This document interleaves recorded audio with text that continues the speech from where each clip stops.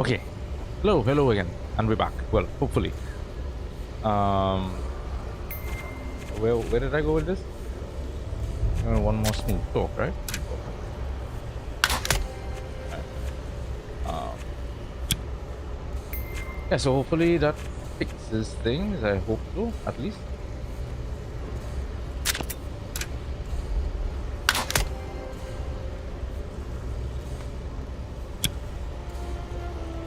Back to White Street. Let's go. Hopefully, machine is better and handles shit properly. All right. Yeah. Where's the place again? After that.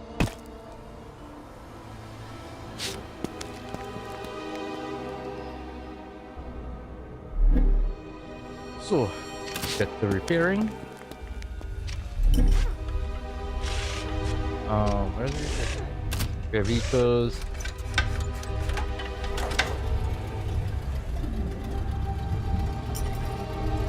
I'm still sticking a little bit long here, strangely, you know.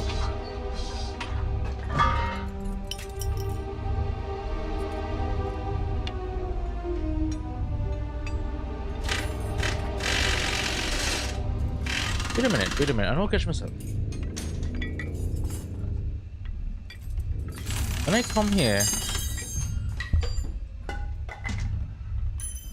come here, the repair kits are not used. It uses money and the scrap. So wait a minute, is it that? Well, I don't know why it's taking so damn long. But scrap and dollars needed. Hold on. Did I misunderstand how to use repair kits?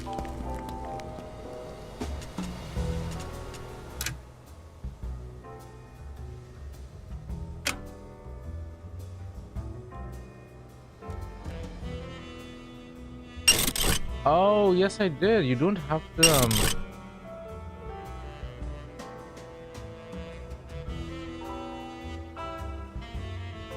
Interesting. I'm still gonna go back here though. At least it'll save me some money on repairing. Yeah, $2 and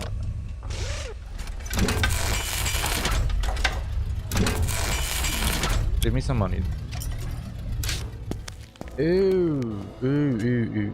I have to try and remember what these shops are though. Like who have shops and whatnot. Because a few people showing up now with the ability to have shops. Yeah, which one is which? Alright. Does he want the quest for that guy? Not codex mission. I want to repair kit. I want to repair kit. The red line. Right, so that's for who? We did that. This one is slowly shut up building. Go do that one.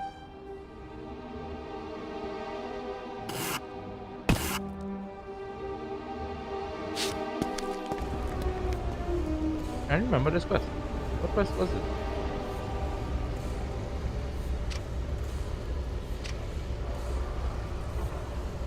Speak with the fence. Oh, You're back. right. Are you ready for the run? Oh, right. Yes, this quest. Just I need to prepare. Fine. let me do a save. Manual save. Confirm. All right. You're back. Let's do this one first. Are you ready for the run?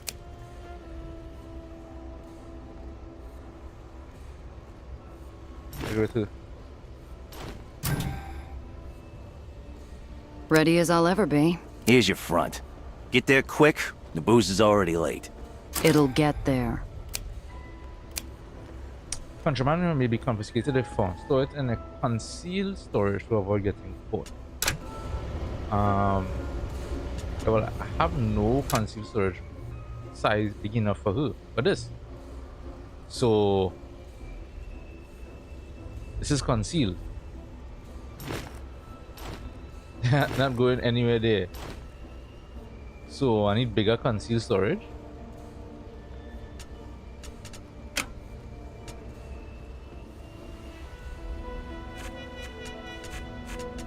What about the... One sec. They say here you could change the... You can only change your crew vehicles while at the whole or at the garage. Oh.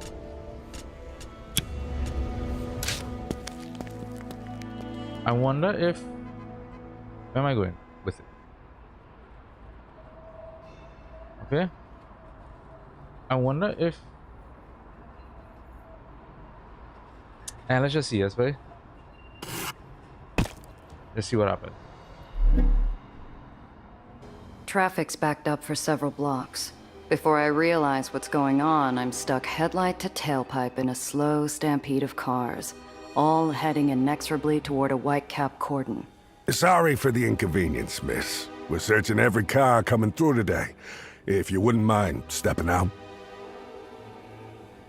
I'd rather not risk the search, but I'm not sure I have a choice. I could try talking my way past him. Or... that cordon isn't covering the whole street. If I gun it and steer into the gap, I might be able to get through before the whitecaps can react. Wait a minute, didn't I have cigars? Yeah, I know I have cigars, right?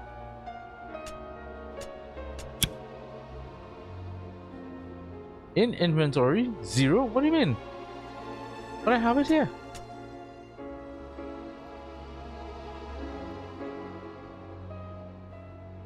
Fine.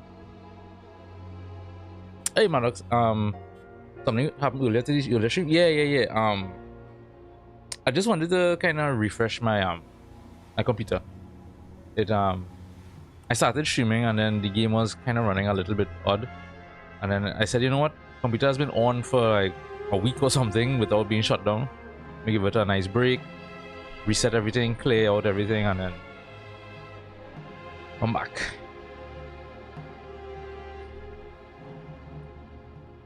Yeah, no, I did sell those cigars, but then I got another set of cigars.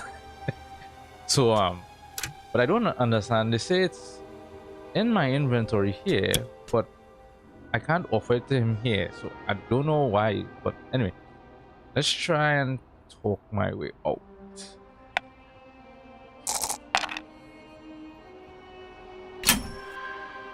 Nice. Oh, sir, I'm in a terrible bind. Could you help a girl out? I actually almost feel that.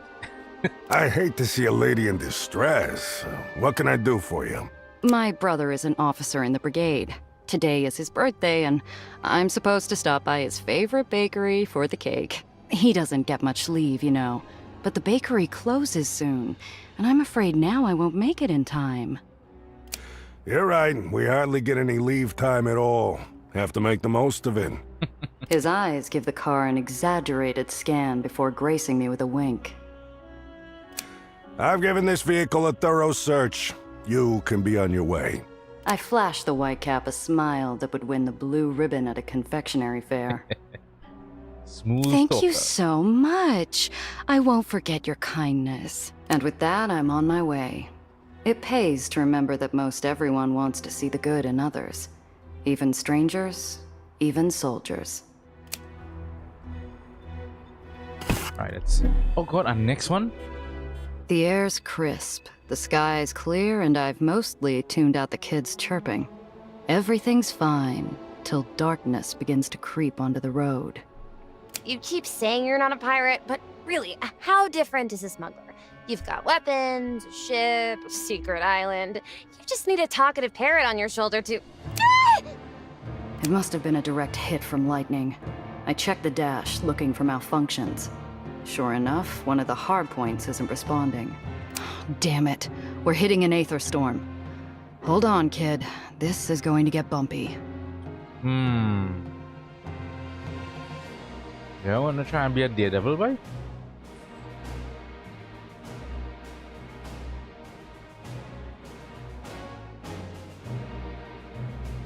This is 58, and I need... Okay, let's try. Nice. Another flash of light and the kid's door swings open as I begin to lose control of the car. I wrestle control of the beast and drop into a trench to keep us protected. When he goes Liam Simonson with someone will come. I mean, isn't that a tale as old as time? Especially when it comes to men. they've, al- they've always been able to use those charms and whatnot.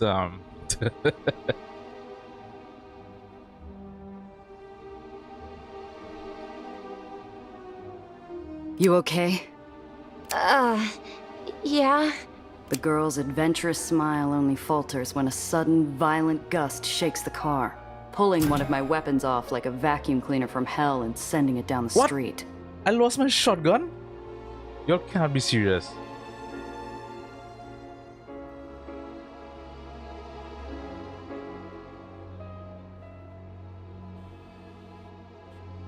My goodness, y'all, that is not nice.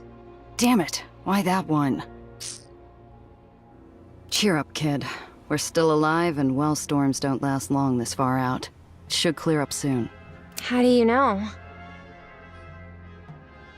It about true charm is everything. I mean, it also works on the male side as well, too. Eh? if a guy has enough charm, usually, especially in high places, you know, they could get a lot of stuff. I just do. Like a courteous dance partner, the storm seems to dissipate at my cue. Why I couldn't have taken my pistol? I watch as it continues had to to take waltz my down the shotgun. street, carrying my weapon and a vortex of trash with it. Now I have to find another shotgun. Aren't we going to chase after it? You can't be a proper pirate without your cannons. Nelly, I'm not a pirate. Wait, chase after the gun? Let me see what happens. Okay, let's go. Seaward ho!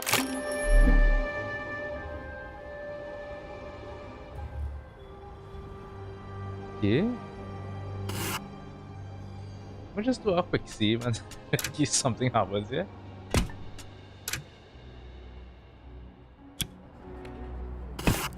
I drive after the flying gun, following it until it disappears into a row of sickly houses slumped over a crumbling edge. They lean over the void longingly, contemplating the jump.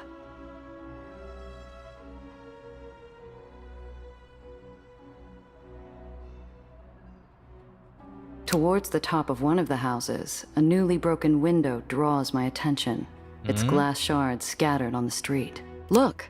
The glass hasn't been cleaned up or taken by the wind. Bet you our weapon flew through there. Oh, I hope no one was hurt inside. We should go check, even if it wasn't our gun. Make sure they're okay. Nellie hops out of my car before I even turn off the ignition. She's up to the front door in a giddy flash. Hey, kid, hold on. Something isn't right. These houses weren't abandoned. Signs of life in some hung laundry or fresh trash made that clear. But where is everyone? Nellie, do you hear anyone? There's evidence of toys, but no children. I search window to window of the houses nearby. All are dark or have their curtains drawn. This just turned into a horror film or something. Or I don't hear this anything. creepiness. The wind is quite loud. Do you? Nothing. Not a footstep or pin drop. The whole street is emptier than a ghost town without a tumbleweed. I mean, the gumshoe thing is hard, but we'll still try it. Oh! I rolled a 12? Oh! It's all wrong. I peek through billowing curtains, catching flashes of the inside. Shriveled plants, scattered blankets, a bucket covered in red. Nellie, step back from the door. We gotta go. What? Why? We're already here.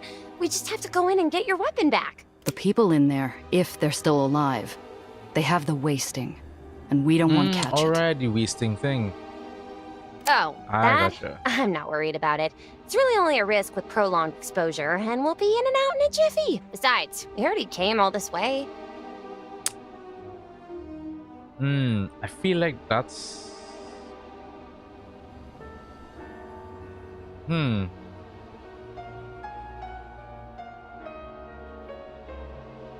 Machiavelli? Well, I mean, Machiavelli was like...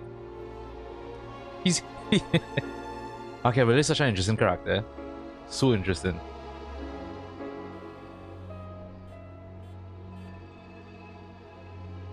I always found it fascinating to learn about him. Always. There's two well, I mean, there's multiple people, but there's two people historically that I really enjoy learning about, and and just in general how their thought process and what they wrote about and whatnot is Machiavelli and Marcus Aurelius. Can I save here? I feel like that might, I don't know, I feel like I might be going into something. All right, let's see. go in. But we need to be quick, in and out. Yeah, no, yeah. I kind of grew into those things after, well, not after school necessarily, but later in life. I'm probably still in school, but later on, not the earliest times I read them. Look around the main Nellie floor. hangs back, her enthusiasm vanishing at the smell. The culprit isn't easily identifiable. It comes from strewn blankets and piles of trash. Someone still lives here, and the telltale signs of serious illness seep out of every corner of the room. This is just horrible.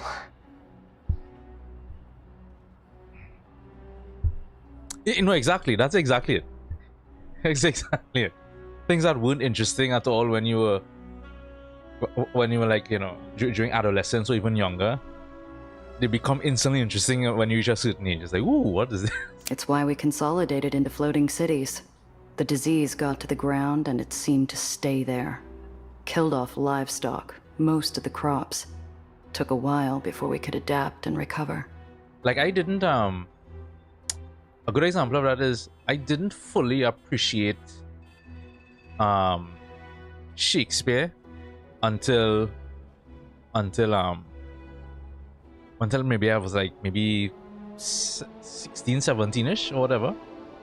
And because growing up in school, we had no choice but to read Shakespeare, and like for literature classes and whatnot, and I was just so out of it, uninterested in whatnot.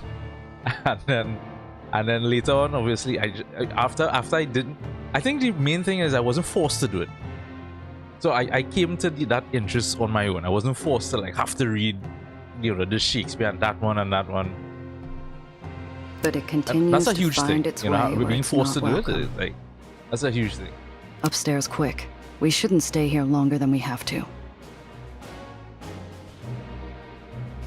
I don't know how much more I should go this.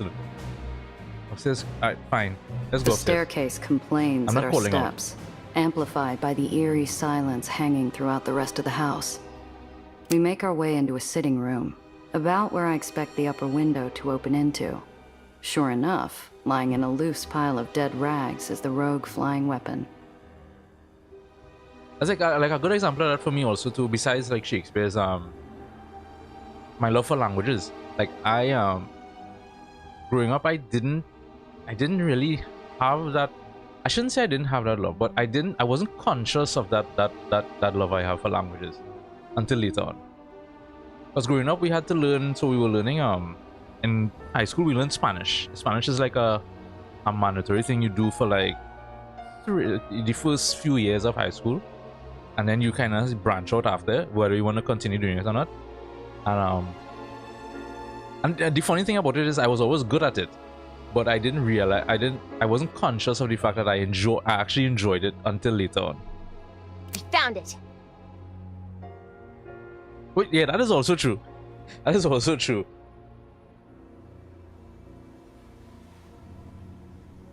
Especially in the modern era, like you know, maybe people in like the 1800s and whatnot might be more, you know, children in that time might be more interested in Shakespeare.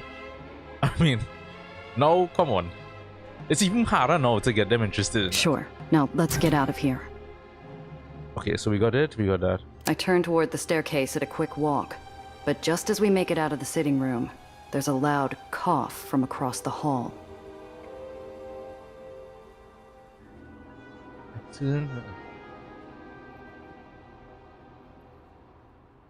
Shake your head.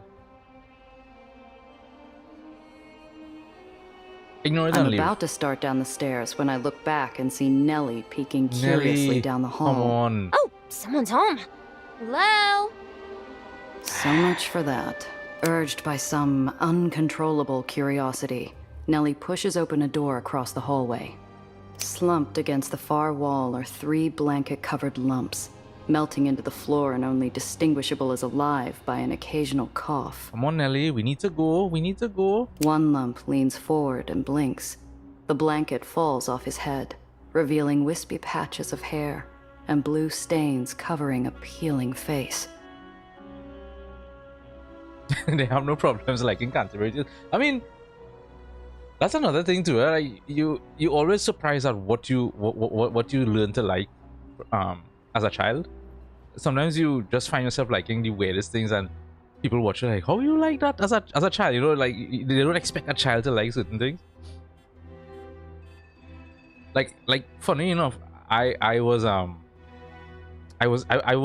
into Marcus Aurelius like since I was young, because and the reason for that is because of, well, one of my favorite films of all time is Gladiator, and well, obviously they portrayed Marcus Aurelius in that, and obviously it's not a historically accurate, but I was just so fascinated by his character. I just went and delved into him and learned about him. I've never seen it get this bad. And I mean, smut always is interesting to. I mean, smut is interesting at any age. Let's be honest. It's too far gone. It may and not be there's for nothing you everybody, can but do. it's always White Street interesting. probably has at cleaners any on their age. way already. We should leave before they show up. I can help, Gia. Nelly. How are you going to help? Look at them. Nobody comes back from that. I know Aether better than anyone, and I know how to help with the wasting. A little. Anyway, please, just let me try. I don't think I'm at any risk.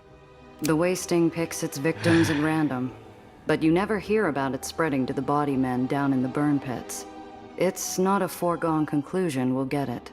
I feel this is a problem, but let's see. Yes, I'll go with Nelly. Okay, Nelly. This is against my better judgment, but you can try. The adventurous spirit from earlier is replaced with a look of concentration, like a chess player about to make a move. She reaches into a fold of her dress, producing a small orange case. Yeah, that's true. We'll never truly know what they're really like. We just have you know, historical depictions, or whether or not they have their own writings, or what other people say about them, etc., etc. So we'll never truly know what they were like, but it's always interesting to learn about how they grew up or where they grew up and whatnot. Like it was literally after that is where I kind of started my. That's probably where I started having my interest in just learning about like just general culture and history. Well, mainly history. My interest in culture was actually long before that, but history, I think that kind of sparked it. And so from there, I was just fascinated by just historical figures like Alexander the Great, and you know, everybody, Genghis Khan, all those people. Even down to Hitler. Down to Hitler. Flipping it open, she pulls out an ornate syringe and needle. Several pristine vials fill the case. Hitler, Stalin, all those, even the bad guys.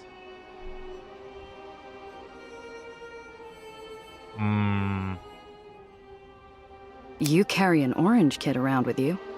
You really should keep yours with you, too. I'll have to find a spare later. Wouldn't want to be stuck without one. Kid, those aren't all too common around here. Don't have one myself. Might be a while before you find another. The girl pauses briefly before continuing forward. What's the use of having one if you don't use it? Nelly. She spares me an eye and a set of pursed lips, challenging me to say that her attempt at saving these people was meaningless. Guess I don't have it in me. Okay. She roughly tugs the blanket off the man's arm before stabbing him with the needle. Very little bedside manner, but the man doesn't flinch. Nelly repeats the process with his wife and child, giving each a vial till her kit was empty. They might all be in the depths of too much misery to register the pain. There. With any luck, that should do it. The stricken family begins to stir, rising from their early graves. Whatever the kid gave them, that wasn't any orange kit. Definitely not something you could find at a clinic down here. What? The pain is going away. Shh. It's going to take a while before it takes full effect. You all need to rest now. Wait, so Nelly, are you telling me you have a cure for the wasting? He looks us over with real understanding for the first time, noticing the weapon I'm carrying. Was that yours? Smashed through the window a while back? Yeah, I'm sorry about the window. Don't be sorry. You wouldn't have found us if it hadn't flown through. He struggles to his feet, pointing to a hunk of metal in the corner of the room. On second glance, it looks like an expensive part off a 33 Chaser, if a little worse from flight. Or landing. You like that one? It's yours. We get junk flying into our place all the time. Well, I mean, yeah, if there's storms. Ooh, I have no space. Wait, how do I have a second shotgun? This is the one I recovered, but I had another one? Okay. Oh wait, no, she has space, right?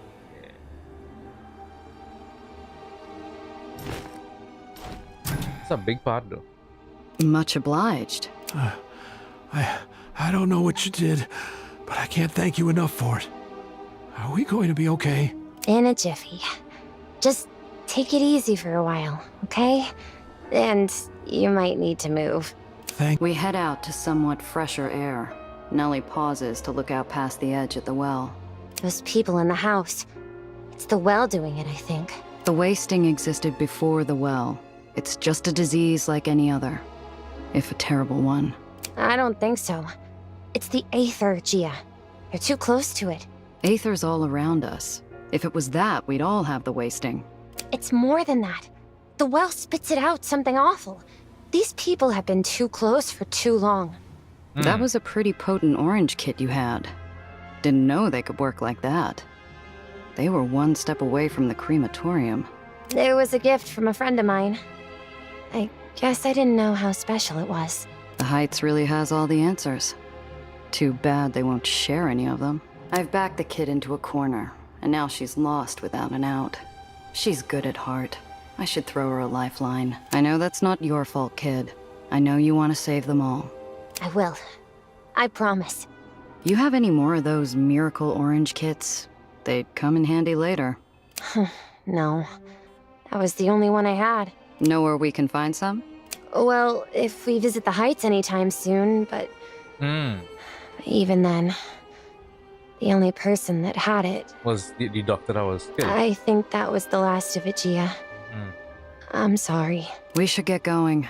Come on. Maybe we're not pirates, Gia, but I'm not sure you're just a smuggler either. The observation sets up camp in my head and refuses to leave. Okay, cool. Only problem is now though, I need to put my weapon back. So I have to drive all the way down here. There's no garage close by.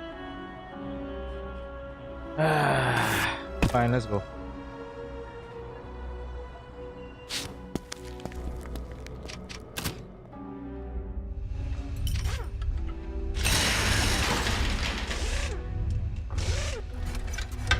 Right, so get my shotgun back.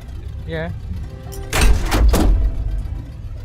Also, I think I will put that there. Nice.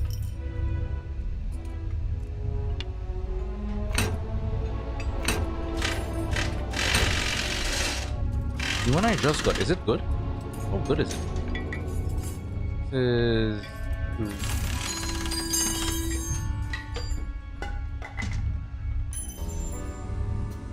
And prisoner transport car storage, no. Press this car storage, there we go. This is the one. Oh, this has a jump on it.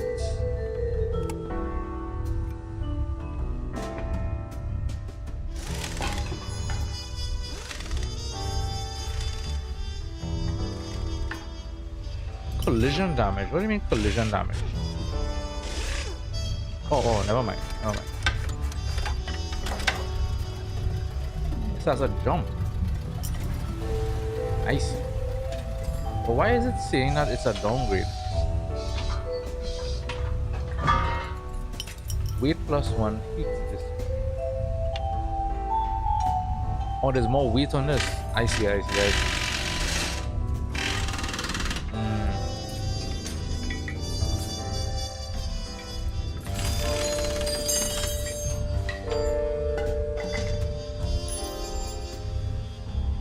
So most kids don't know. And yeah, that's true.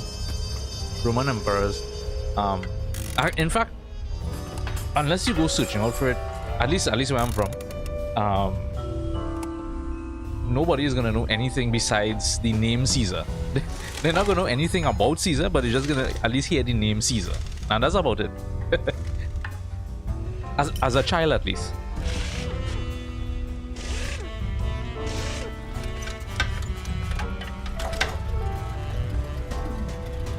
It has more weight. Interesting. I think it might be worth it enough. I think it might be worth it. Give me a jump.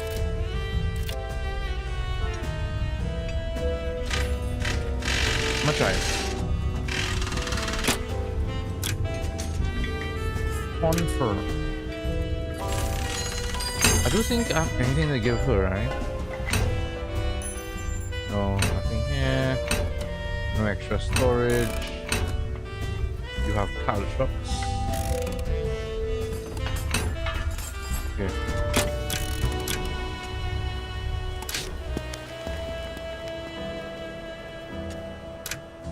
Nero, well, yeah, that's true, yeah. Yeah, everybody kind of knows Nero as well. That is quite true.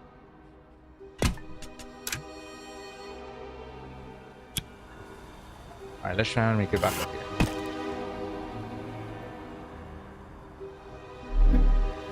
Another one. I'm almost to Confortalas when I notice the cars behind me.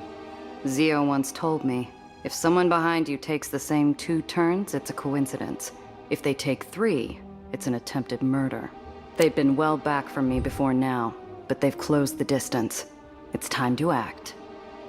See what we got. Outthink your pursuers. Outrun your pursuers. Let's try and outrun.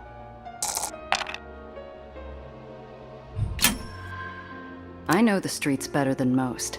After doing this for years, I realized I could feel sudden stops hidden around a bend. I can almost smell a dangerous turn. And I can taste an opportunity to slip into a side alley before anyone realizes I've disappeared. Behind me on the thruway, my pursuers pass by at high speed. I'll be blocks away by the time they realize I've lost them. Nice. They probably wanted the contraband I had on me. I doubt that was the white police they call them. I forget what they call them. The white street police. Thinker repairs, viewers, Confortola. Here we are, safe and sound. It's been years since I last came here with Zio. Confortola built a reputation on the best nosh outside the old country, and I can still taste the garlic. Randazzo! You know who I am? I know everyone in this town. Are you back for the beer? Maybe the meatballs. I came here a few times with Zio, but I never talked to the proprietor. Can't help but wonder if Confortola had more of a relationship with my uncle than I was aware. Well, what tempts you? Ask about arancini. Last time I was here, I got the most delicious arancini. Are they still on the menu? An image of Zio flashes through my mind.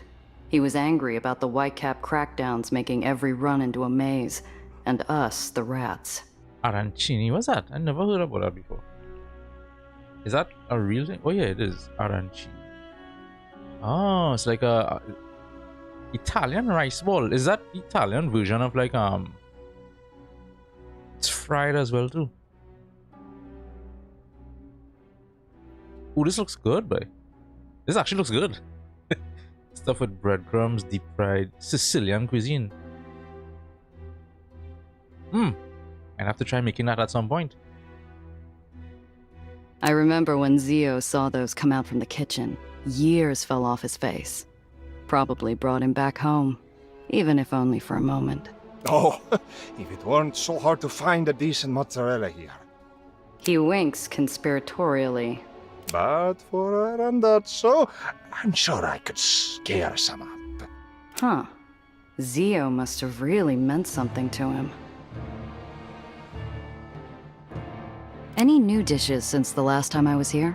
I remember that night. It was a hot summer in more ways than one. Eli had started losing his wars, losing back territory. In frustration, he turned his attention to his own dwindling streets. It's been a while. It was a tough trip out back then. Had to bribe every street corner for safe passage. I think I know the pasta you're talking about, and actually I think I saw it just the other day.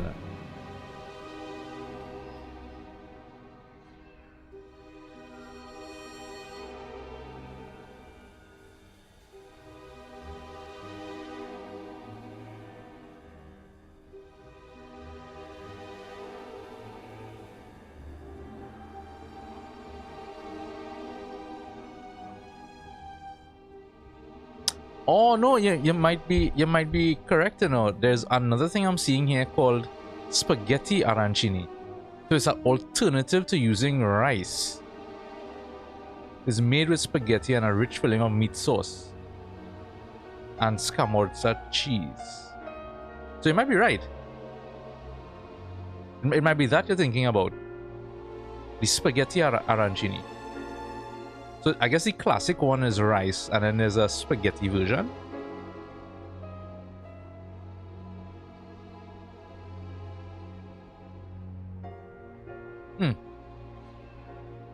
I'm too lost in the memory to hear his reply. Come again? I said your Sicilian great-grandmother would slap you from heaven if she could. New dishes? Why make new dishes when we already have everything we need? I wonder if this no, it didn't say if it's a type of spaghetti to use.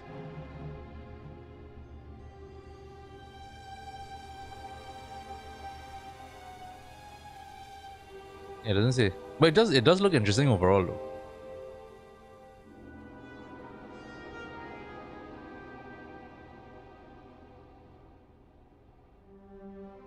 I'll have to try that, especially since I'm a big fan of rice. I love rice. Right. Sorry for asking. Okay, try this. I wish I could remember Zio's favorite dish. Was it bagna cauda? What? You think your uncle was some kind of Frenchman? I heard when he was young, he'd eat just about anywhere. Do not Oh, I could speak imagine ill of the a dead. good tomato Your sauce on uncle that. was mio fratuzzo. He'd have shot you as soon as look at you if you suggested. The mask slips, crunching between his teeth as he chews the edges. Confortola was even closer to Zio than I suspected. Just a joke, Confortola. He always said anchovies were sewer fish. Oh yeah, and I remember as well too. Speaking of pasta, I need to make some pasta. We have a pasta maker there, and it's never been used, and I wanna learn to make my own pasta. You got me. Leave it over and that's so. I'm here for the special cannoli with the porchetta. His jovial demeanor never slips, despite the more serious change in topic. That's a talent rarely possessed outside of my line of work. You're just in time. We were running low on ricotta. I'm always happy to keep the ricotta flowing. Ah, fellow cheese enthusiast. I'll get my boy to grab it from your car. A token of my appreciation. Nice. And one more thing. I always like having guests around who enjoy the finer things in life. If you ever need a place to lay low for the evening, you'll have a place at my table and a bed in the back room. Much obliged. How could I say no to your veal parmigiana? So, it was the veal after all. Cool. So that one is done. What do we have here? Tinker repairs. Tinker's Repairs and General Goods is a well-known front operation. The dusty wares they have on display are purely for show. The real action is in the back. If you have the right rep, you can find anything a good smuggler needs. I've got what you need. Show me what you've got. Wares? Hope you brought your wallet. What do you have? Repair kit. What is this? Nitro. Light armor. Won't absorb too many hits, but better than nothing. Weight, health +3. Weight +4. Grants a fire resistance on his weapon combat. Take less fire damage. Hey, what up, Ecto? What up? Small concealed storage. Oh, small concealed storage. This is the same as this. Well, actually, no. This one has 4 slots. Yeah, I want something a little bit larger than this, though. Also kind of expensive. What is this? Ooh, machine gun. It's a long-range weapon.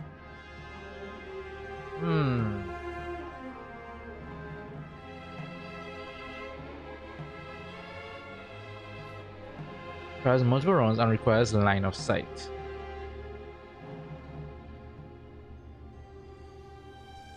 And it is a light weapon as well, so it will work. Oh yeah, right on here I could sell, right? Let me sell this.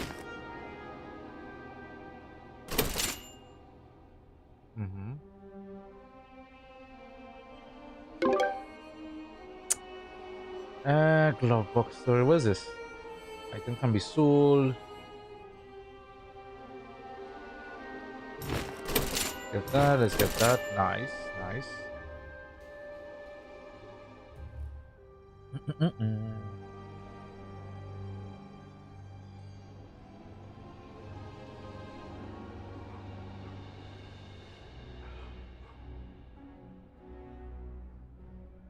How much money I have, by the way? 389.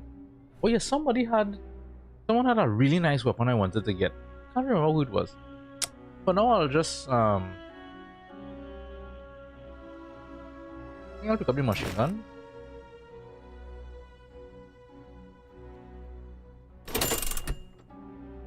Maybe a repair kit. I have 2 here, so that's fine.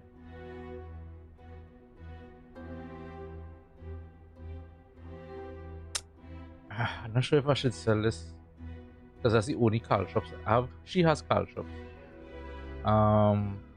Might need to put us in a different vehicle, you know.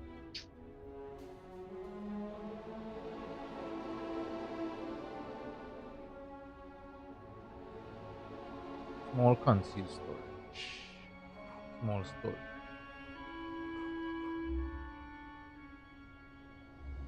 $36. You know what? I think I'll pick it up.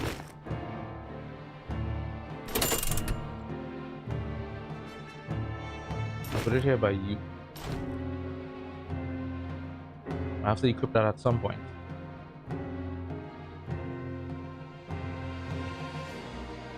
And what is this? Lockpicks? Oh, for phantom check. Watch your back out there. Alright. Back to White Street. As we finish that one, what is this? Oh wait, what safe house? Nice. 2 safe houses.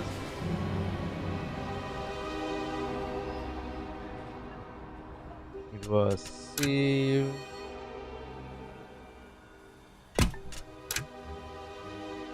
Alright, let's see if I can do that next quest.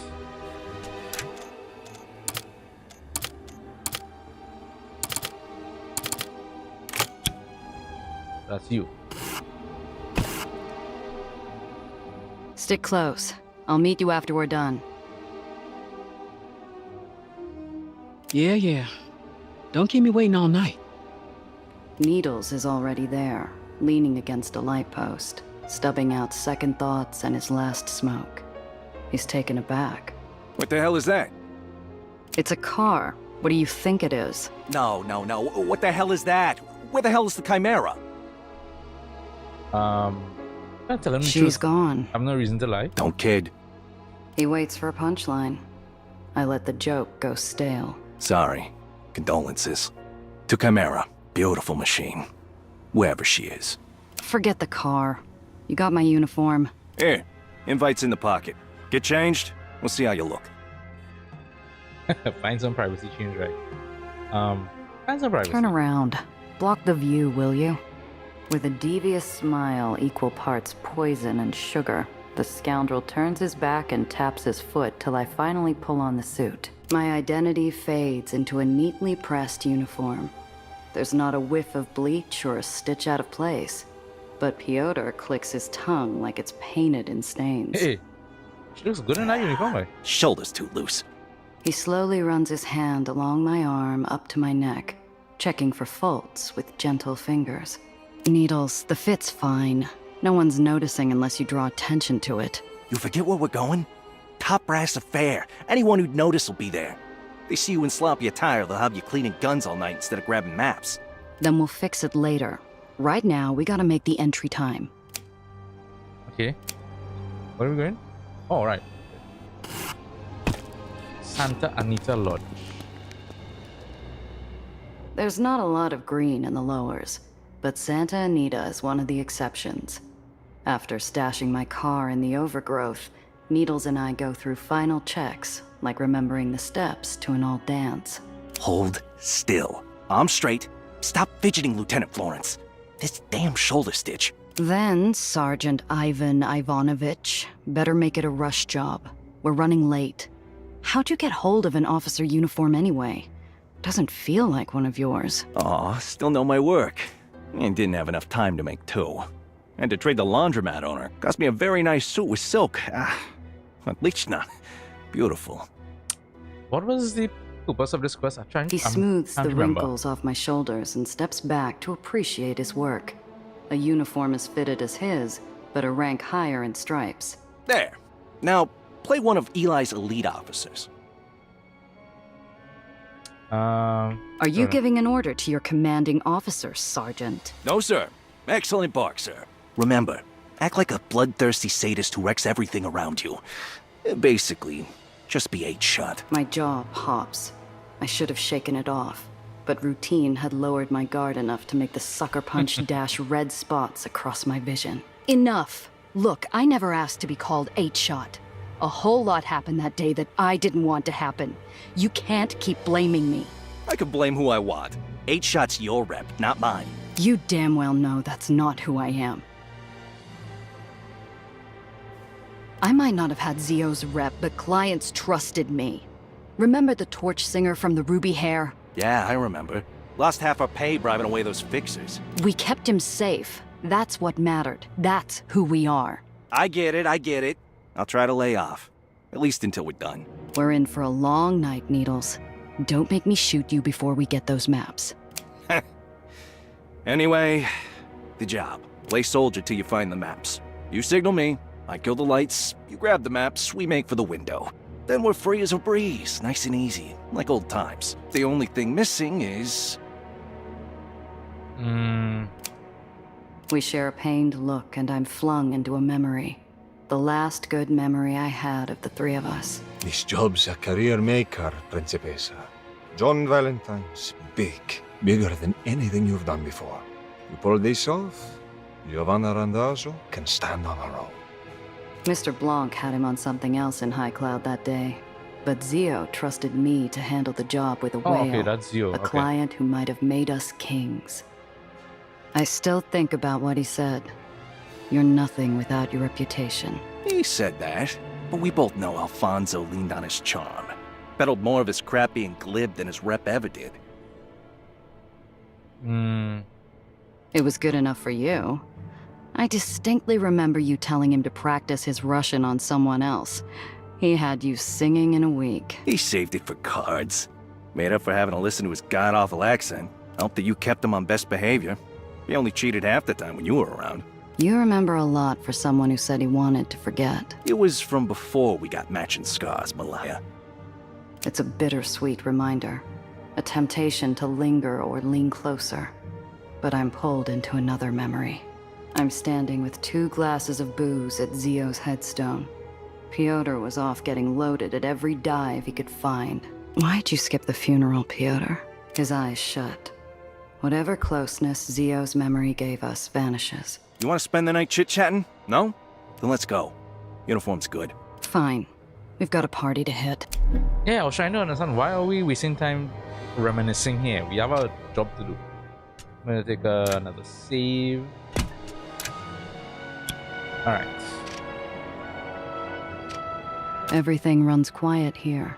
Despite its past, this is orderly ground. Doubt Eli would settle for anything less than perfection. Santa Anita Lodge was once a bit of Eden in the lowers. All the reconstructed walls and all the replanted trees will never be enough to hide what happened.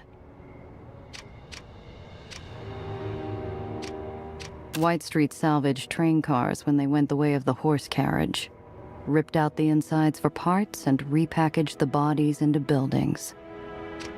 Compared to the steady murmur of voices and revelry up the hill, the train cars building might as well be a wallflower.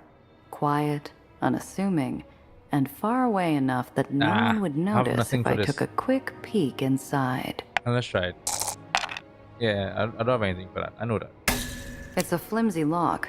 I should have cracked it as easily as an egg, but my pick scraped the metal like nails down. A stuttering guard's voice sounds off around the corner. I dust and leave her with nothing more than a ghost story. Heat increased? No! I didn't mean to do that. With Eli's war heating up, I doubt the other baronies are turning a blind eye. Any one of them could be next. That might prove to be a problem later. We step into a vision of order, unity, and victory. Streaming banners, pristine uniforms, success stories painted on the walls. White Street's officers are lush on the atmosphere as much as the drinks. Attention! The General! Dozens of boots all stomp into form. Perfect, immediate obedience for the man at the top of the stairs. The Baron of White Street, General Eli Tillingast. My friends, tonight is for you. Tonight we celebrate our victories.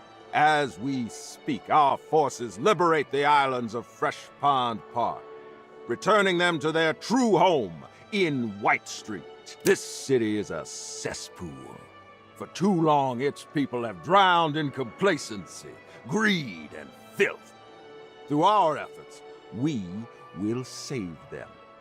We will give clean water, purpose, order, and above all else, a future.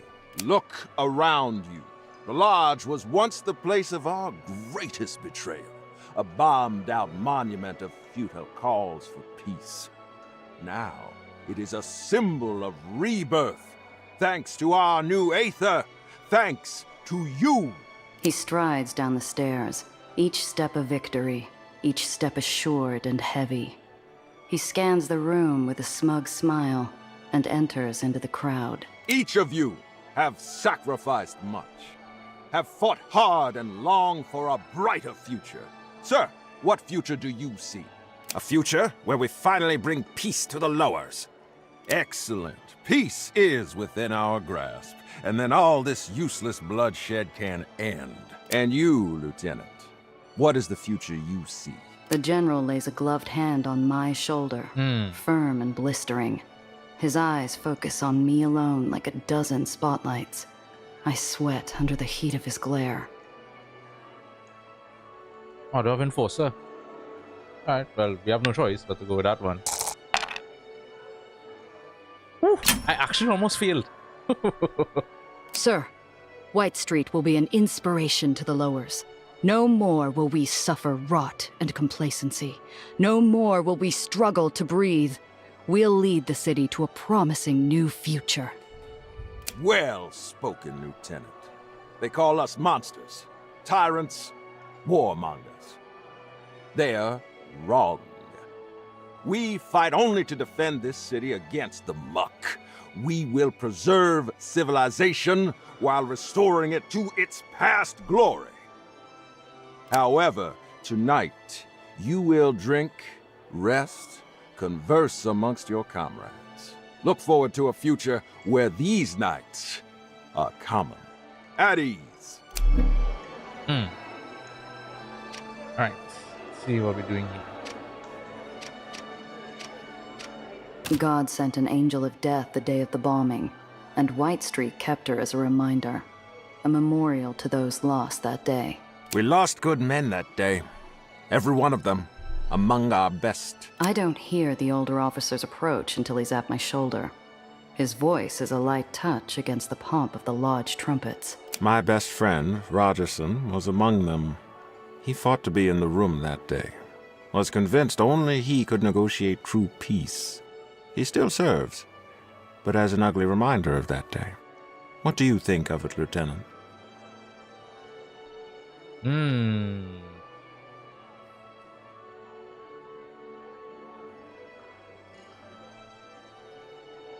Eye-opening, sir. Seeing the damage tells me more than a speech ever did. An insightful observation. I was in the lodge before the bombing. We shared a bottle of whiskey on the stairs and a toast to an end of conflict.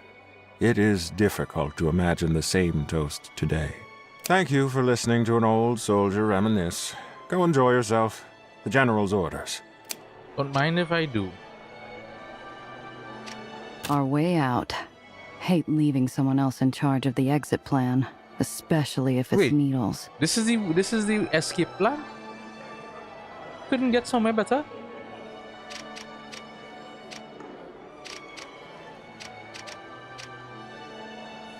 What do I see here?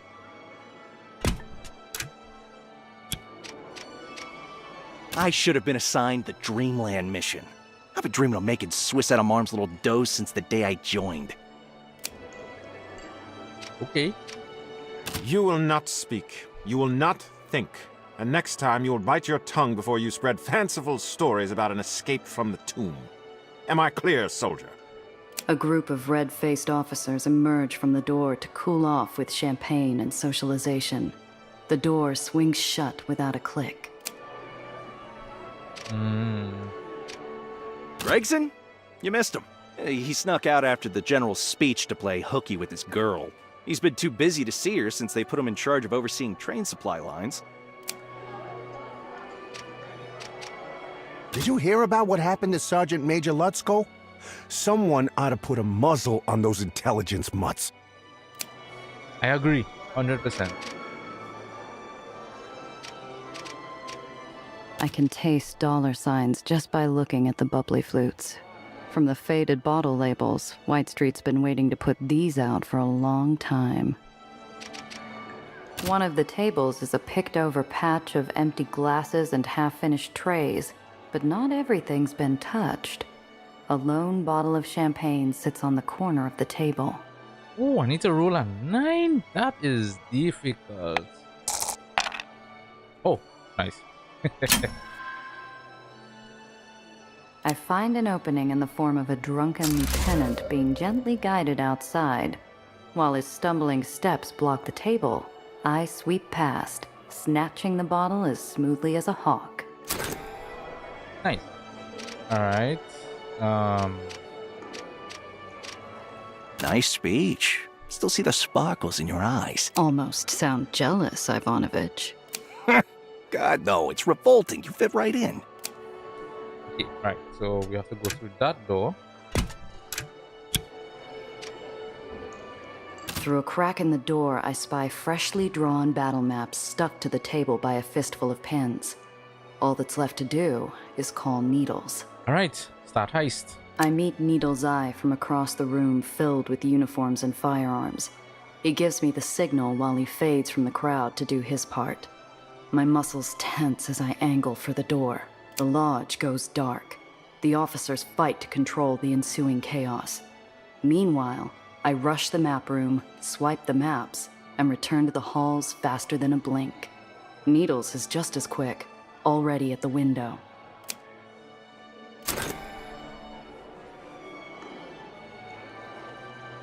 Alright, let's escape Needles, from there. where's that damn rope?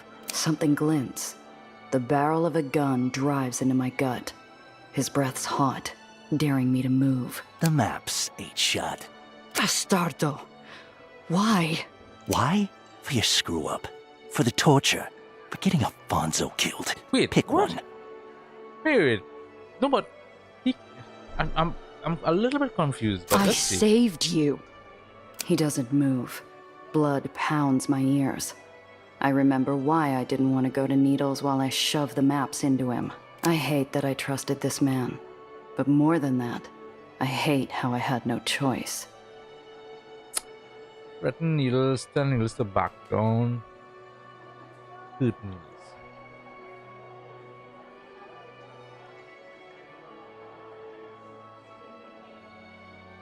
Let's just threaten. When I get out, I've got 8 shots with your name on them.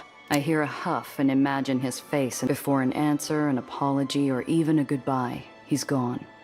I bury the hurt of betrayal under 6 feet of urgency as the lights switch on and I head for the exit. The only thing blocking my way is a junior officer. Halt! Everybody stays inside until the lodge has been properly swept. Are you defying a superior officer, soldier? Move! Sorry, Lieutenant, sir, but orders are... Smith, your commanding officer has given an order. Move before I throw your insubordinate hide into the tomb! Yes, sir. Apologies, Lieutenant, sir. It's a smooth exit. My heartbeat slows to a comfortable tempo as I hear nothing but fading murmurs. I'm clear. I get a whiff of sweet relief, but my breath catches at a pack of White Street officers. They don't see me. Their fangs are already bared at the man cornered between them. Oh, the bitch is got. The bitch is got. Now, I need to decide what to do, I guess.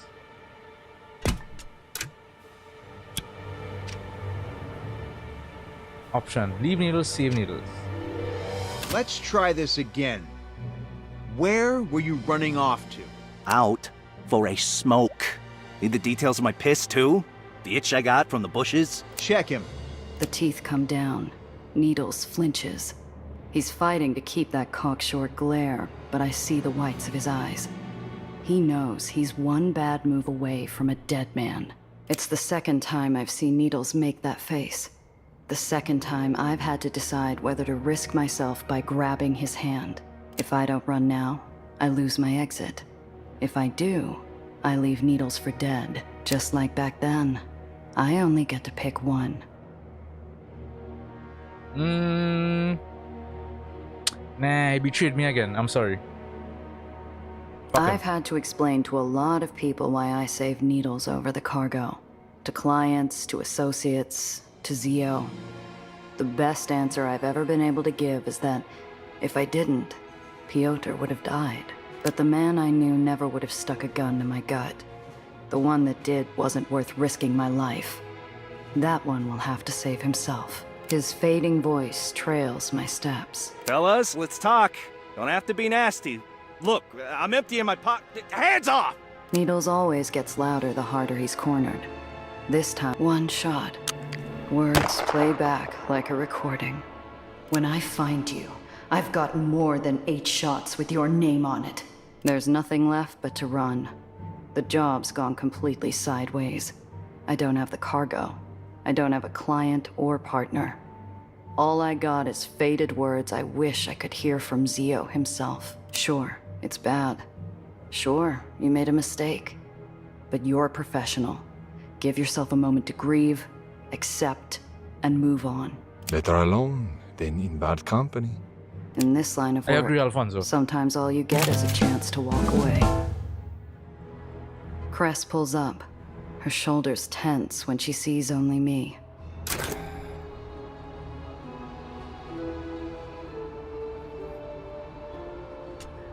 Where's Needles? About Needles. He's gone, Cress. Gone? What do you mean, gone? What happened? I don't want to talk about it. Not now. Ooh, morale. There's a morale thing. Your decisions can affect the morale of crew members. Morale affects the crew members' talent checks and their damage in combat. Seriously? We drive Fine. away in silence, haunted by memories and a new hole in the world. Alright, so I think that's it. That's all the quests I need to do here. have money, I could travel to buy some stuff, but maybe when I come back.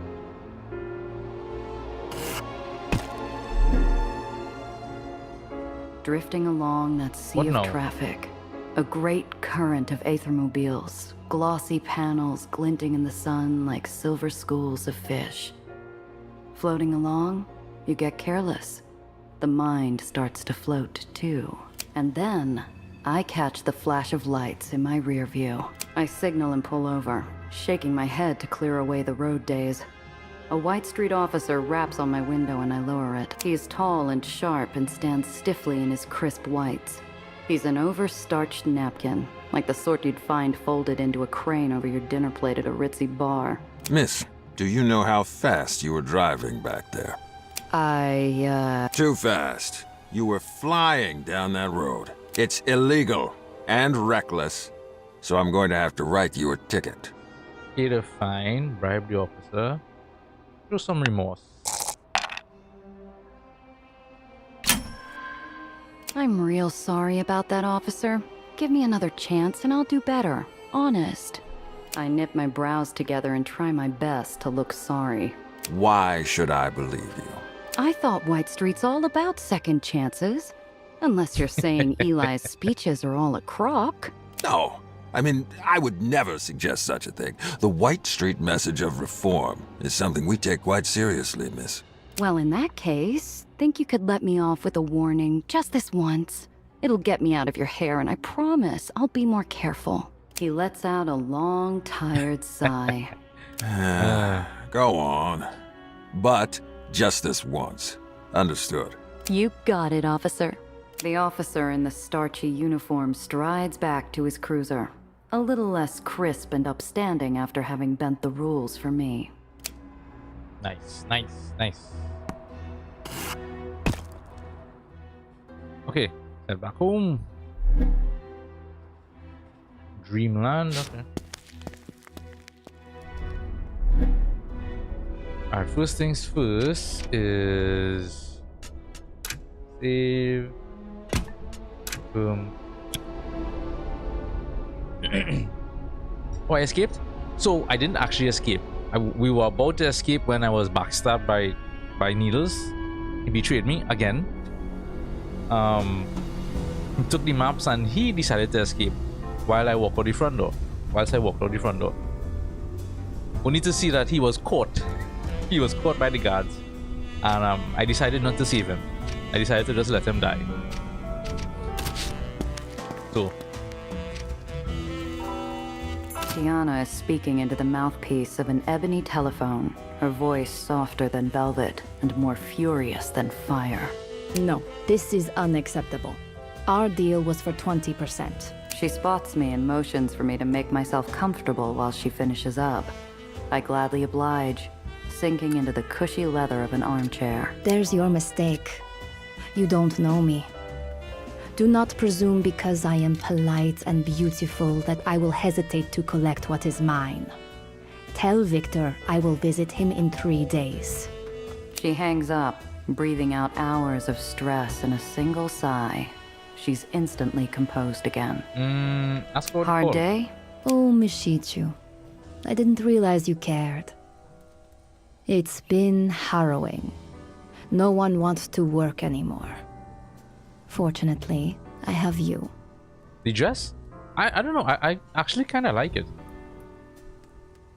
Maybe if you kept your other pawns in the dark, they'd happily run off a cliff for you. Have I upset you?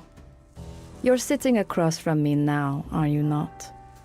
You aren't a child. Do not whine like one. These things are more than just pop guns. You could bring down an island with that kind of firepower. That doesn't bother you? No, it does not. I know better than to visit the kitchen to see how the cow is butchered. I simply enjoy my steak. Well, bully for you. Some of us still have a conscience, you know. Ha! Come, come. Tell me how things went Well, with with the the Madrigals. Madrigals. Wait, what did happen last time? Oh, no, we didn't kill them, right? I'm trying to remember if we actually killed them. No, we Nelly used her intelligence to to make them, I guess, buy it without questioning. I don't know. Smooth as silk. Even got a bit of help from the kid. Wash my bottle.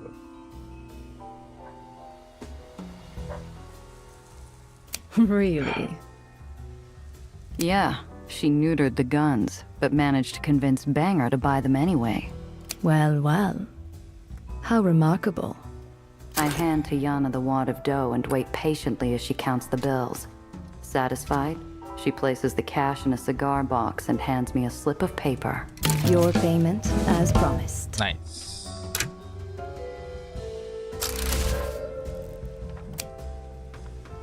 Oh, we got some armor. Nice. Drop that here. I also managed to snag one of these for myself.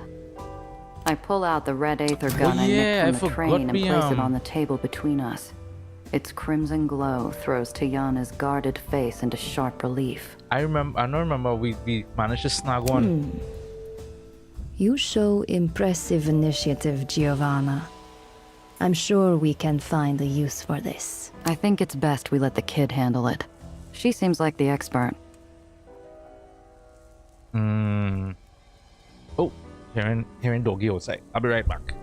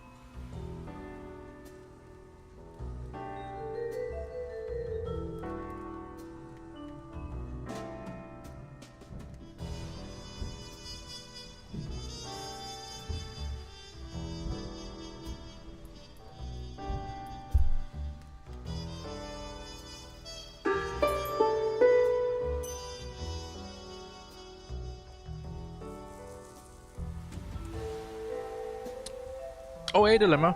Hello. As always, I appreciate the sub, man. I appreciate the sub. Oh, yes. A dog good, yes? A dog does smell fruits from a mile away. What do you think this stuff is going to mean for the lowers? Well, I do not have my great-grandmother's gift for sight, but my guess would be it will mean the same thing it usually means. People will die, and those like you and I will profit greatly. And you're comfortable with that? This is very morose. Diana. Of course. Ask if Diana thinks Banger will be looking for revenge. Think it was a mistake to leave Banger alive? My father used to say, your enemies cannot hunt you if they're dead. I'm not sure True, I very, believe very, that. very true. Yeah. What do you believe? A dog's nose, yeah. Well, one thing about her in particular, because the other dogs we have don't do it, but she actually lets us know. It's like, hey, there's a fruit here.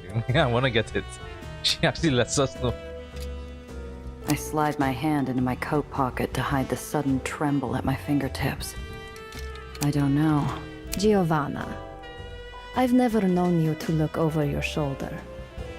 Byrne is an angry pup, and you brought her to heel.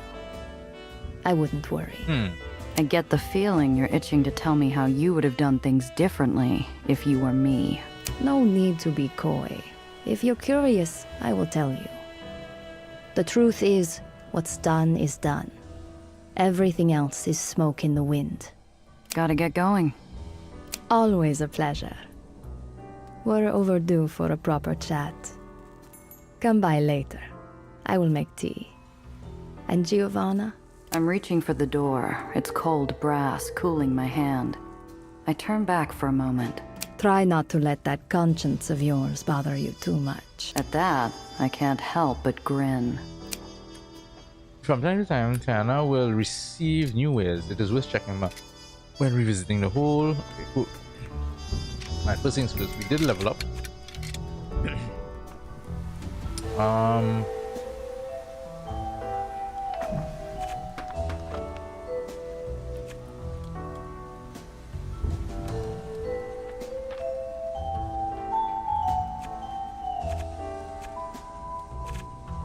If I take this, I could probably replace that thing again and reduce the weight so I can, because I'll have a free jump.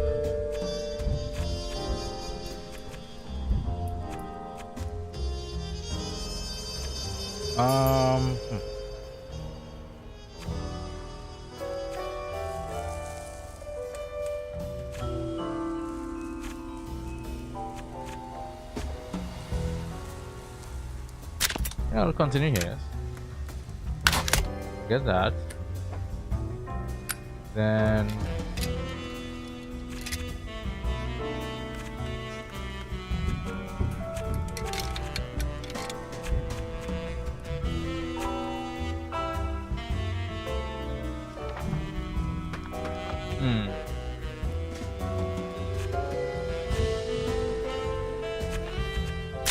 I think I'll try that, yes?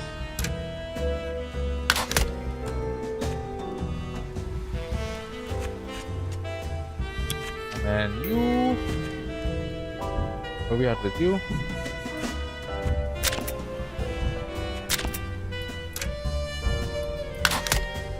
Get that. Did I take the mass repair by?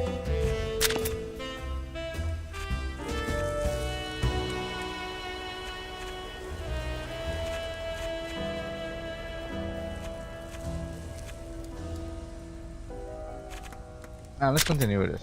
One ramp action. One ramp action to insert.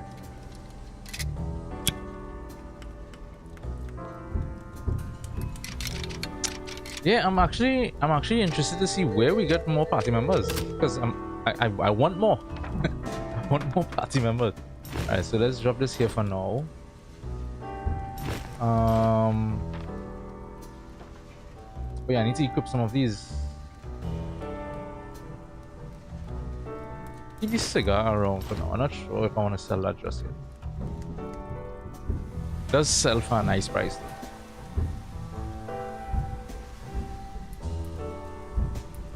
High value poker chip from a Panamanian casino in Dreamland. I don't remember when we got that.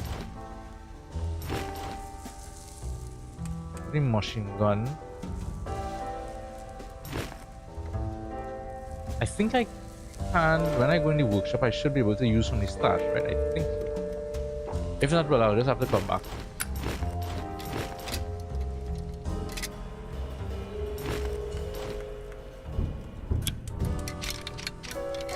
Let me see what she has by the way. What are you selling? Weapon tuner. Tune that can improve damage capabilities of vehicle mounted weapon. Applies empowered to attack a vehicle, increasing its damage output. Okay. She also has a machine gun.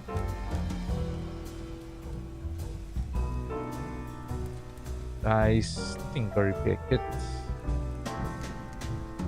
More lockpicks. I think I want to keep some tinker repair kits around. I'm not sure if range medium AP2.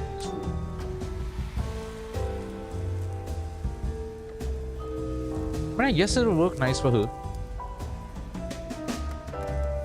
Yeah, because I don't have any auxiliary weapons anyway, so yeah, why not? Let's do it. Alright.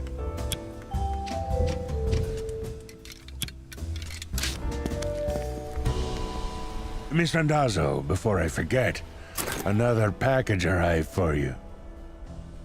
Package for Nelly. Package? I didn't order anything. Ain't my business. Just letting you know. You said another? Yes, ma'am. That's the 5th one in 2 days. What?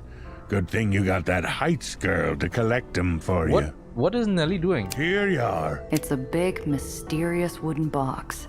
The kind you check for hidden wires or a whiff of gunpowder. What I find rocks my feet just as hard as any explosive. A shipping label addressed to 8-Shot Randazzo. Where's Nelly? I haven't seen her since this morning. Damn it. I gotta find the kid. Better start asking around. If anyone knows anything, it's Cress. What the hell is Nelly doing?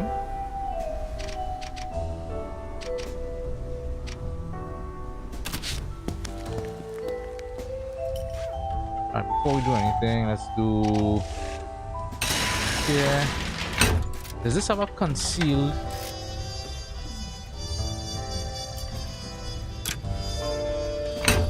So we have 2 shotguns.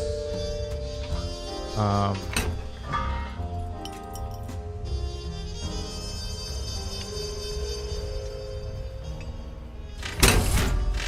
overweight though. That's the problem. How heavy is this? Weight plus 3. I see. Well, I have the free jump now, right? So maybe I can put this back on.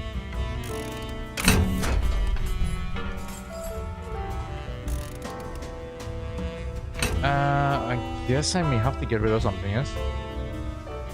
How much is the machine gun? Is plus 2.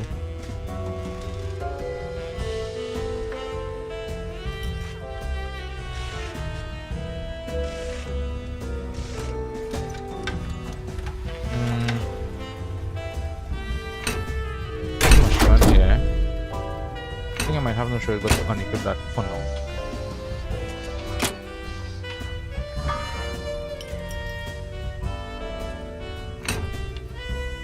Lovely stock engine.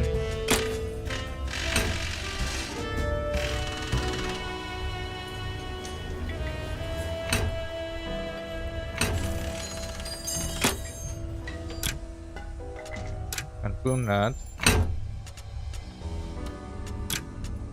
For you, we have the weapon tuner. Nice. And then I'll give you the concealed storage. You take the armor.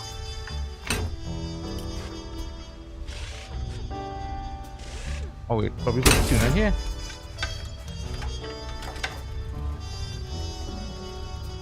Get something else on that side.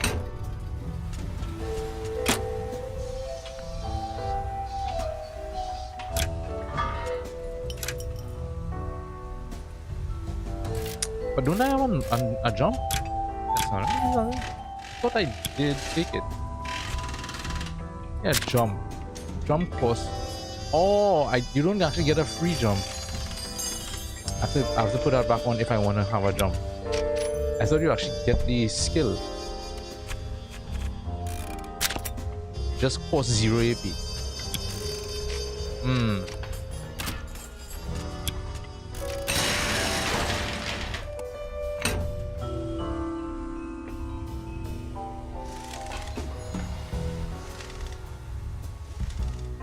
Something's gonna have to go, you know.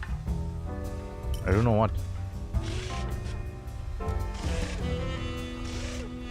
I like the flamethrower.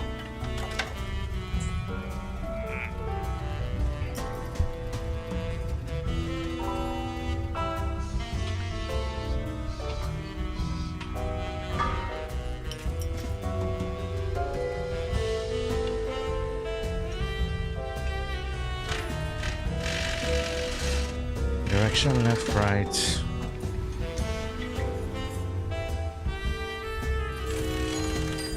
You know what? For now, let's just do it out. But I need to get to that town. Cress, you seen Nellie? Yeah, I've seen her. Your client came in here asking for a place to stay.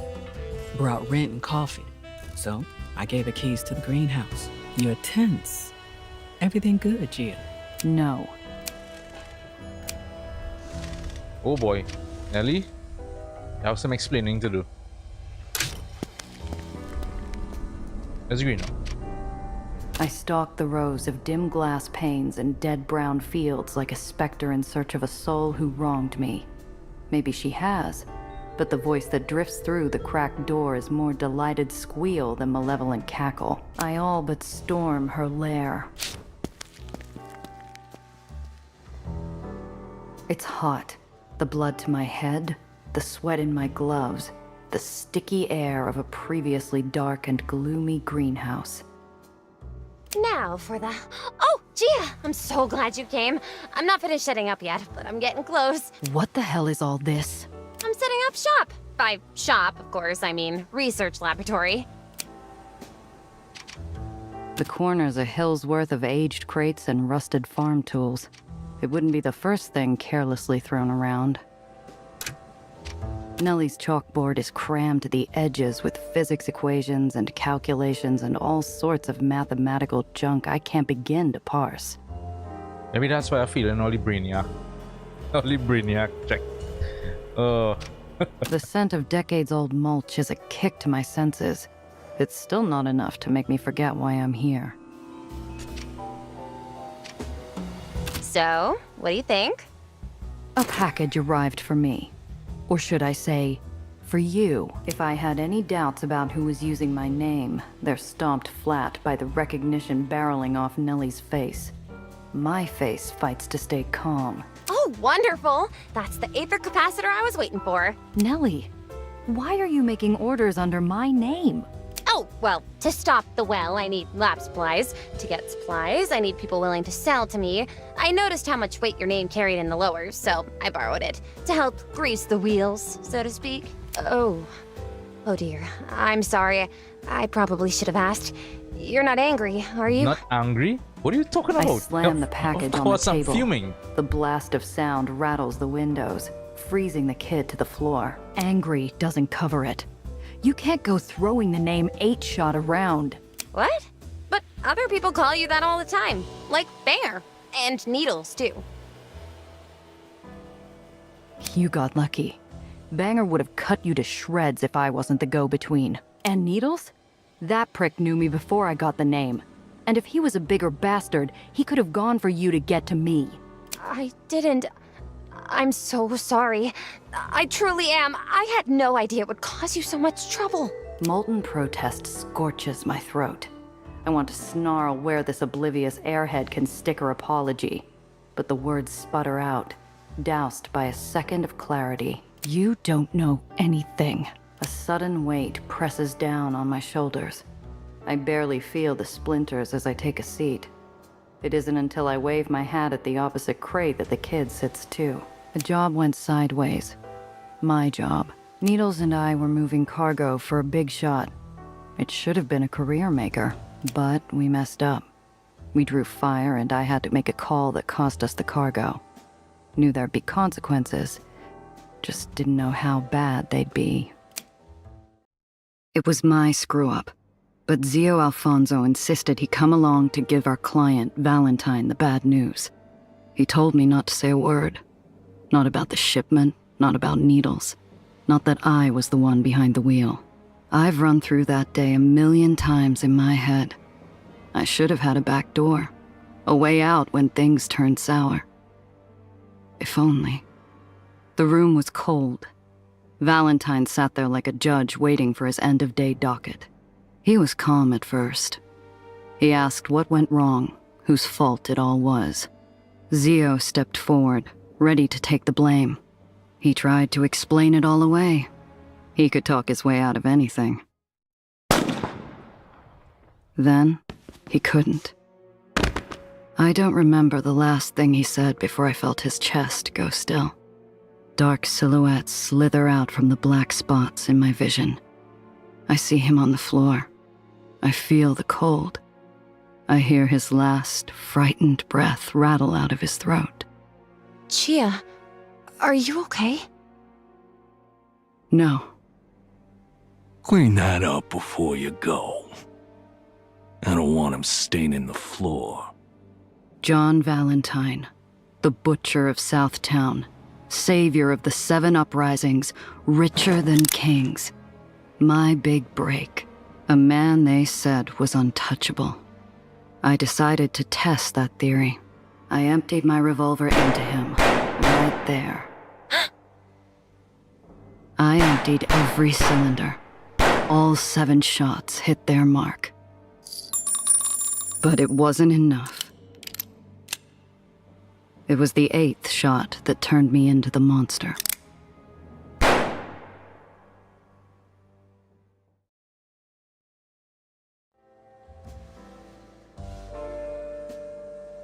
My fingers twitch under a phantom recoil, kicking me back to the present.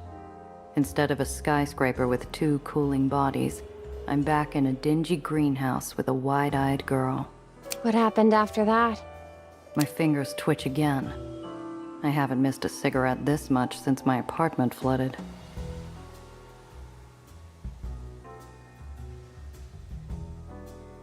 I got out. They just let you go? After you took out their employer? Didn't realize their boss was dead yet. Probably thought he was the one holding the gun. And they were busy finishing up with someone else. I wasn't the only one who had to report in.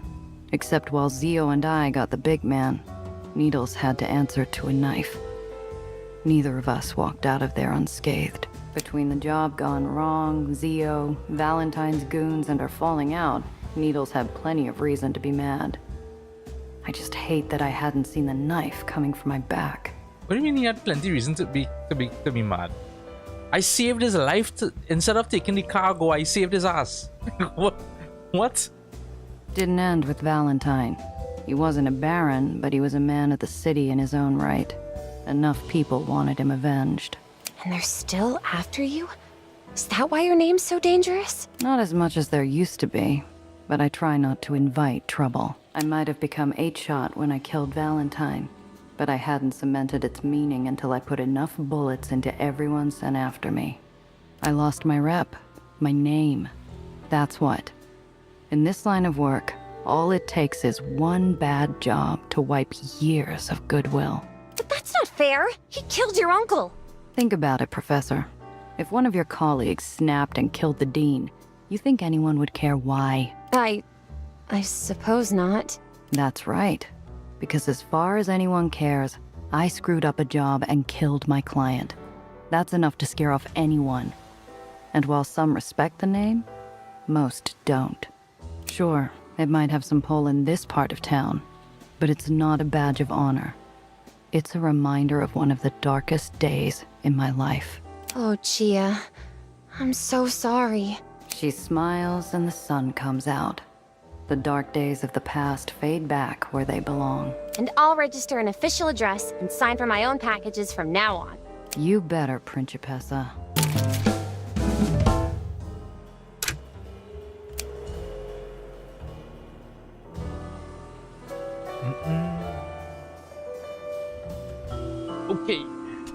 through the hole.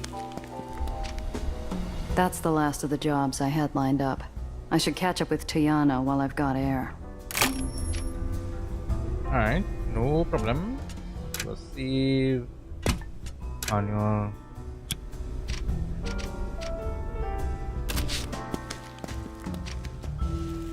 I need more Bravo. members. This is a point of no return. You're about to start the final mission of White Street, which will permanently close off White Street Island and any remaining missions. Are you ready to continue? Oh. Hold up. That's all. Happy hunting. Did I have any missions left for it? I don't think so.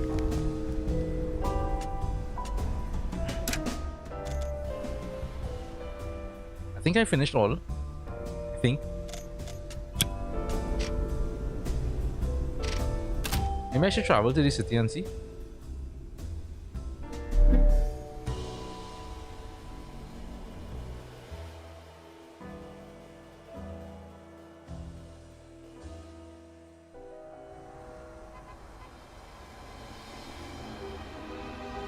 I believe I finished everything.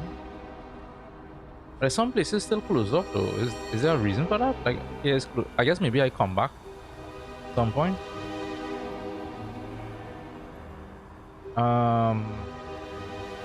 Somebody had a grenade launcher, right? Should I go and buy that?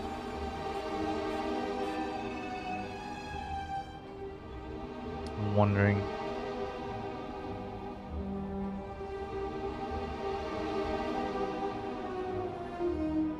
I hear what, let's get to the safe house first. Clear my heat. Confortola is infamous in the Sicilian community.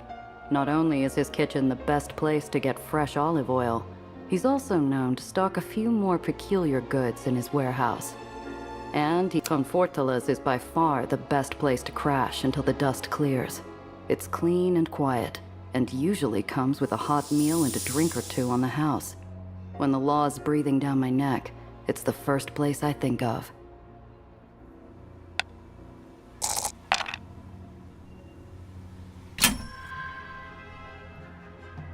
A few minutes of idle searching reveals something wedged I was successful at against the a wall brainiac behind check. a corner table. Nice. Brass knuckles? Yeah, that's fine. Alright, was it you, boy?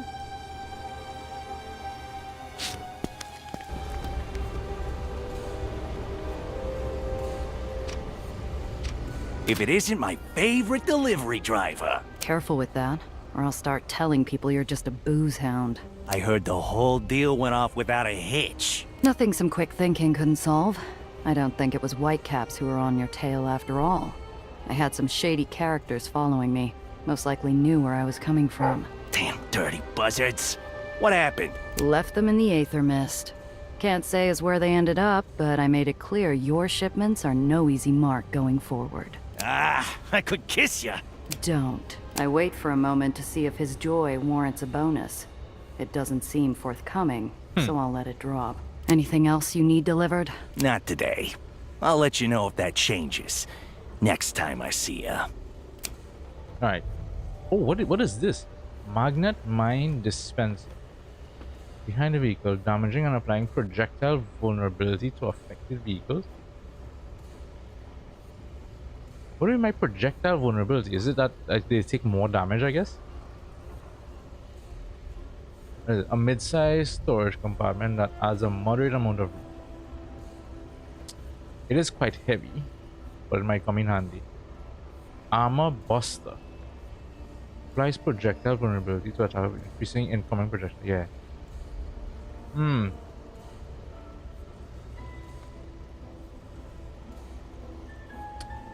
mean, they're all kind of good in it. Some more storage as well overall. I'll sell this because I don't think I have any use for that anyway.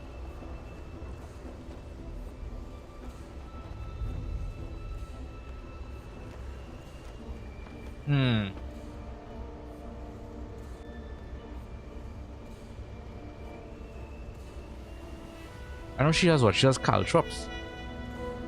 Here's the flamethrower. She has caltrops.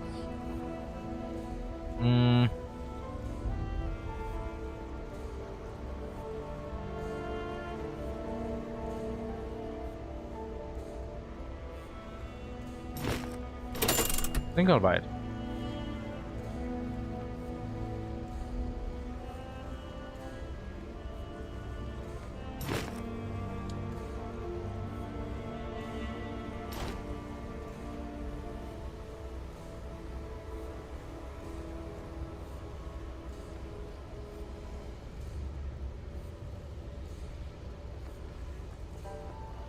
Hmm.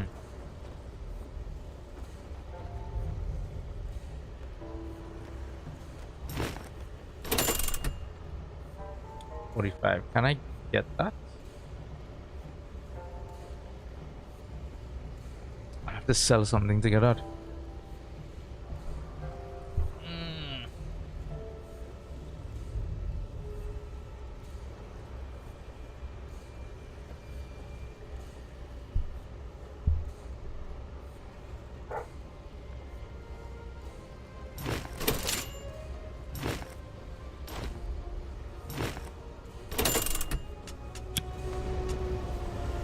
I was going on straight to buy stuff, but I got stuff there, so you know what? I'll have to bypass some of the other stuff then. Because I know somewhere, I think here, no, here. I think they had like a weapon, I think a grenade launcher, if I remember correctly.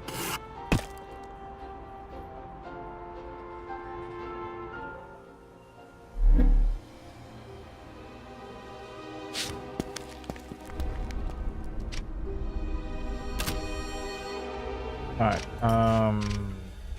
parts. Put this here now.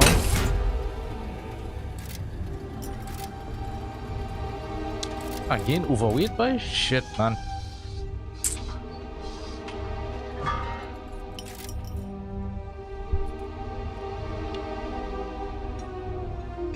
Yeah, going over makes it undrivable.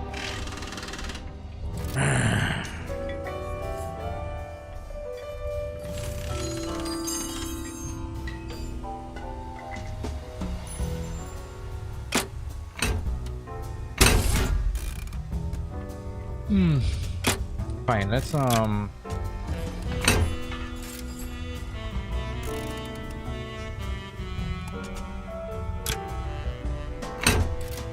give it to you then. Fine. Medium storage.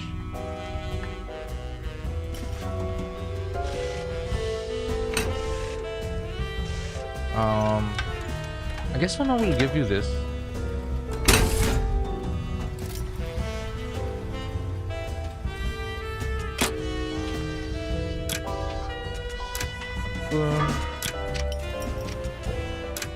How's the inventory looking? Like this, I want to move that to the stash.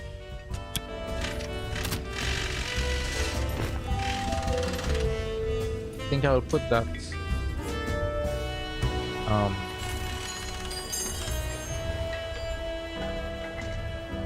It's a rare thing, right?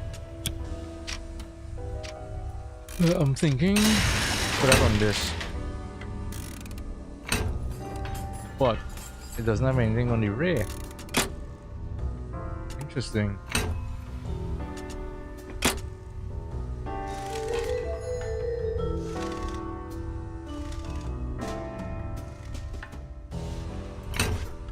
This one is an odd one. I must say, this vehicle is a kind of an odd one. But whatever. Good up.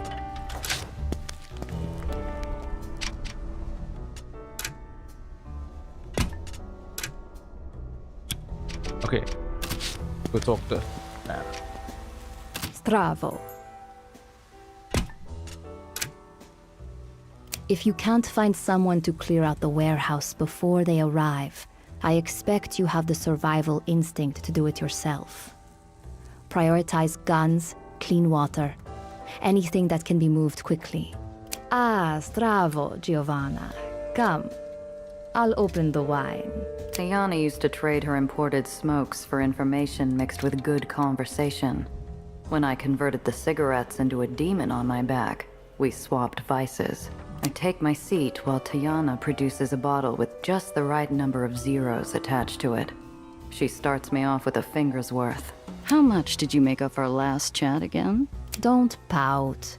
You know the rules. You supply the conversation, I supply the wine. Fine. What do you want to know this time? Tell me, how is White Street? You should already know. You've got people out there. Oh, Giovanna. I do not hire them for their conversational skills. Paint me a picture of it all. A thought occurs to me at the same time a grin escapes the corner of my mouth. You're blind. You really don't know. I see more than you do, Michichu. It's bleak, with the renewed war effort and red Aether and increased arrests. It's only going to get worse. It does not take the sight to see that. Eli's become too proud to accept that he's past his prime. White Street will never again reach those heights they once did. Even with those weapons you had me swipe? If wars were decided by a few crates of guns, the lowers would be a far less profitable place. His red Aether provides opportunity, and many have watched Eli with a dark fascination. Like you. Tiana's smile glints gold in the yellow light of her parlor. I wonder how many of those terrible weapons have suddenly appeared in one of her many warehouses across the lowers. She refills my glass, and we share a drink over chatter, though it's not long before I find a common thread woven within her questioning. I know I haven't traveled much lately, but I do know more than just White Street. What are you not telling me? Her manicured finger dances around the rim of her glass, while her silent eyes dangle my own question in the air in front of me like string on a cat's nose. Ah, you are a good investment, Mishichu. And this information is old anyway. How generous of you. I can think of no better compliment. You're lucky, you know, that you finished your business in White Street when you did. An order went out last night. All able-bodied citizens are to report for draft. I feel a black glove yank my stomach into my throat. It started like this last time, too. Those who do not report are to be considered disloyal. Eli starting another purge. Mm-hmm. I need to talk to Cress. You don't seem too cut up about the whole thing. A pained expression contorts her face. She puffs on her cigarette petulantly. Don't be cruel. And you knew, didn't you? Before the order even came out. You couldn't have given me a heads up? Even Cress? Or were you too busy? Do not make me the villain, Giovanna. You were down there. If you didn't see what has been obvious for some time, that is on you. You know more than you're letting on. Yes. Tiana, please. Cress has people down there. Her narrowed eyes soften. I know the shooting has already started. I know White Street soldiers are going door to door in the civilian districts. I know that Eli intends this to be his final purge. If Cress has anyone left over there, now would be the time to get them out. If the Whitecaps are in the civilian districts, it won't be long before they delve into the Undercity. Interesting.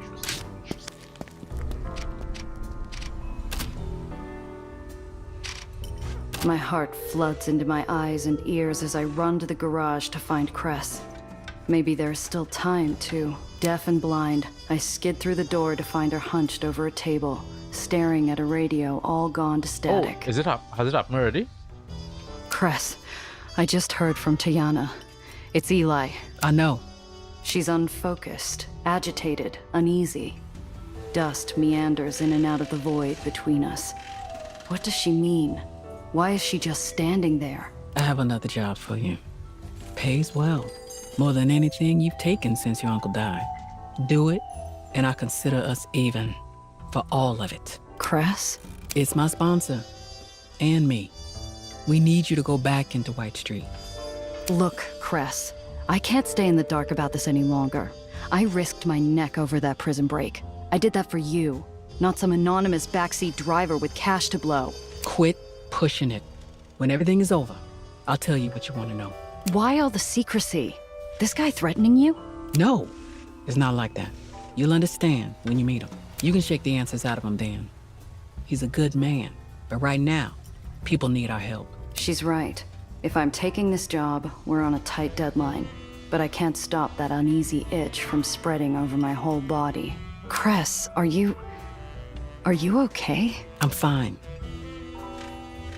Where's the pickup location? If they're too deep in White Street, it'll be near impossible getting to them. In the civilian district, there's an old theater. From before Eli banned screenings that weren't propaganda reels. The Western. I map it out in my head. Sounded doable at least. Less impossible than the other parts of White Street during a purge. Low priority area, less security, lots of routes in and out. Who are these people? And why are they on Eli's hit list? They're disloyal. Aethenians and others. White Street nobodies. They'd be under notice if Eli wasn't cleaning house. His new weapons? Finally ready for war. So he's removing any chance of a two-front fight. If they're high on his list, he might be sending more firepower than I can handle. I'm not asking you to take on an army. Just to pick up and run as fast as you can. Yeah, you're not asking me to take on an army. I will inevitably meet up and end up facing an army. Okay, Cress. We'll get them out. Come on. That's how it works. We need to be there yesterday. Make sure everything's ready to go. We can't afford to detour. Alright. I mean, I think I'm good, really. Plus, I have no money anyway, so. Alright, well, let's see how this goes.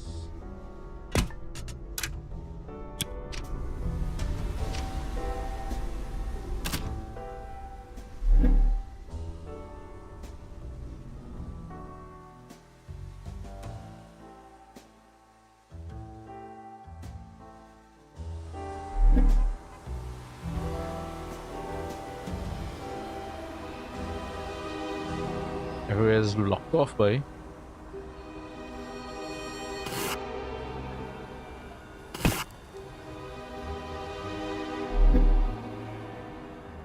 Smoke rises in the distance. The Western is over there. We need to be careful. Stay close. No.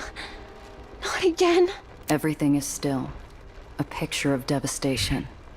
The smoke, the bodies, the amber light casting shadows on shades of gray. Ah! Nellie, stay here. I'm going to check if anyone's still alive. Cress? She's already moving, wordlessly racing from body to body, as though there was still time to do anything. The Western Theater.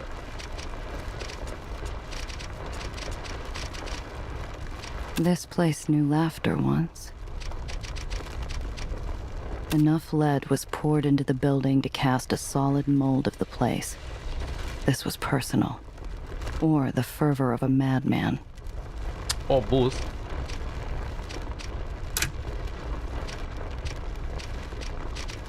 I lean too close, and the small woman raises a hand to touch mine. It's gentle and weak, her cold, soft skin conveying too much in a language I could not understand before falling to the ground, speechless. This city has a saying. We all gotta take the final ferry trip someday. I can't give them much, but maybe I can pay their last fare. I only have $1. I'm sorry. I can't do it. I can't do it. I only have $1. Sorry. A young boy, no more than 16. His eyes pale and white. He stares up unendingly into an iron sky. The tall man is dead. Or perhaps it isn't a man at all. I can't make out more than tattered overalls and a color that will forever ruin summer sunsets. Movement from the epicenter of destruction. My heart squeezes out of every fingertip. I catch my breath and reach for my piece when a voice pierces the quiet. You. I remember you. Oh wait, look, Maria. Where's is Maria and Alexander, right? Your husband? I had expected a smell. Something burnt or tinged. Oh, maybe this But is Alexander on the instead, ground here? Nothing. Just floating dust and ash dancing. shuffled steps echo in a lonely, offbeat march. But it's the breathing, thin and slow, like a whisper carried by the breeze, that tells me she's already dead. You came. Her solemn advance is halted by a short wobble and the start of an inevitable fall. Cress's arms catch her before she hits ground. Maria! Maria! What happened here? Where is... Eli. He wanted the underground. No! This wasn't supposed to happen. You have to stop him. Cress moves to say something in return. Anything at all. To speak some final words with her friend. Maria doesn't notice. She's become a recording, determined to play back her message one last time. He's going to... She panics as urgency spills out the few heartbeats she has left. Cress pulls the body into her arms. Alex, is he... I look at the body that was once a tall man with blue overalls. There's barely enough to call it a person. But deep down, I know whose pale eyes died reaching for the sky. Alex? I don't know, Maria. I don't... Cress gives her the only warmth she can. A place to rest her head, and a pair of arms to hold her. And the baby? I am heavy. I am the trembling iron ground. I am a warm corpse with no words of comfort. Baby's all right. Her final comfort given, Cress closes Maria's eyes and puts her to rest with her husband and friends. I'm gonna kill him. Cress, look, I get it. But first, we need to get out of here. We'll come up with a plan later. I got a plan. It involves taking the bastard out before he kills any more of us. You're not thinking straight. There's an army between you and him. Eli's got a cannon that can take out a crowd in a single shot. Even if you get to him, how are you getting out? Let me worry about that. You wanna walk? Fine. The job's over. But I wasn't doing this for money. So unless you're helping, get out of the way. I could argue all I want. Tell her I was looking out for her. Try to stop her. It wouldn't change a thing. Just make me a hypocrite. I watch her drive off, not knowing if I'd ever see her again.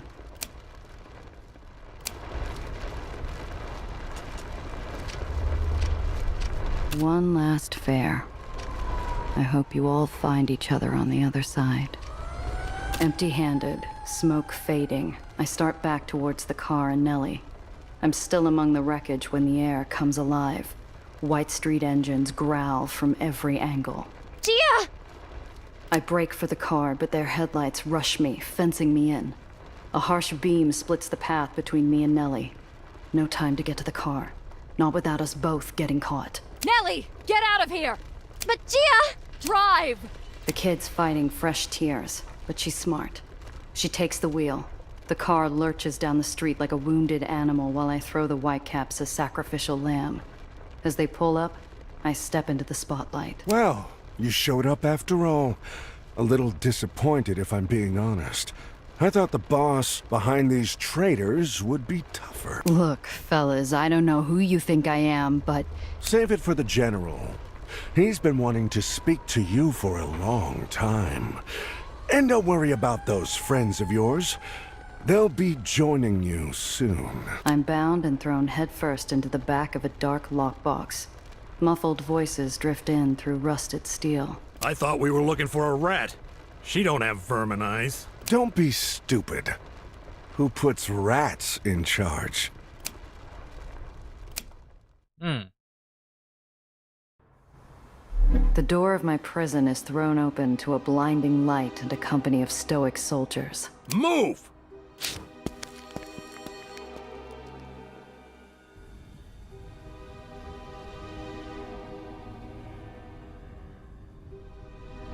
The Overlook sits under the crushing shadow of Eli's citadel, surveying the civilian district. Several guards, the general, and a sterile white place setting of fine china and silver contrast the gloom. On your knees.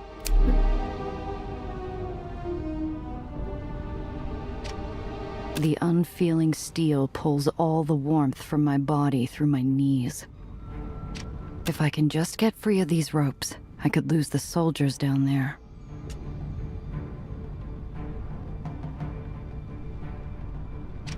If the films about it were true, the Citadel has enough supplies to last a siege 100 years.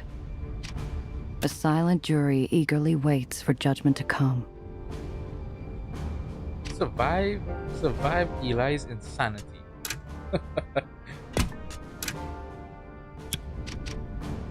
One look at me and the General's teacup comes down with a decisive clink. The spirited lieutenant from the gala. Of course. You were foolish to show yourself, but I respect a leader who commands from the front.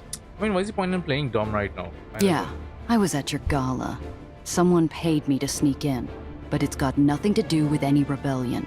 You seem to believe confessing to a lesser crime will spare you. You're wrong. Look, General, you looking for a rebel leader? You got the wrong woman. I mean, look at me. The General holds up his gloved hand, gently, commanding silence while pulling me into its gravity. His eyes analyze me sharply before turning to look across the civilian district. It was many years ago now. I'd watch as my fellow comrades refused to amputate their diseased limbs. It was too much for them. Too terrible to consider losing an arm or leg, thinking it would all get better on its own. I thought those men cowards. I loved them, but thought them short-sighted. But now, I must admit, compassion for them. Understanding.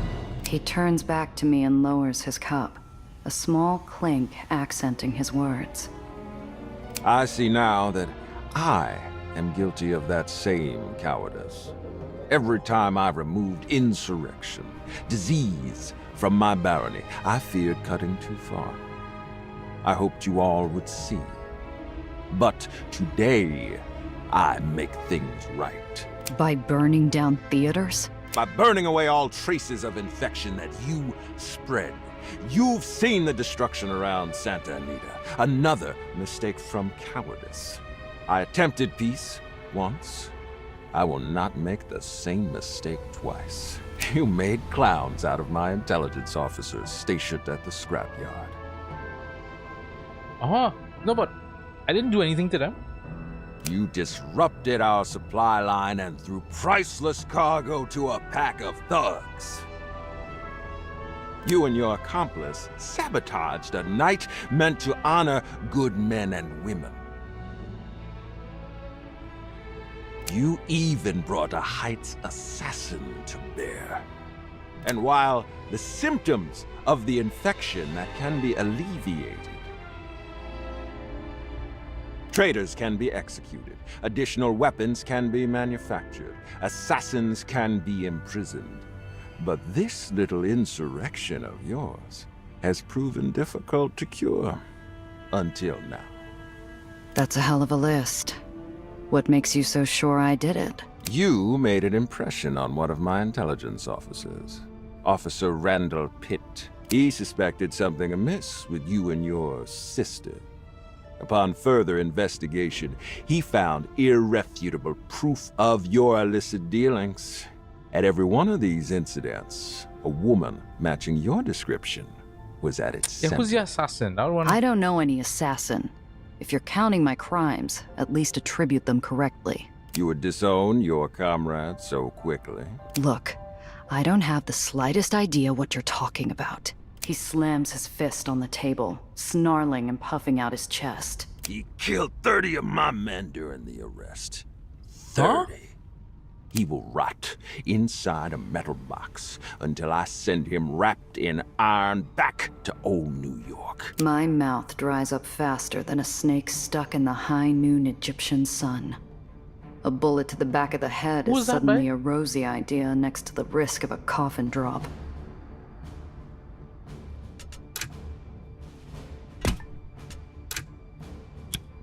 Let's try this.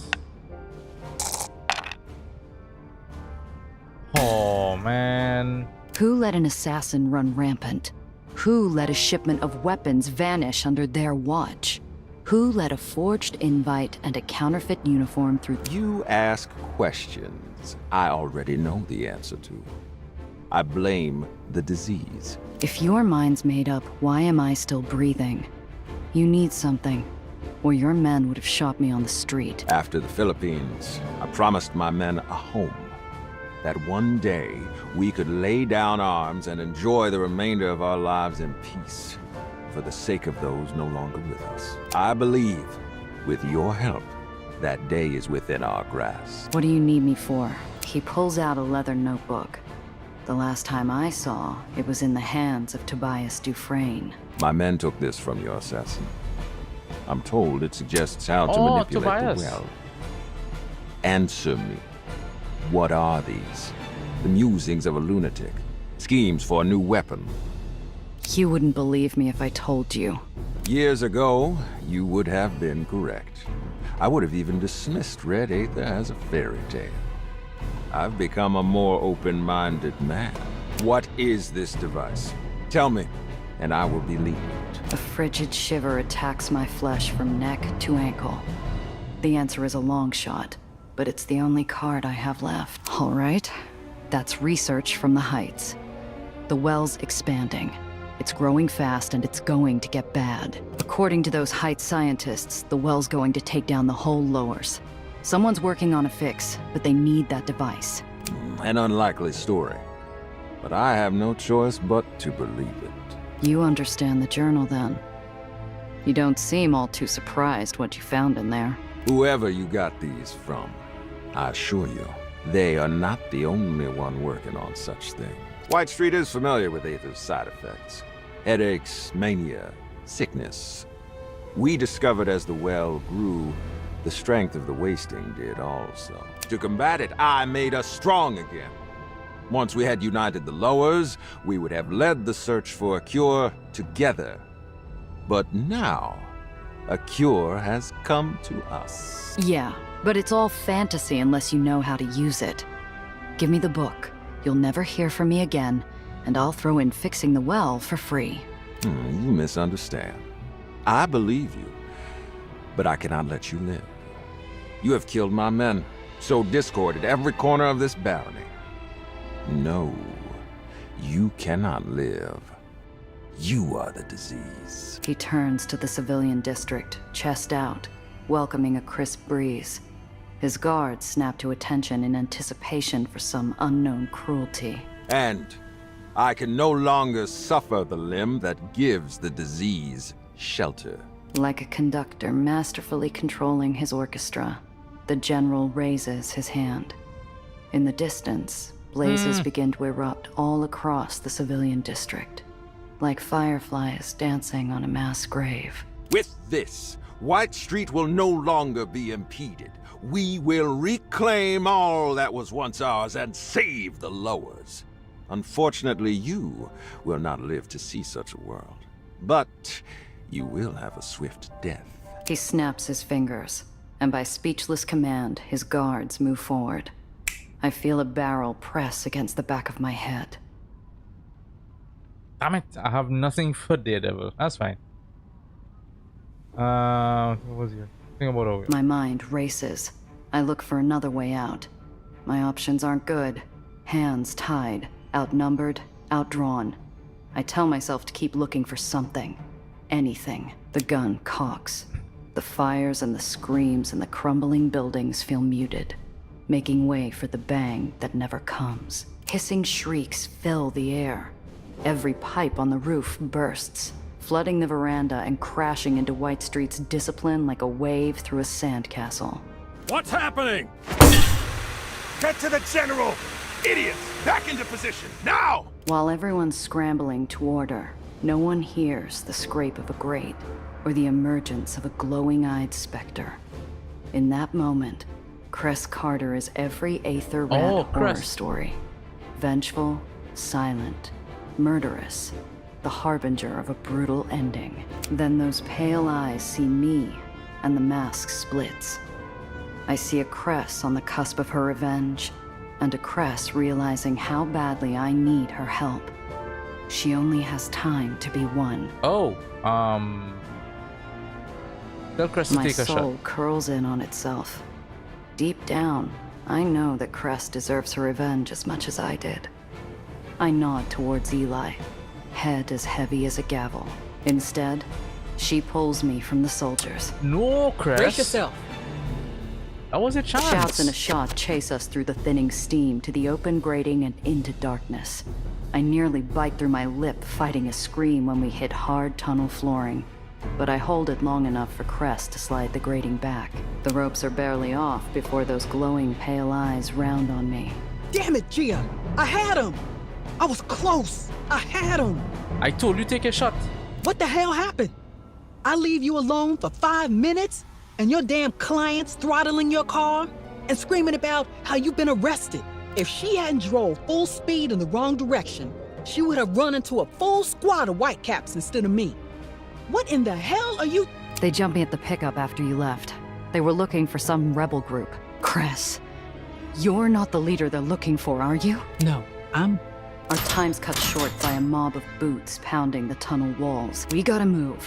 Where's Nellie? keeping the car warm. Be ready to take over. Driving really isn't something you should ever let her do again. I'd seen how many soldiers Eli had. I'd seen how set he was on my execution. Ready or not, we weren't getting out of White Street without a fight. I guess we in for a little fight, yeah.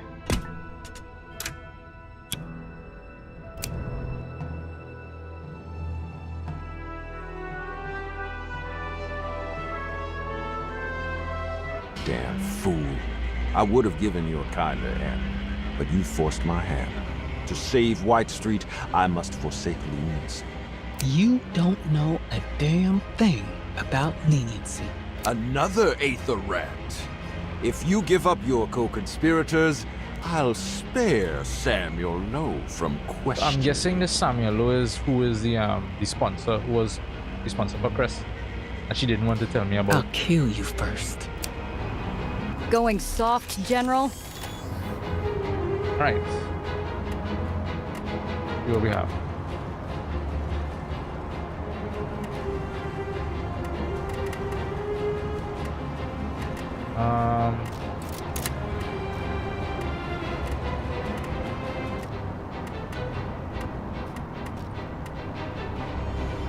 What is there?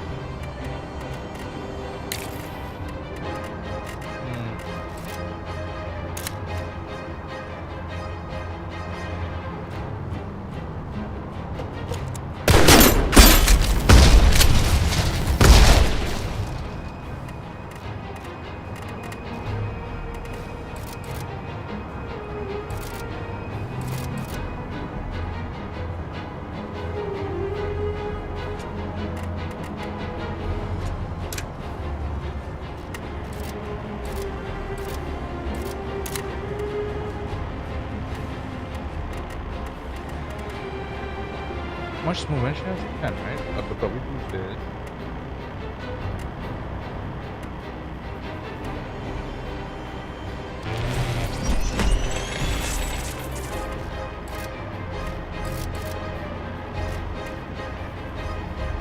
Move up here. And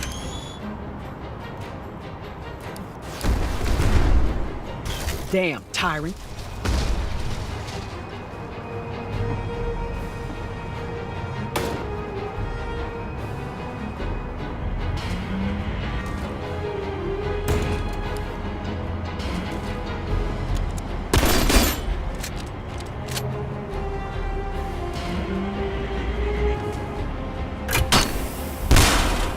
that's a grenade launcher, I guess.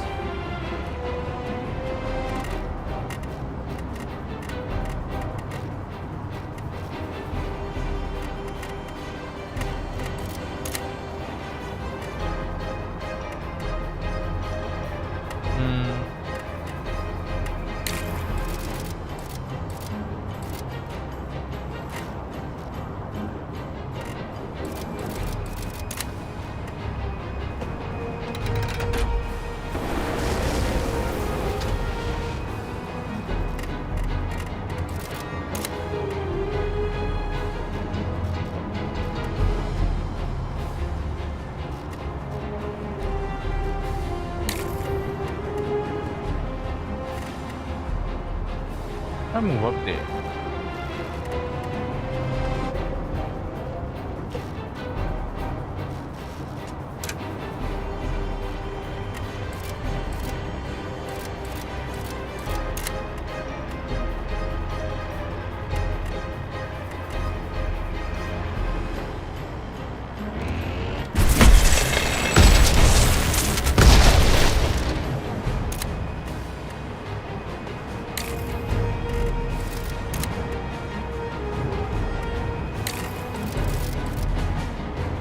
I don't have to do any ramen in a pot. Alright.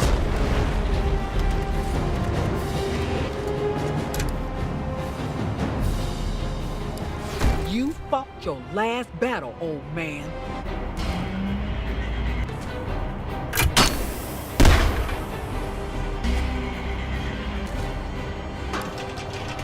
What is that? Oh, that's the weapon. Yeah.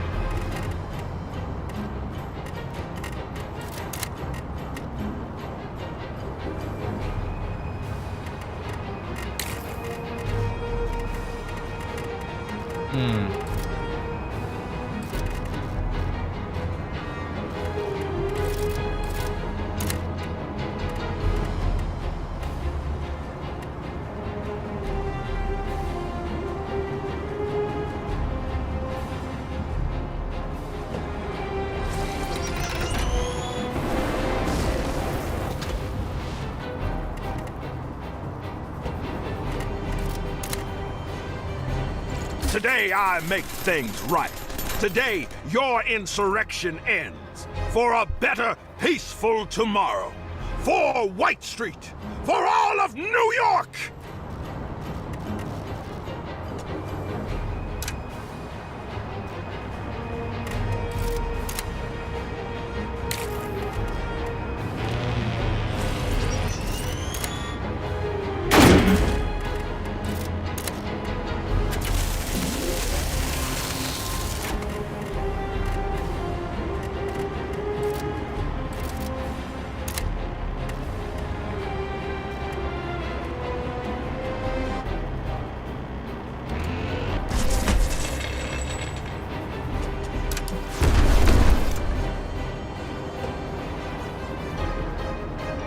Wait a minute. Oh, we didn't get hit by that boy.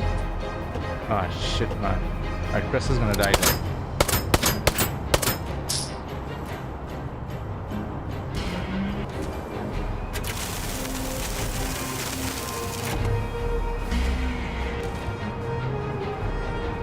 Behold the raw power of concentrated Aether! No! He removed the power limiter! What's that mean? It's releasing an astronomical amount of energy and overheating the engine. He's hurting himself every time he uses that cannon. Then all we gotta do is outlast him. Yeah, that's what we want, no? Losing Aether pressure. Retreat, Cress. I'll take it from here. Ah, shit.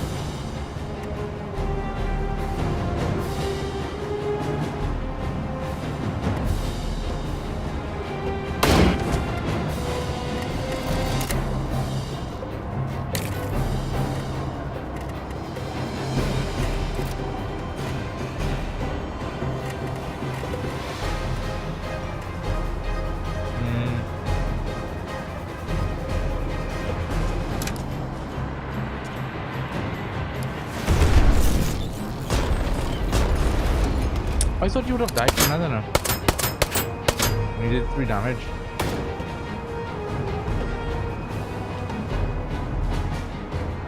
White Street will once again have our place in the sun!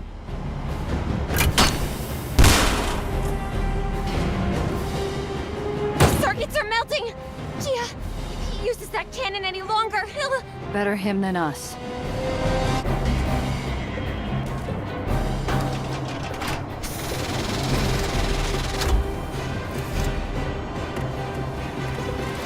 Ah.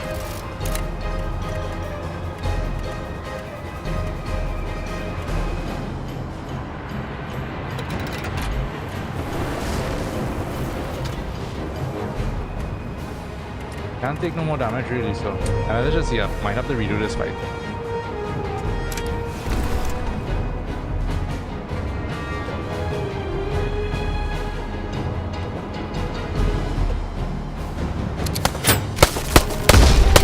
Yeah.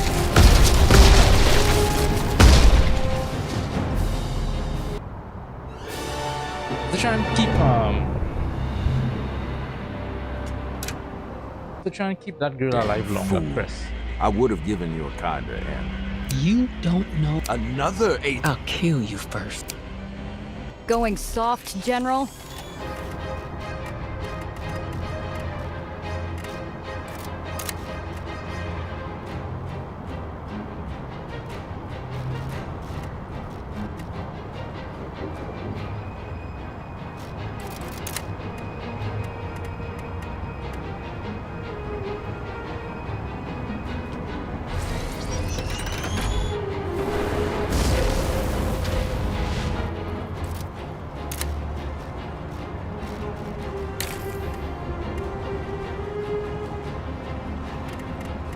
I guess we'll go here.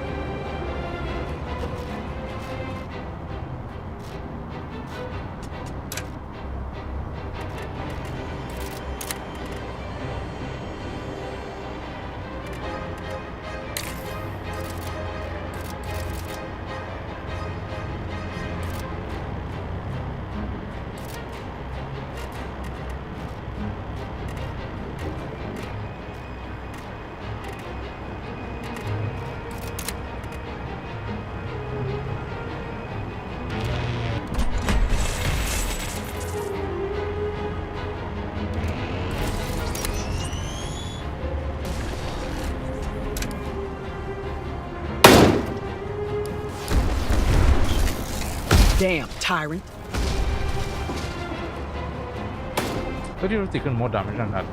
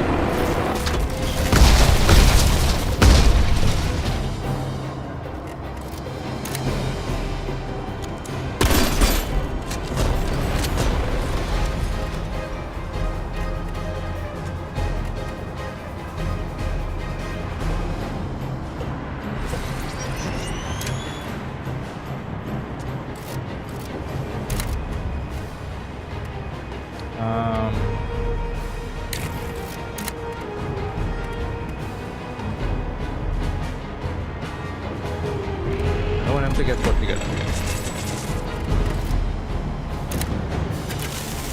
Heal. And okay. You fought your last battle, old man. Still forward up, right? Okay.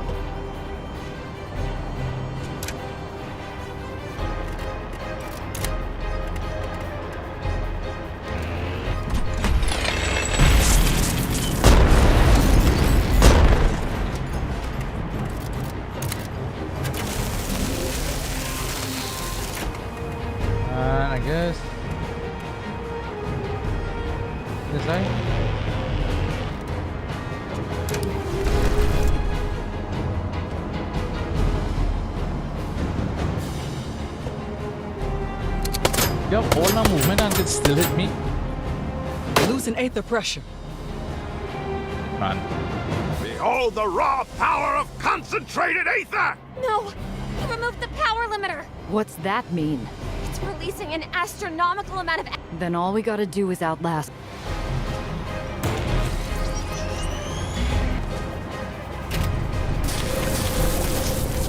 Oh shit, man.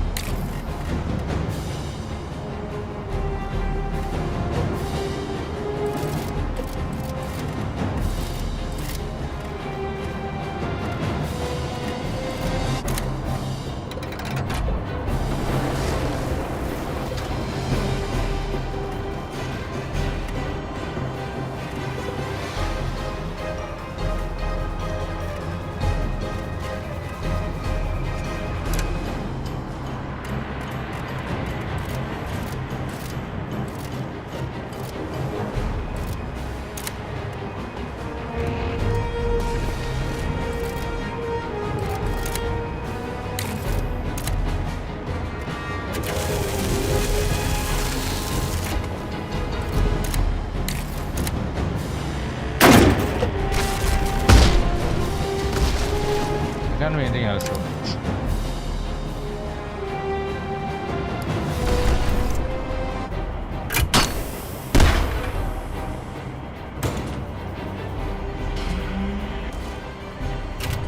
This could be all she wrote.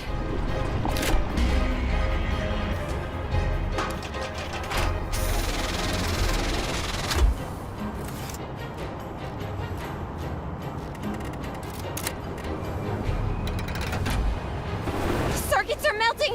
Gia, if he uses that cannon any longer. Better him than us.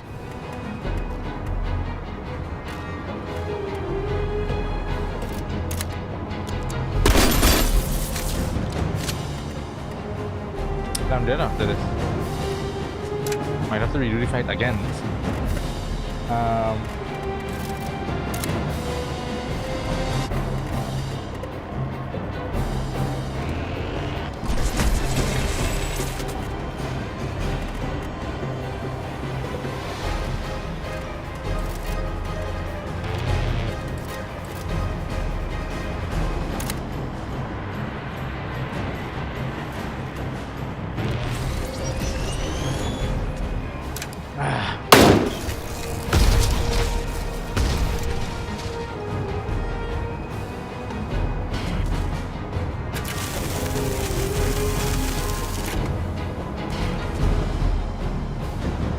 White Street will once again have our place in the sun!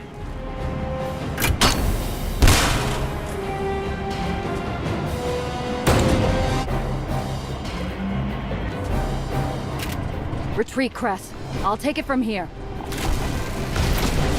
Ah shit, man. I was ready to kill him too, you know. One more round. We start again. Damn fool. I would have given you a kinder end, but you forced my hand. You don't. Another Aether. I'll kill you. Going soft, General? It's kind of annoying because I kind of have to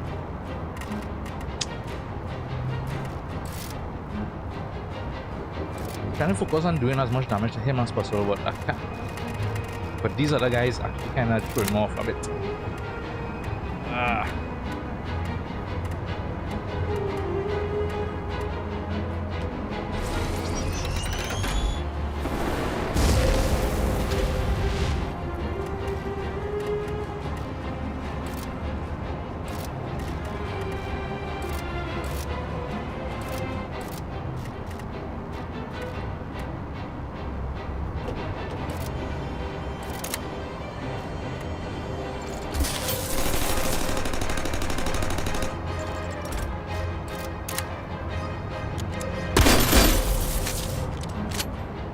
This is a bad start already, but we'll see how it goes.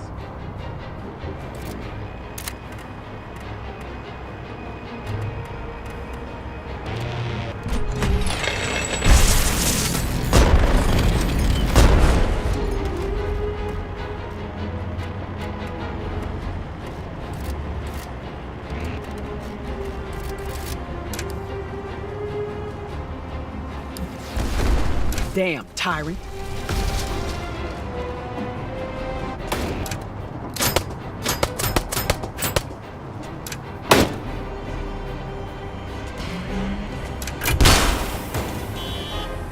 Yeah, it's a really bad start as it is. Let's see how it goes.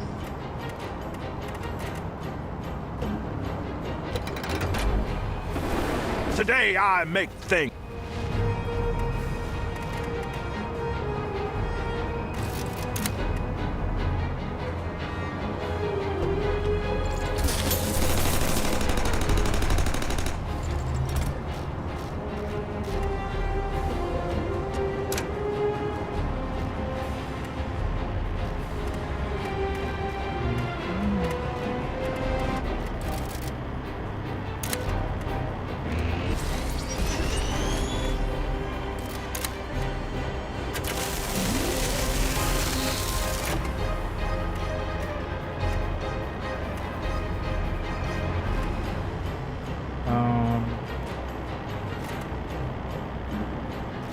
Okay.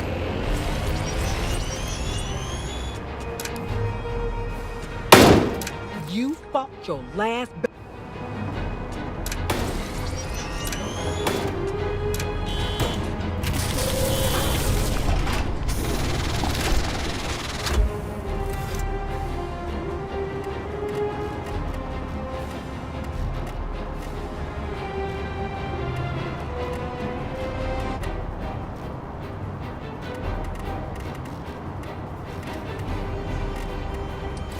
US problem here, no. Gia is about that.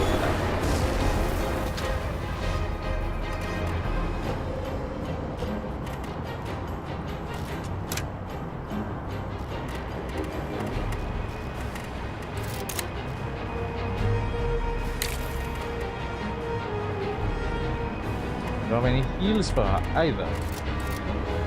Oh.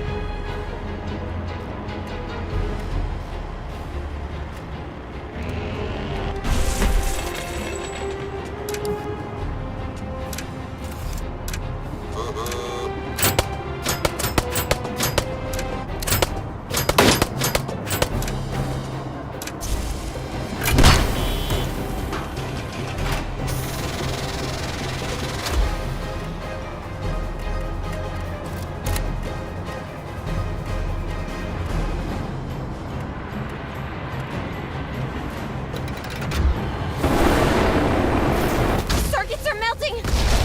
Better him than us.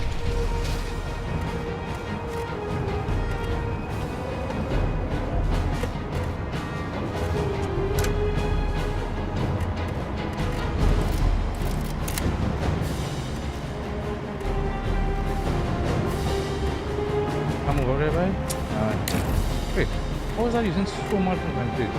4?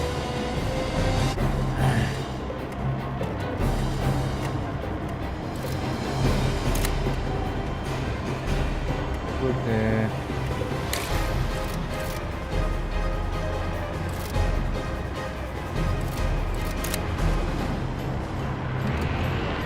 can't take much more. Just go for it, just YOLO. Retreat, Cress. I'll take it from here.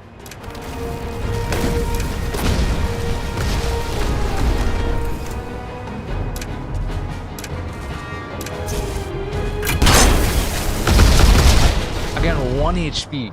My god. 1 fucking HP.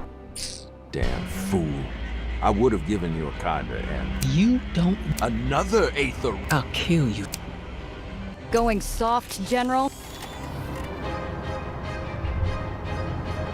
Fucking giving me 1 HP now.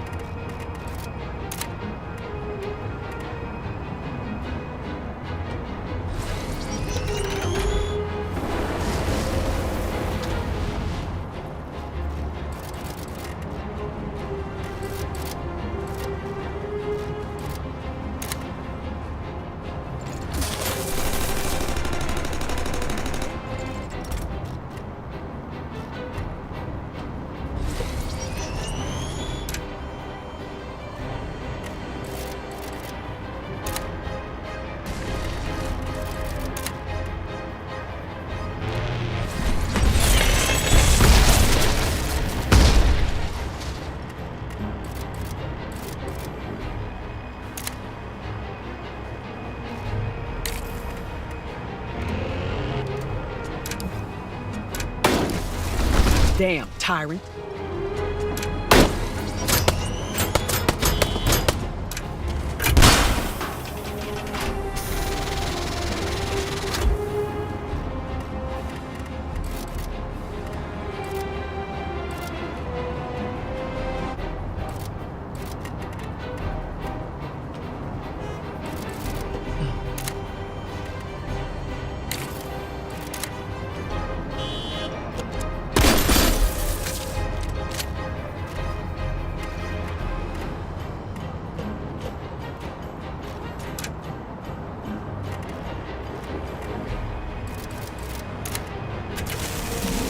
Yourself up a bit.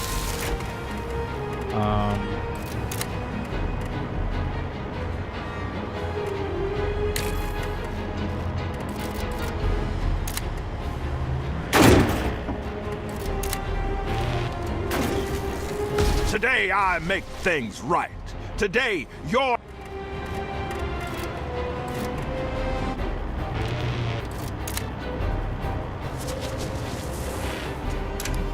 You fought your last battle, old man.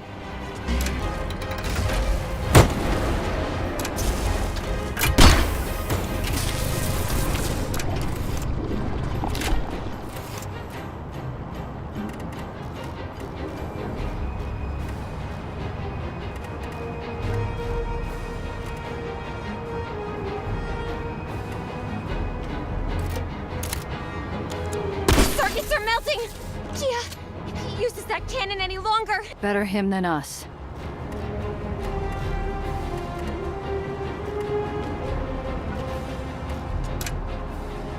Oh, that's gonna leave. Wait, how you burn? Oh, one of them leave a burning thing.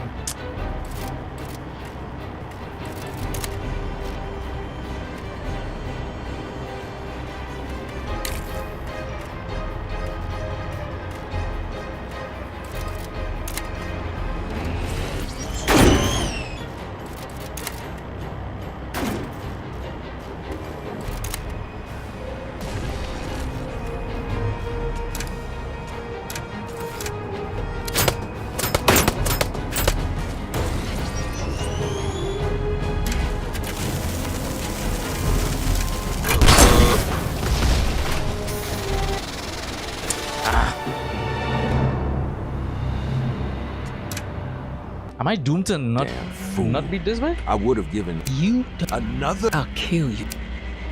Going soft, General? But all I need really is just a little extra health in it. I'll be right back. Let's take a break.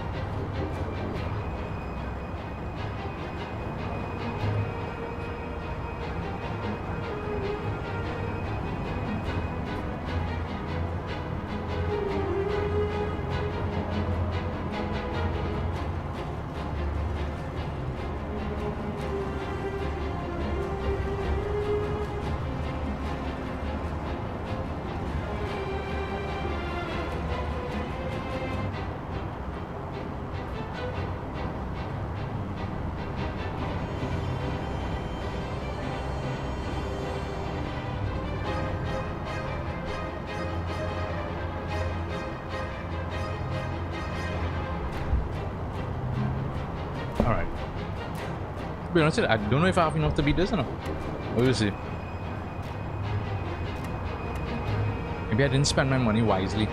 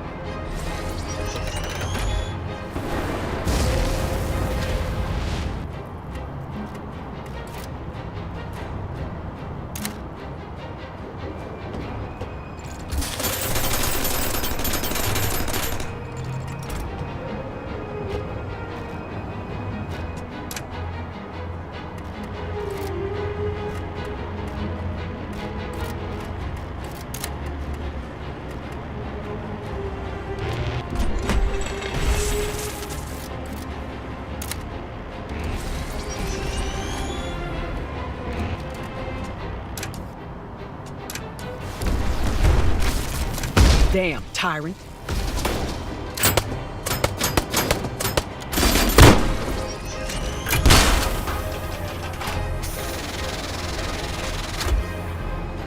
Well then.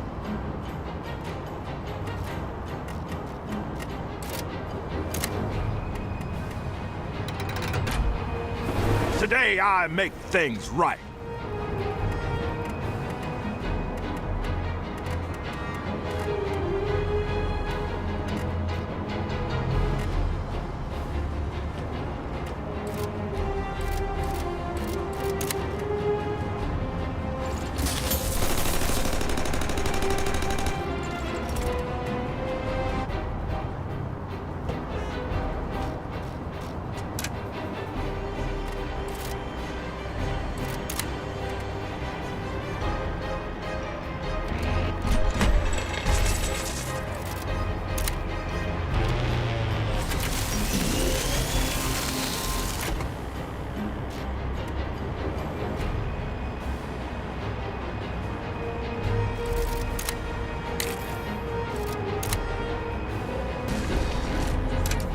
You fought your last.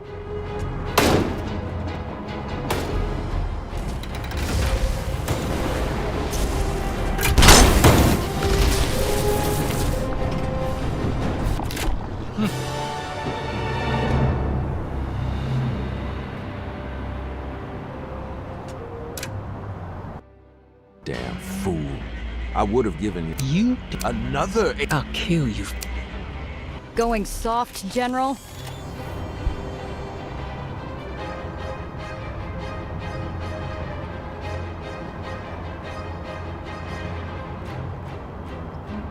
Is there any side quest? No, there is no side quest. There are no side quests at all. So whatever I came in here with is exactly what I have. Because I did all the, at least I believe I did all the missions that were available in the city before coming back though. I think the main issue here is that I don't have the, if I did buy some armor plating, I feel like that is what's hurting me here right now. I didn't put it on. Because I just need to survive just a little bit longer. Just like one extra turn. I'm getting to the point where I just need one more turn. But on the turn that I need to get past is when I'm dying. Just one more turn. Alright,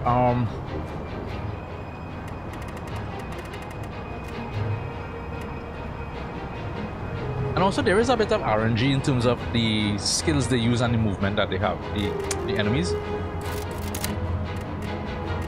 In some instances I'm getting some good RNG with that, and other times like it's not good.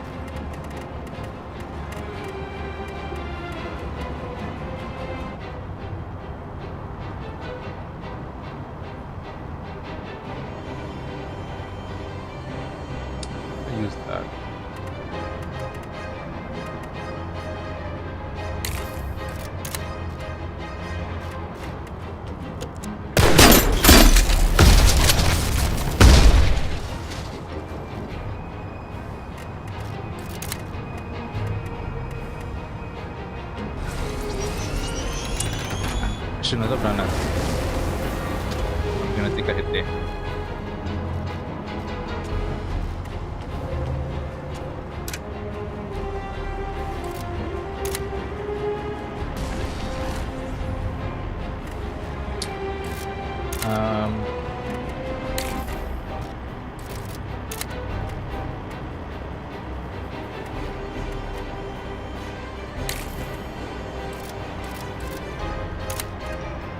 You're dying.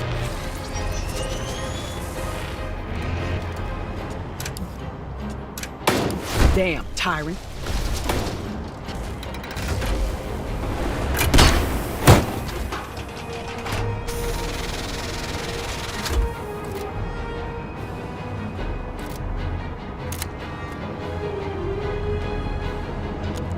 Today I make things right.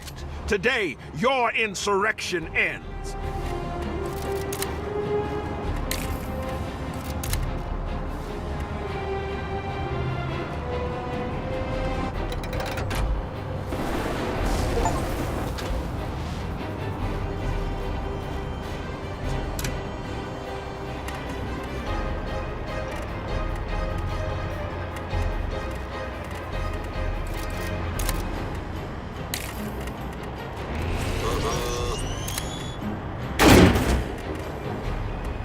I mean, it is friendly fire on that, right?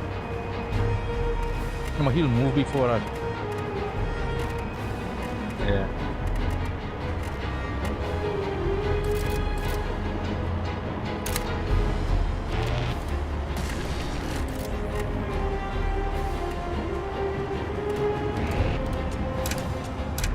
You fought your last battle, old man.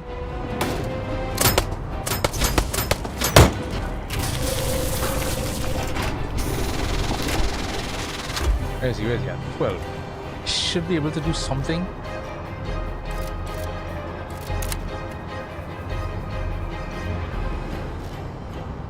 And he is in the way of that, so maybe what I can do is that.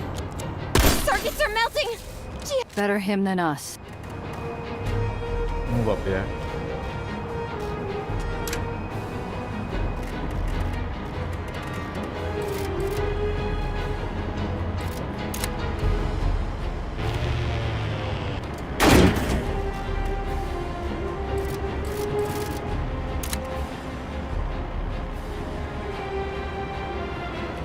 Let's hope it's enough. I've had worse. Let's hope it's enough.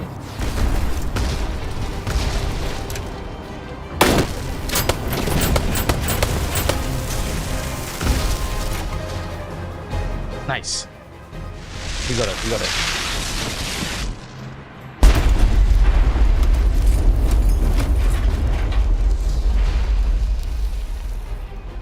Half the car is gone, vaporized into nothing.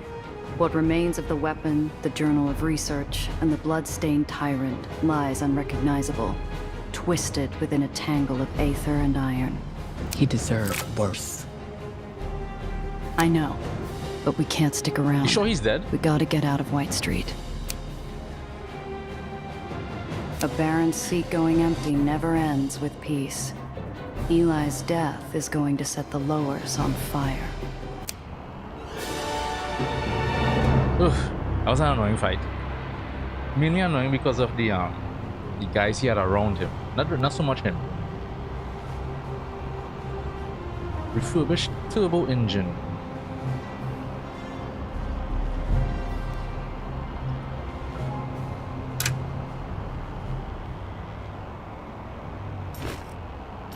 Wow, that's a big engine. That takes up so much space. Way.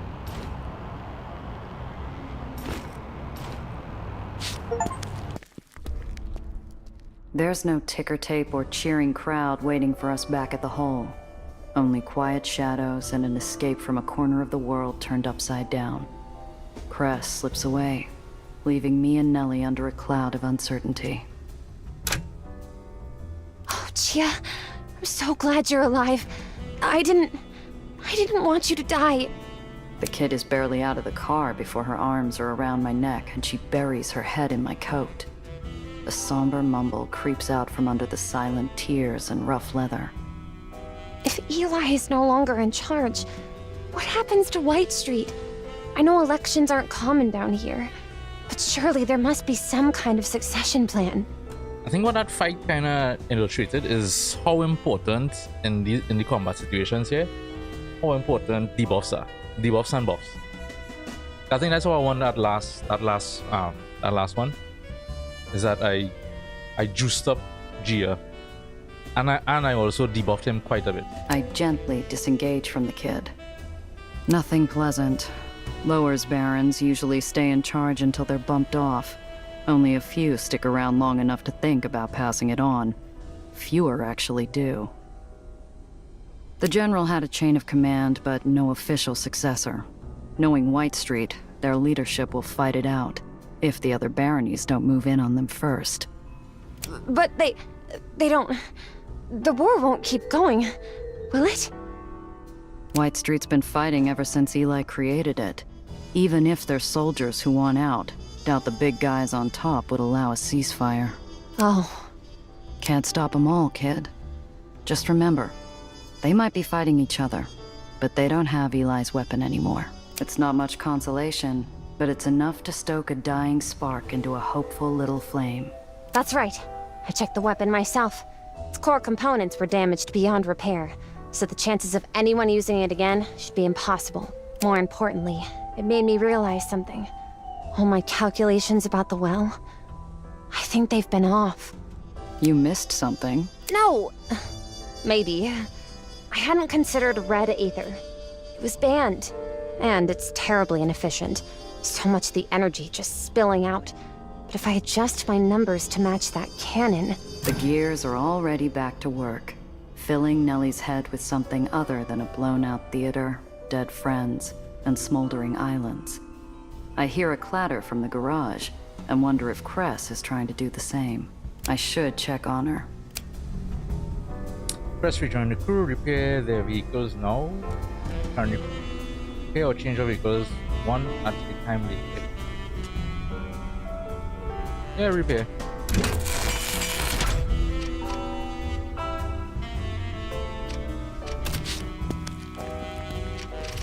I find Cress back under her junker. She usually handles it with a steady hand and a rhythmic bang of tools. Right now, the wrench moves a step too quick, jerking the car into the occasional convulsing shake. Buzz off, Gia. I'm busy. Sure you should be working right now? What else should I be doing? Having a drink? So what if Eli's dead? I can't celebrate. I messed up, and people are dead. You didn't pull the trigger. You didn't kill those people. I got them involved. I made them a target. I never should have let them help with the escape. We both know you don't beat barons by playing fair. But what difference does it make? All those tyrants need is to snap their fingers, and everyone you love is gone. Cress, I know what you're thinking, but you can't go there. That's the problem. I wasn't thinking. I should have grabbed them sooner. Asked Iron Hand for help. I should have left you out of it. They were gonna shoot you, and it would have been my fault. I dragged you into this whole mess. She fights with something deep under the car. I eye the lift for the rusted junker nervously as it gives a warning groan. It echoes in the garage like a crack before an avalanche. I grab a spare creeper and roll under the car beside Cress. Her eyes remain fixed to some rusty bolt, but as the creaking of the jack becomes distant, her shoulders loosen. Hand me that wrench. The one to your left. The bolts, too. I grab her what she needs, and she continues to work, seemingly on nothing. I never told you how I got out of my contract. You threatened to break my jaw for asking too many personal questions when we first met, remember? A snort, the first crack of joy on a bleak day, before silence swallowed it back up. She pauses and rolls out from under the car. I follow. Without the massive weight above us, we breathe in unison. I motion towards the corner where some old crates just need a quick rearrangement for an improvised chair. She falls onto her seat, as if an invisible hand were shoving her downward. 2 barons were fighting. No relation to White Street. Just another pair of tyrants playing tug-of-war over our island. They fought for a whole year. Banners and contract terms changed every few months. Nothing new. Until those bastards decided to hit the generators. Topsiders ran. We stayed. Our contracts don't give us a choice. And the Terriers locked the doors. Who cares if rats die or get hurt? As long as the rest of you keep flying. She runs a thumb along the curve of her metal wrist, eyes distant. When an island begins to fall, it starts with a terrible metal screaming. You can't yell. You can't hear yourself. Then the generators fail, and everything is quiet. It's a terrible quiet. Worse than the screaming. You're not useless, Chris. The whole island was falling. What could you do? The whole island was falling because it was my station. It was me. What I couldn't do. After that, every shift changed. Every missed quota. Every job I couldn't finish. The looks I got because I was half a person. I was dead weight. They were just too nice to say it. No warring barony should have left their generators unguarded. Even the hull goes out of its way to protect theirs. They did, but no defense is perfect. Like at the tomb. Be stubborn enough and everything's got a weak spot. Ours was several layers of iron getting blasted over and over until something gave. But the generator turned back on. I tried everything. She shrugs her shoulder and holds up her metal arm in the dim light. Finally, it started working again. And that got you out of your contract?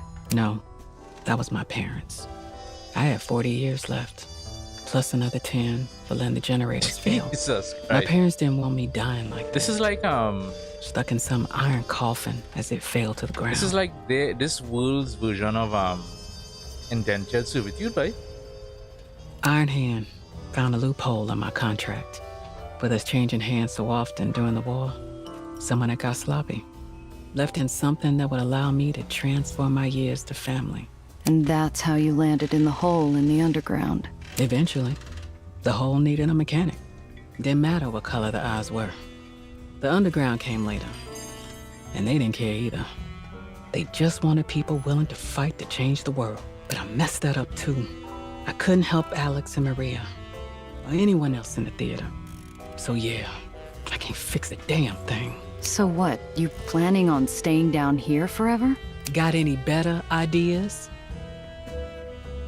There's a limit to what you can do, except it's not worth punishing yourself.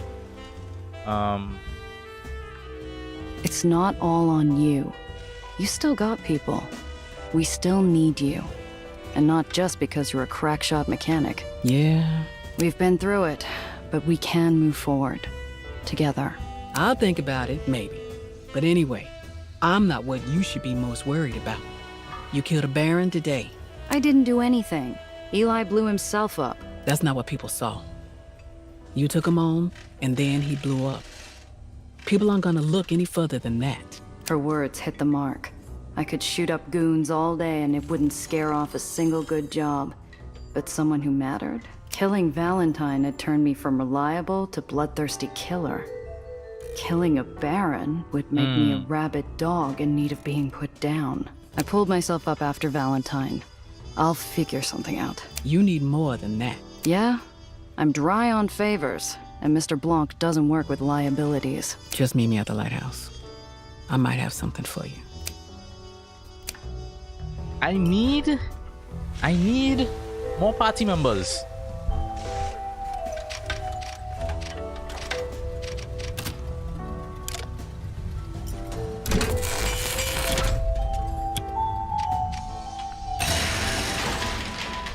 What do I have on me back? Okay.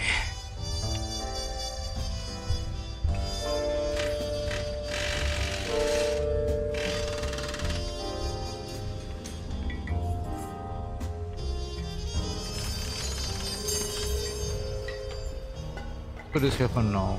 You know what? I might actually sell these, yes? I think I'll sell this. I have no use. I don't think I'll really use them.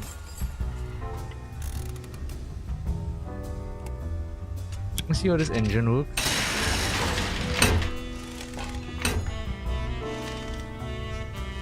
Refurbished turbo engine. Nice. we have more movement on you, more EP.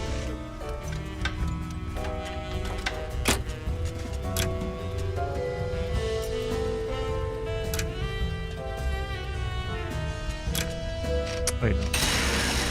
She has a... Oh, she only has 10 EP?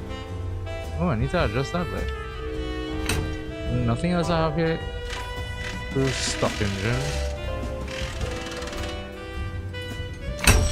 Okay, she gets one more there.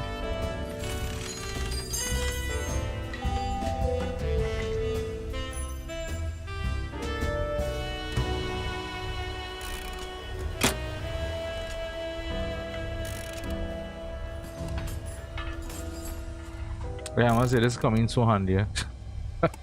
These two. Good thing I bought that. I probably would not have been able to beat that out that last fight there without that.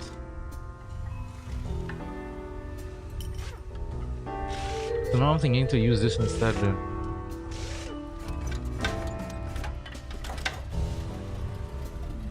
But this does damage and it also debuffs them.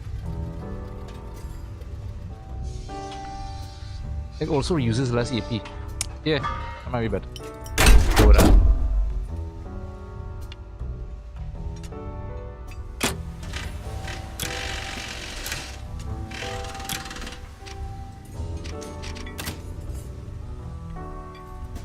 Throw this here.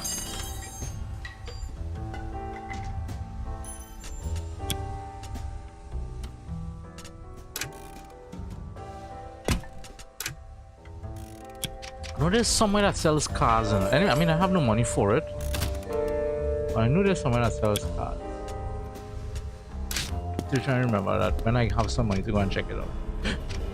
Are we going to follow Chris to the lighthouse? Smoke and shadows fill a room of maps, radios, and pneumatic tubes. But in the jumble of business, everything still points to a single figure coolly leaning against the far wall. You wanted to know who my sponsor is? Gia, I'd like to introduce you to the underground. The figure steps forward, tall and confident, his voice pouring through the haze like a steady stream of olive oil from a broken cask. Name's Apollo Diamond. And darling, we have a lot to talk about. Damn straight we do. All the shit I've been through because of you. You and Chris.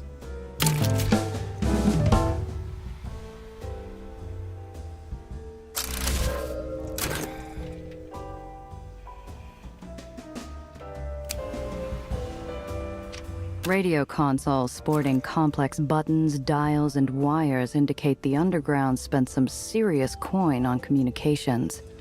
Makes sense a secret rebel faction would have lines of clandestine contact throughout the city.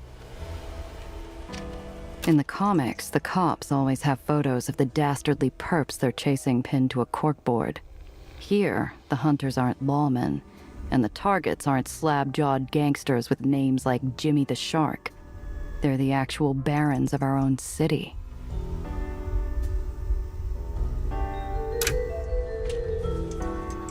Level up. Alright, let's see what we got.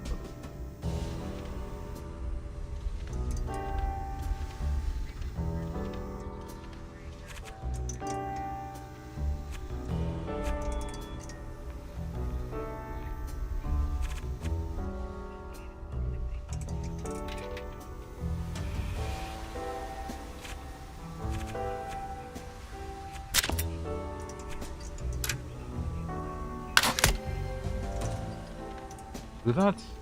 I know.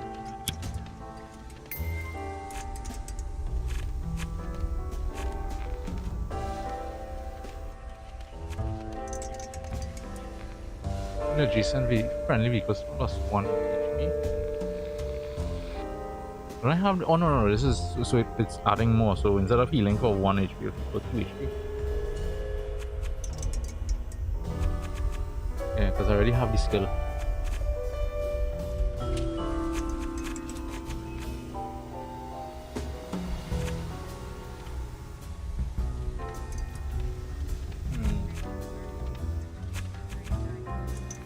I have to go Daredevil on her now. First, for now,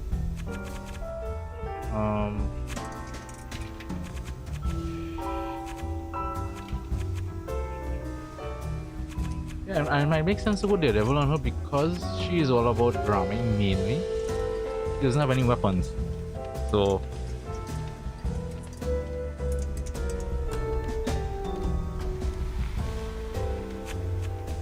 yeah, that might actually be worth it.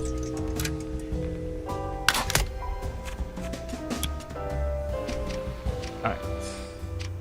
You've been a very busy little bee, and we've been paying close attention. Your little rendezvous with the madrigals, for instance. Personally, I wouldn't have let any of those cockroaches leave that warehouse alive. You may come to regret that choice. What? You been keeping tabs on me? There's White Street's quartermaster, of course. Walking free, thanks to you. We can manage him, but nobody in this city is innocent, sweetheart. You'd better learn that. Cress, you've been telling this guy everything, haven't you? Miss Carter told us about the escapade with this Needles. You left a friend to die. Feel like you made the right choice? Friend is a strong word. Friend is a strong word. Left a friend to die. I don't know about that.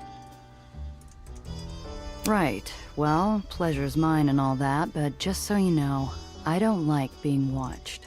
Oh, comes with the job. You already know my associate, old Iron Hand here. Nice to see you again. I'm glad you and Cressa are both safe. Sam Lowe seems more tense than when I first met him, as though standing next to a movie star makes him uncomfortable. Or maybe it's something entirely different.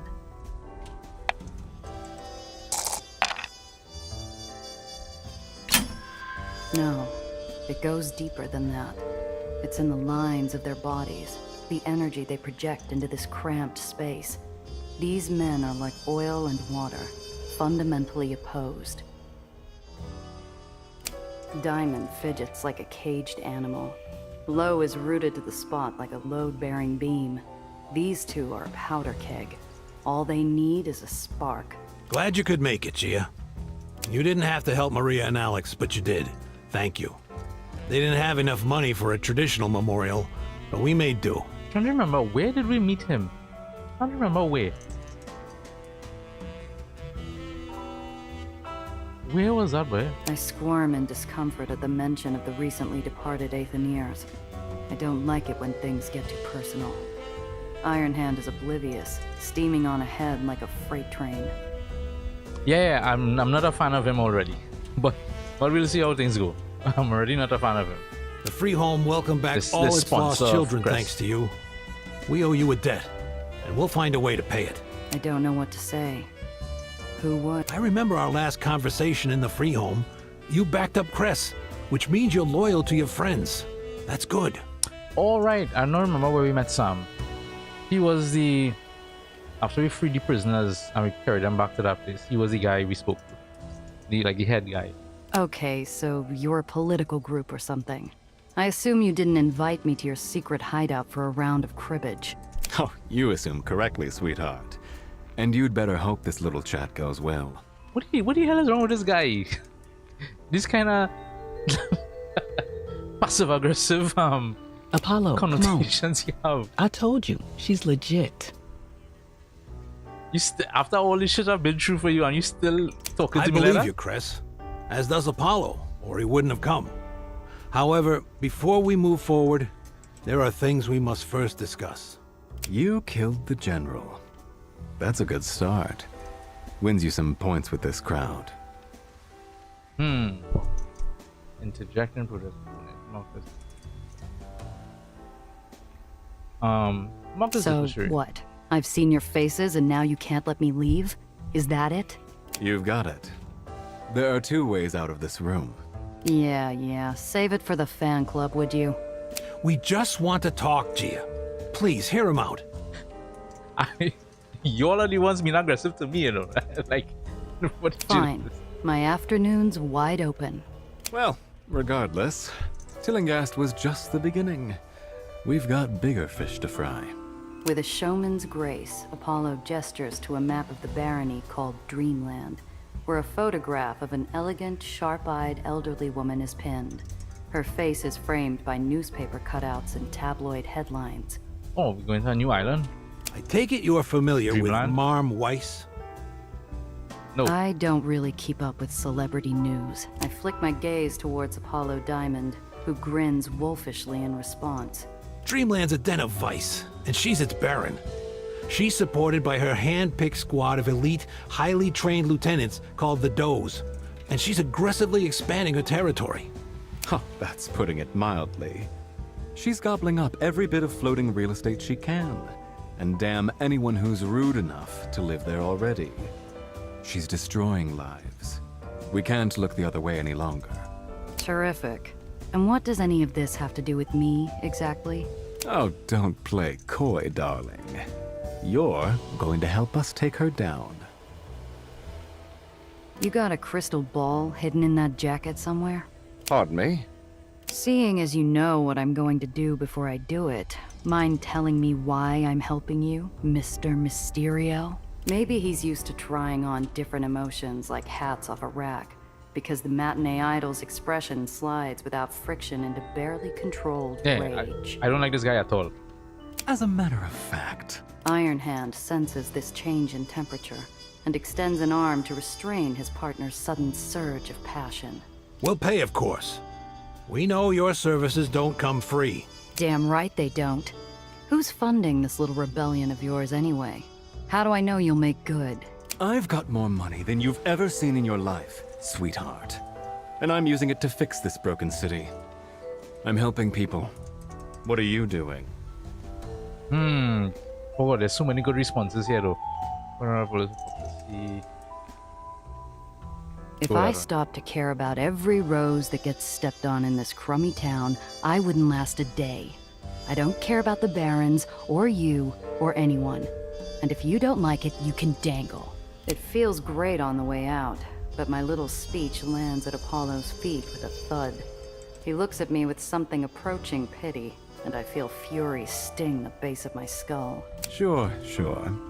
Whatever you say. Gia, I've seen what you can do. We already have someone on the inside in Marm's camp, but we need your help. Plenty in it for you, too. Rein in your conflicting feelings. No, I don't want to rein in. This Apollo guy is annoying as hell. Try to see the big picture.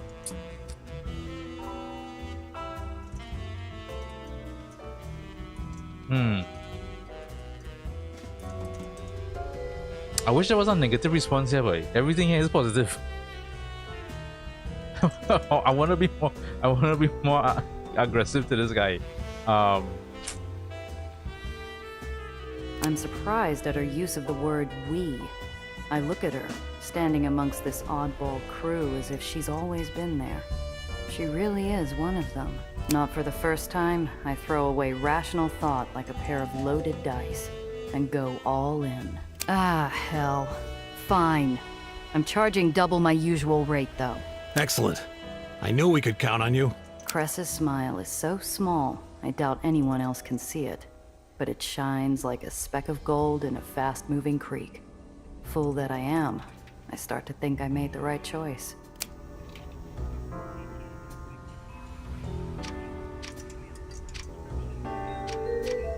I swing open the door, revealing a frazzled-looking Nellie, hair and glasses askew. Gia! There you are. Took me ages to find you. I wanted to... There's an awkward pin-drop silence as she realizes the room is full of strangers, all staring at her. Her eyes collect new data points from all over the room, including the Baron hit list on the wall. Hi, everyone. I'm Dr. Eleanor Reinhardt. Nellie's fine. I'm still trying to understand, why don't we make her part of the crew? How the hell did you find this place? You're Apollo Diamond. I love your movies. Yes, what a pleasure. Sam, we need to have a chat about security. Gia, he's a movie star. What's a movie star doing here? How'd you find me? Simple. I reasoned you'd be with Cress. Hi, Cress. I've seen you visit this lighthouse often.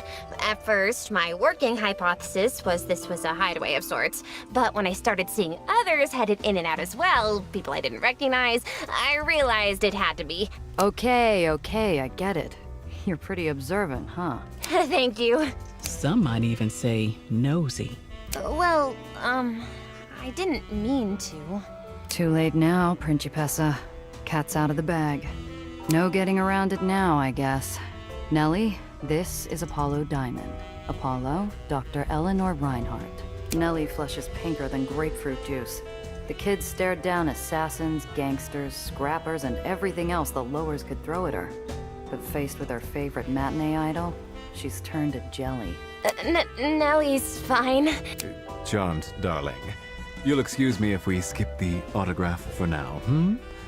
Randazzo, is she trustworthy? Probably more than I am. You going to toss her out? Tia, what's going on? I look to Diamond and he just throws up his hands, accepting fate. I take a moment to quietly catch her up on the situation. It's a lot of information to absorb all at once, but she soaks it up like an eager sponge. I'm sure it helps that she overheard half of it through the door. Kid, what are you doing here? If I may be so bold, I'm a little concerned you all think some Baron is the most pressing problem facing us right now. In a matter of weeks, the well is going to devour the lowers, and then none of that will matter. This pronouncement hits the room with clanging dissonance, as incongruous with the existing mood as a sidewalk smooch interrupted by a panhandler shrieking about little green men on Mars. Sam Lowe, the soft-hearted altruist, indulges her. Is it now? And how do you know that? Yeah, Sam, I have no big problems with Sam. But that Apollo guy, She sorry. knows her stuff, boss. She's got Heights education. If we... Oh, this is all quite fascinating, but I think we can save the science lecture for another time, hmm? No, we can't! Which part of this are you struggling to understand? We need to do something about the well immediately! Oh, question is that darling? Yeah, that's like what's another one people use a lot? Or there's a lot, especially females. A lot of women like to say honey. Like to say honey. Come on, let the kid talk. She knows more about this stuff than all of us put together. Thank you, Gia. Listen, I'm Oh, love, sorry, yeah, but that's our another one. resources Oh. are committed elsewhere. I'm sure you're right about the well, dear, but right now, the Barons are the biggest threat to this city. Fine. If you won't believe me, then I'll show you. Nellie begins gathering items strewn across the table and narrating her thoughts, as though the hideout is a classroom and she's presenting an impromptu lecture. She places the flotsam onto the map in the center of the table. This is the well, all right? And this can represent an island, and another, the lowers. Despite the sudden oddness of this disruption, everyone is listening attentively. Little Nellie, or more accurately, Dr. Reinhardt, is in her element. We all know the well is a concentration of gravity. This here is what you're used to. But it won't stay like this. My projections show the well rapidly increasing in size, and therefore, increasing in power. All right then, I'll bite. What does that mean? The kid's eyes flash to me as she realizes her science speak isn't getting through to this audience. Maybe I can help. Oh boy, a brainiac check? Not gonna try that. Although I mean I could feel both either way. But let's go with this. What the fuck?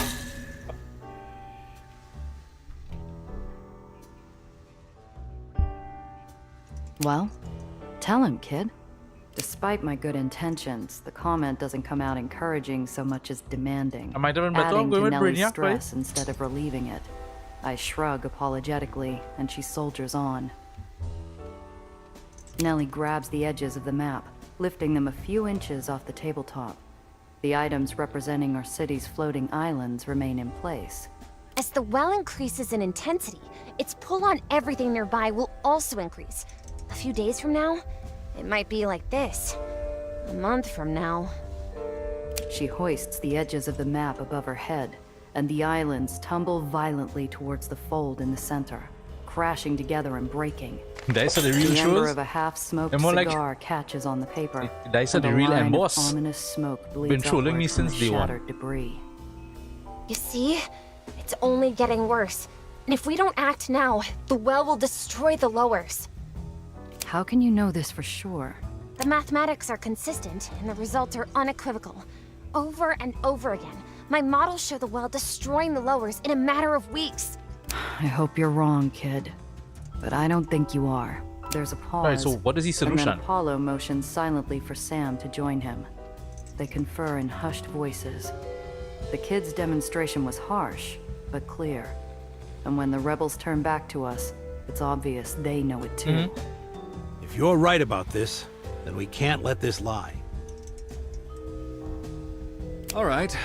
Say we throw out our plans and refocus everything on the word of this little jumped-up college kid. The whale's the thing, sure. What exactly are we supposed to do about it? I'm so glad you asked. I've got just the solution. I've drawn up a blueprint for a dynamic Aether inertia subversion emitter, or DAISY for short.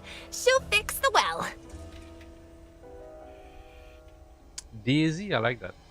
Oh, wonderful. And this has all been an incredible waste of time. Thank you so much, darling.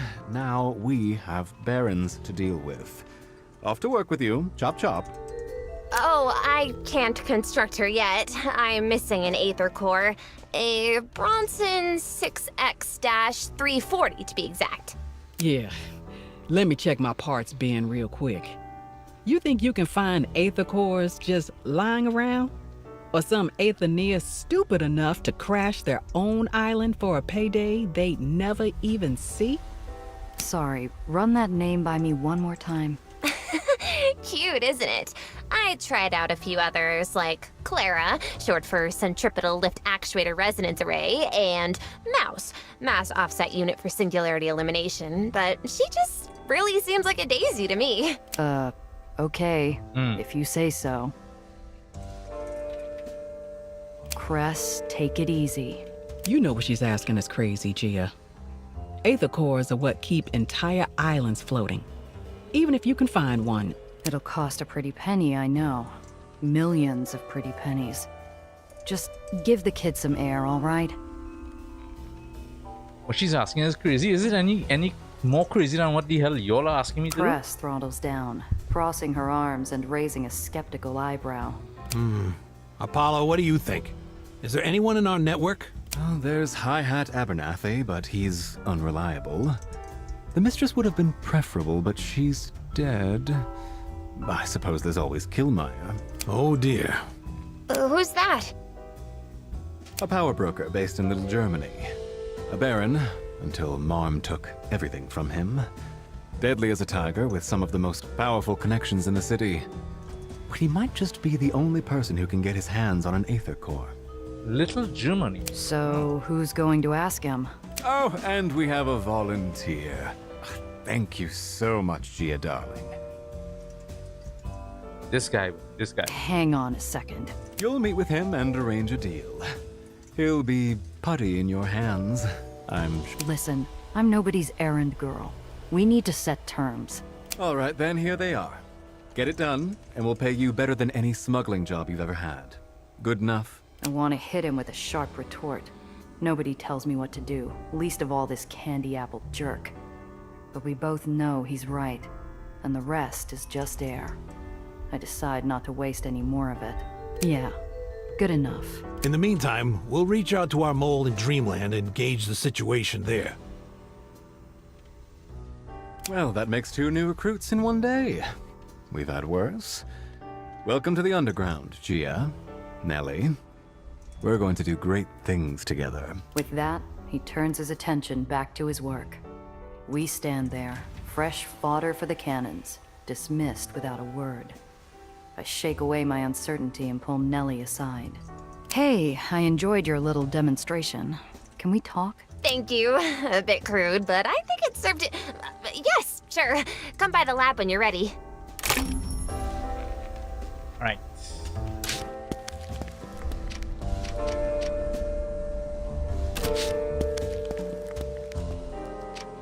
Hi, Gia. Hey, that was quite the demonstration you put on in there. How come you didn't tell me you'd found a solution for the well? I came running in to do just that, silly. Thankfully, we're all up to speed now. After studying White Street's red Aether weaponry and the gun from Banger's shipment, I've had a major breakthrough. Well, don't keep me in suspense. With some effort, it can be harnessed and controlled as purple Aether, or as I like to call it, harmonic Aether. Isn't that exciting? How does that work exactly?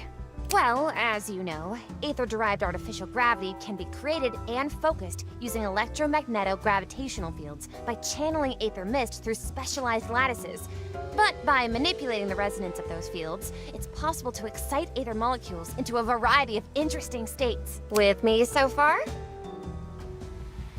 I think so. Keep talking. Great! In its naturally occurring, energetically stable form, Aether glows blue. That's the Cherenkov effect, of course. But by tightly focusing the resonance of a blue Aether field, its energetic potential increases almost exponentially, at which point it glows red. However, in this highly energetic state, Aether is also highly unstable. The energy output is terrific, but with increased power comes increased likelihood of catastrophic system collapse. This is why red Aether is so dangerous. It's potent, yes, but there's no way to guarantee it won't release all its energy at once, at any moment. Which means... Kaboom! But, as I said, I believe I found a specific resonant frequency we can use to stabilize red Aether while it's still maximizing its energy potential. And, as a bonus, the photons moving through at that specific frequency produce a lovely deep indigo color. Quite pretty. Wow. Okay then. I'm becoming strangely familiar with the feeling of admiration I get talking to this kid. She's more than smart. She's a damn prodigy. How did you do this so fast? To be honest, many of the initial advancements were made at Olympus Park by my mentors and colleagues. The issue was always heat dispersal, but I think I found a way around that. It was quite simple, actually. So what you're saying is... I'm the best there is. Not to brag or anything. Okay. Sure. What exactly does that mean for us? It means that red Aether is quite unsafe, but also has huge potential for amazing practical applications. With the correct modifications, we can enjoy the benefit of its enhanced power without its dangerous instability. Nellie indicates a tangle of steel and wires glowing from within with a warm violet tone. After a moment, I recognize it as part of General Eli's war weaponry. I was able to convert the General's red Aether weapon into a stable beam emitter. See? Harmonic Aether. Right, my question is it... Can you make it into a weapon I could use? Oh! It is a weapon I can use.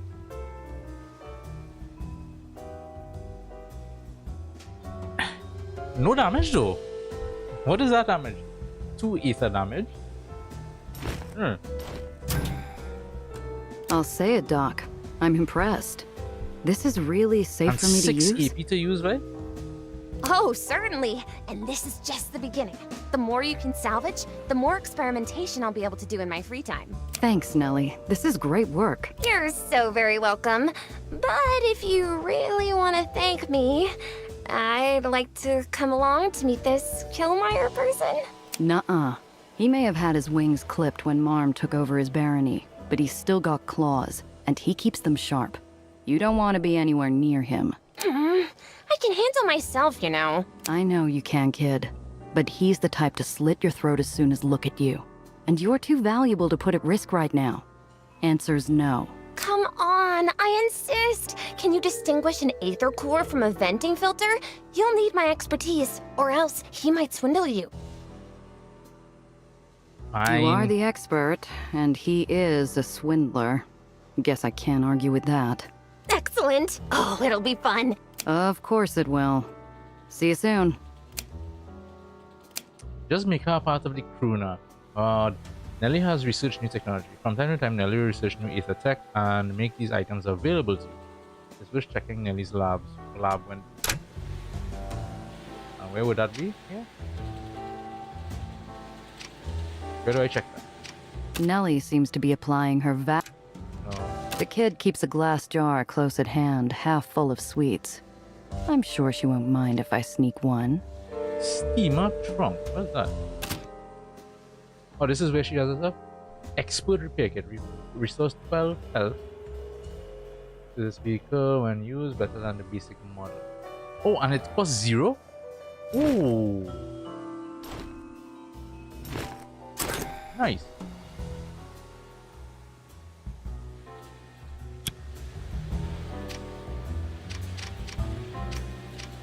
Everything inside here. Alright, cool. Miss Randazzo, rough skies today. What else is new, huh? Listen, I need a ride to Klein Deutschland. Klein Deutschland, that's the name of it? Kilmeyer's turf. A rabid dog on his best days. And now he's cornered, foaming at the mouth. Why would you ever want to go there? I've heard of the guy, but haven't met him. Have you? Once, years back, hired my tug for a week. Some kind of German festival or some such. Oktoberfest? Gesundheit. Anyways, he was a baron back then. Not so much anymore. Now that that old dreamland duckie's got her claws in him. Interesting. What was your impression of him? Big man. Big appetites. Not a feller used to hearing folks say no. A lot of rumors about him. I heard he's into all sorts of skullduggery. Then you heard right, girl. He's got eyes all over the city. But if his territory's been taken over by Marm, he can't be that dangerous anymore, can he? It's the wounded animal what bites the hardest. You ought to stay away from him if you want to stay upright. Not much chance of that, I'm afraid. Well, then take this. No use for it myself. Might be you can butter him up a bit. Frog hands me an antique compass, stamped with a German manufacturer's label. Despite its age, I can see my reflection in its clear, burnished brass. Okay, let's go. All aboard then? Wait a minute. I have I got a bunch of the records. And I should be able to give Crescent, no? Because she likes those things. That's key item. There must be a use for it somehow. It's a rig record.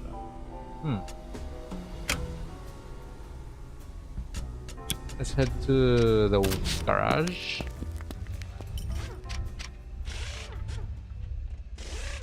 Let me see if I talk to her if there's a way to get. Oh yeah, there it is. Alright. I haven't had a chance to give her the records. I don't remember that. Because in our last play, I didn't come back home until I did all the missions before I came back home, so. Okay, let's do this. Hear anything from White Street? Her eyes listlessly follow a mote of dust.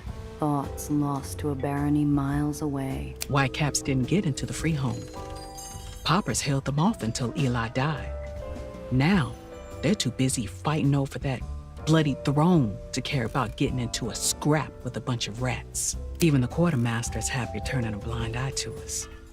Supply situation hasn't improved much, but at least he'll let the Aetherians do what we need to, if we aren't obvious about it. Can't imagine it's easy for anyone over there right now. No. How are you doing, Cress? Exactly how long are you planning on mother-henning me? That depends. Is there anything I gotta worry about? Well, Nosy, since you asked, I'm doing better. I can hold a wrench, and I'm focused enough to keep my eyes on the road. Helps we got bigger things to worry about than Eli, thanks to you and your client putting a spotlight on the well. Alright, give Cress a record. Let me see what happens if I just give her. Found this in some officer's personal luggage. It got lost in transit. Probably wasted on them anyway. Oh, morale. Just increase morale? That's it? What is her morale like, by the way? Confident. Morale is confident, okay. Alright, well, I guess we'll keep one in case her morale drops. Drive safe.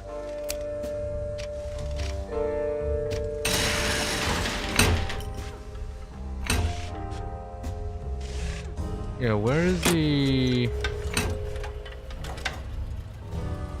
Look at here. Damages enemy vehicles in a long line and applies Aether Fire for 2 rounds. Aether Fire. Applies Aether Fire. I mean, I guess we can try it. But there's so much EP it uses with 6. There's so much.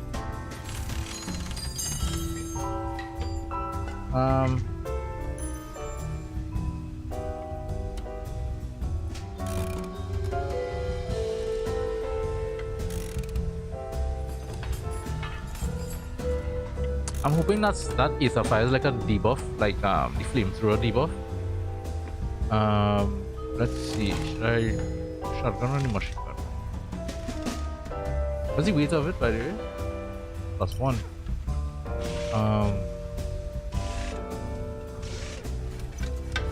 Fine, let's do that. Heat noticeable. Oh, I see. Noticeable.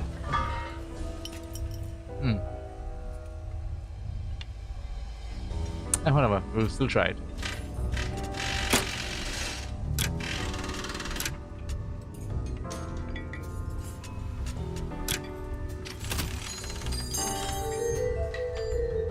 Place that here for now.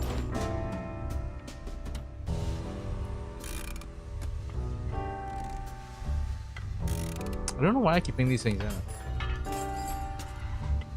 I mean, I'm keeping it in case I need to put it on like a vehicle. Like I could put this here. Refurbish. Oh wait, it worse? Oh, it is. Oh, never mind. Wait, what does this have? Jump. Alright, I put the repulsors there.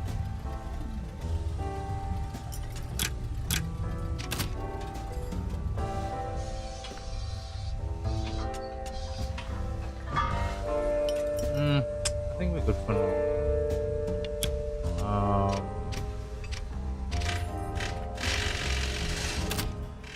Change vehicles. Your parts here. Clean.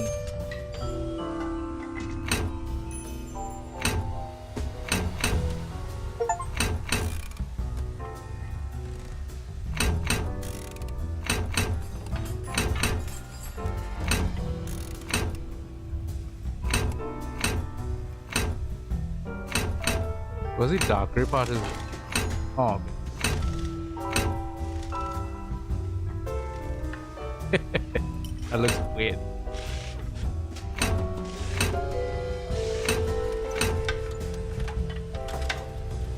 Let's go with that. Or maybe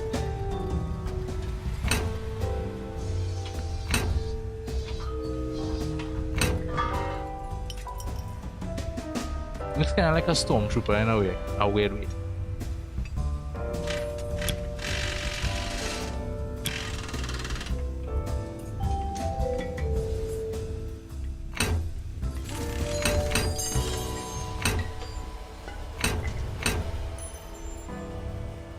Everybody in the crew needs to have a similar color, man. Anyway, that's that. Let me check. You. Giovanna.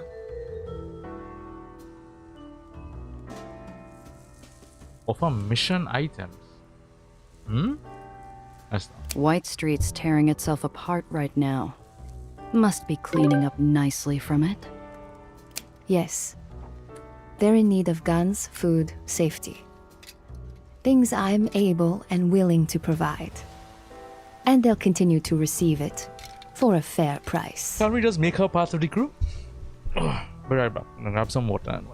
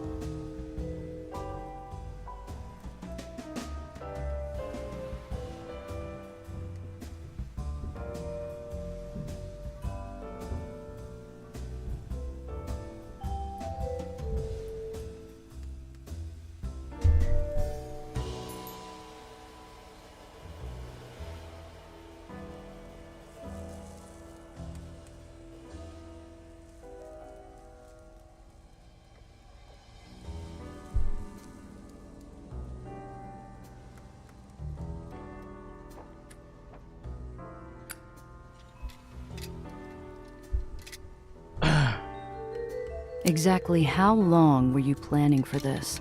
You planned for a storm cloud, no? White Street's been ready to burst for years. If Eli did not give it the final push, something else would. She exhales a puff of smoke. How is Cress? She could be doing better. She lost a lot of people in White Street. Eli is dead. I can think of no better consolation. Were you born here in the city? No. I am a daughter of Zagreb. My parents are of old Illyria.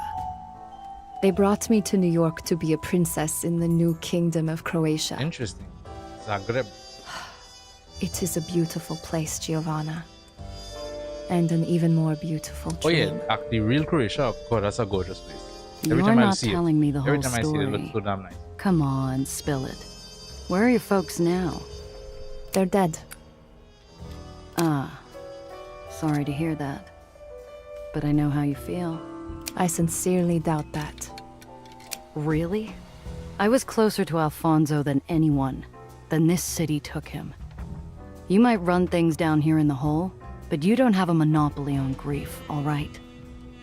Maybe I pushed it too far, but the easy, aloof expression Tiana wears like a favorite coat suddenly disappears, and her voice blooms with genuine warmth. She places a hand over mine. I am sorry, Giovanna. That's terrible. And you are right. It doesn't matter who does the taking. Some gutter rat bastard desperate for a meal, or some suit-wearing demon from the Heights who never even knew your mother's name. All that matters is what they took away. The Heights? What do you mean? Nothing. Forget I said anything. Just be careful. There's a story there. The higher up you go in this city, the less air there is to breathe. Right. I like her, you know. She has an interesting character. Alright, let's see. Well, yeah, what is I this? found some things that are more unique. Mind taking a look? And pray tell, what diamonds in the rough have you found, Mishichu? Oh. Antique compass. Top shelf liquor. Well, I could sell this because I'm finished with him. These two, I'm not sure exactly. Not sure exactly what are. If there's any uses for these yet. But this one, I already finished that quest line. And what can you offer me? I suppose this could be considered $30 anyway, just a letter. unique. It's just a letter, so can't complain. I'll keep this one on. I'm not sure. Maybe, yeah, I'm not sure. Maybe I might need them for maybe another quest, maybe. So for now, that's all. But okay, so I can sell those things. But alright, let's see what you have for me. Ooh, what's that? Green. Oh, green. Oh, she has a grenade launcher now. Nice. And it's so cheap. The last one I saw wasn't so cheap. Let's see. Notepad. That's for gumshoe. Marked deck. Change the odds in your favor. Expand this item to respect one character's talents. I might want to take that. What else we got? Jumping repulsors. During nitro booster designed for short bursts of extra power. Enables a boost ability. Gain the hasten status by reducing the cost of movement for 2 turns. Wait. Oh, okay.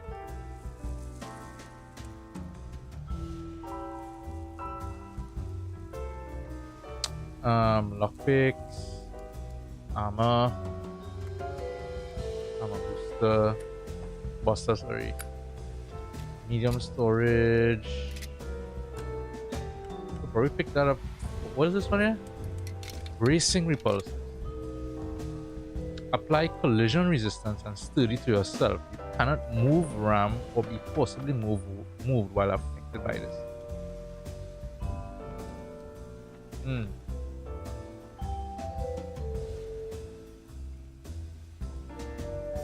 So you're not really protected from being rammed. You can still get rammed. You just cannot change like tiles. Move around before. I mean, I don't know if that. It could. I'm sure there are times it'll be handy.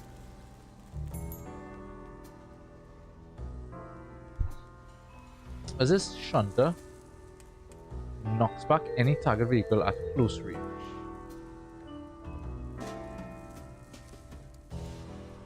The auxiliary part. Interesting. So that is not nice for that girl crest. I think I want more storage, definitely.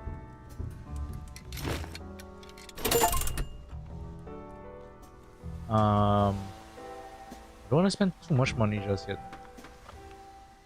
Matchbook. What is this one?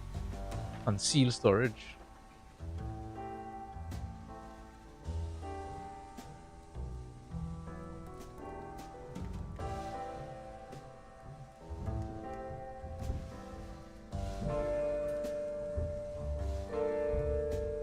Jumping pulse, weight +1.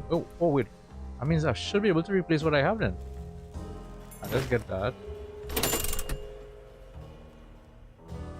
Yeah, I don't know if I want to buy this. But if I don't buy it now, it might never come back.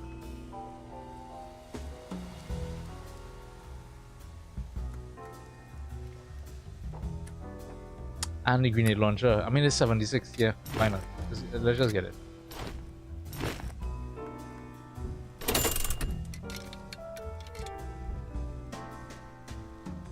Alright. Looking for something in particular? Don't be a stranger.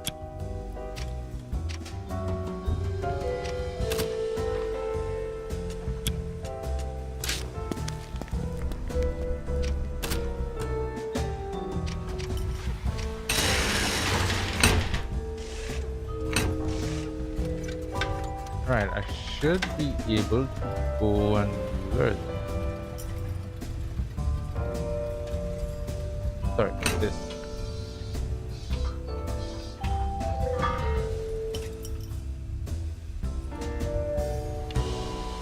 It's the same. Huh. I think it was different.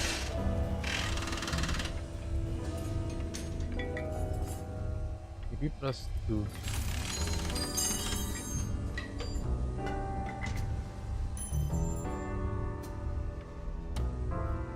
Yeah, why did I think it was different?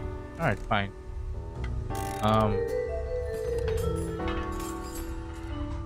Prisoner transport fast.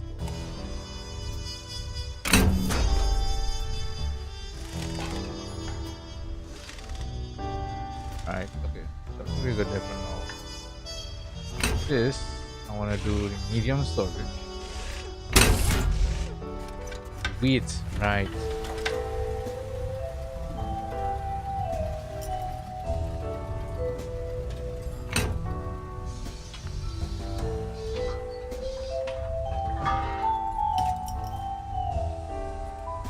This is annoying. I need a better I need a better Caius that can at least handle a little bit more weight.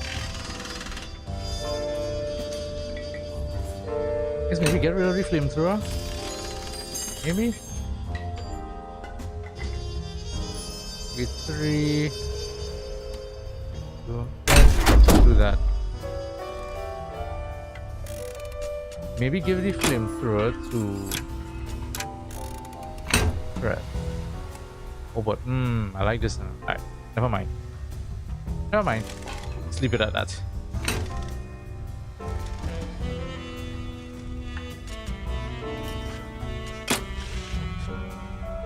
Oh, but her weight is also kind of close to filled. Well, wait, is the grenade launcher that could only go on this, but this can't handle that. A heavy weapon.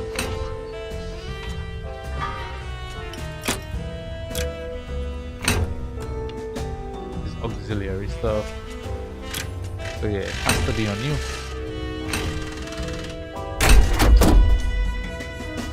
I mean, I'm getting ready to use you at some point.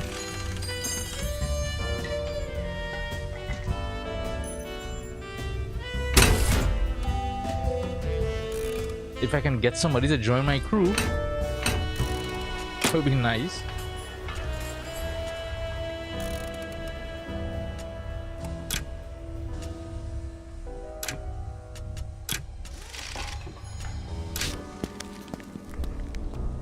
Let me just make sure my inventory is clear. play. Wait, I want to move that.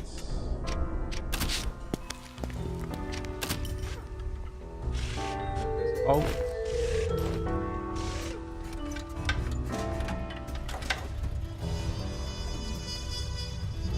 Alright, see how this goes. Save. The my last manual save.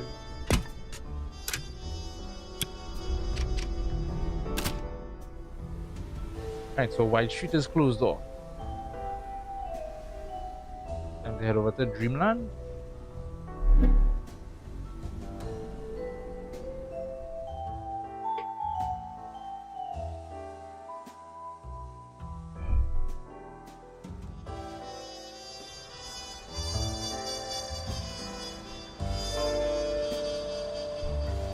Eat 2. Wait here. Spritzen House. Spritzen House.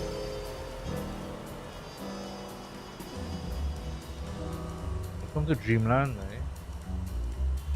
This is like the Vegas of this world, right?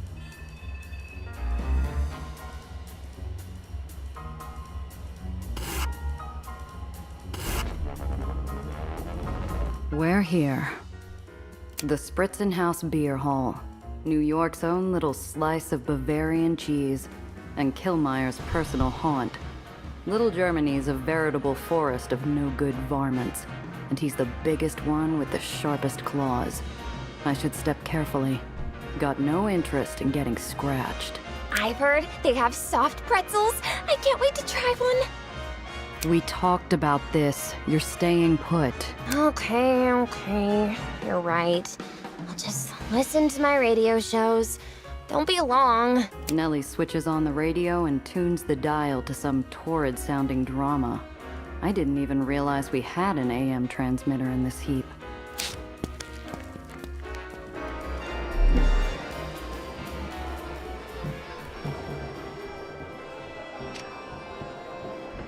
As the guy Killmeyer.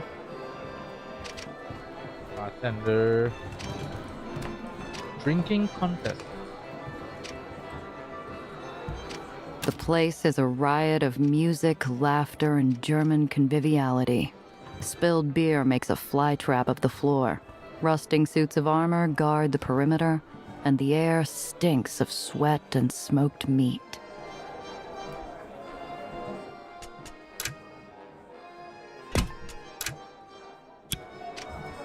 Killmeyer nods absently at the musicians, who take his cue and finish their polka with a relieved flourish. I approach the stage. Up close, their lederhosen might be even louder than their instruments. Guten Tag, gents. You don't happen to know the fellow up there, do you? I nod in Killmeyer's direction, and their flushed faces turn suddenly pale. The tuba player leans down to me, anxiously holding on to a pleasant smile. Yeah, that's Killmeyer. Everyone knows him. Not me. Feel like giving a girl an introduction? Sorry, madam. We're just here to play. We don't want any trouble.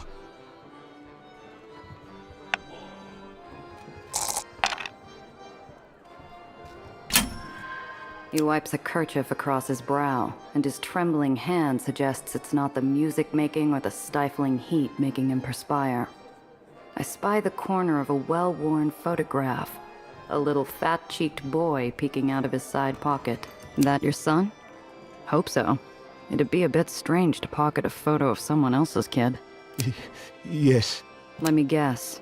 His safety, his future. It's all at the whim of the big man upstairs, and how well you dance to his tune. Or play, I guess. How did you... Not my first rodeo, pal. You got those in Germany? Never mind. Thanks.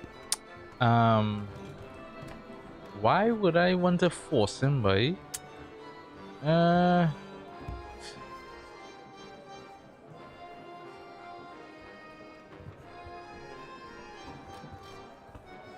let's leave them. All right, I'll leave them then. alone.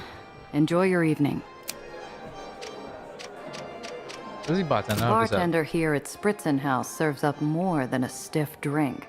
If it's guns and it's stolen, he's the man to see. There's no better place to pick up a little contingency plan for a run gone sideways. He serves the shots, and I am not talking schnapps. Show me what you've got. What does he have? Ooh, what is that? Gravity Maul, a powerful magnetic device designed to pull vehicles towards itself. Damages all vehicles in a large area and pulls them inwards. Ooh, that could be good if you have a group of them together. You could all collide them together. And repulsor Nova. You push away anyone brave enough to approach. Damages all vehicles in a small area and pushes them outward. Ah, so one to pull and then one to push. Scout rifle. Oh, scout rifle. Is this what I think it is? A sniper? Ho, ho, ho, ho.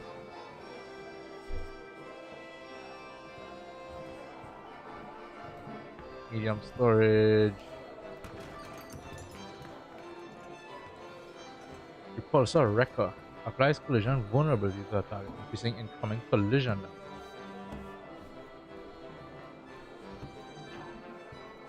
Blinding Sticky Bomb. Applies blindness as effect to a target, greatly reducing movement.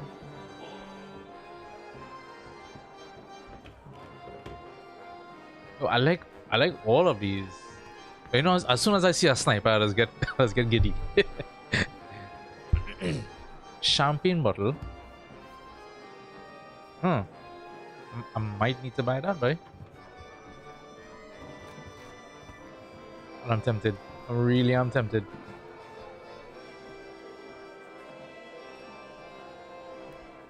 Hold out. Keep your whistle Just save my wet money in and case your of powder anything. dry. What is this? A pair of patrons stare each other down over a pile of cash. I pull up a chair and place my billfold on the table to show them I'm flush. I watch as their greedy eyes fix on the money. Can 3 play at this game? The other players nod their assent, and a moment later I flag down a hostess for a drink. Oh man, I need to increase my Daredevil thing.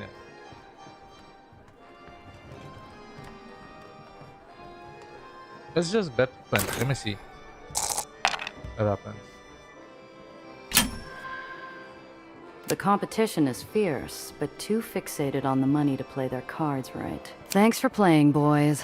I appreciate your contribution to my retirement fund. That way I could make money, right? Alright. I'll remember that. Could farm money there.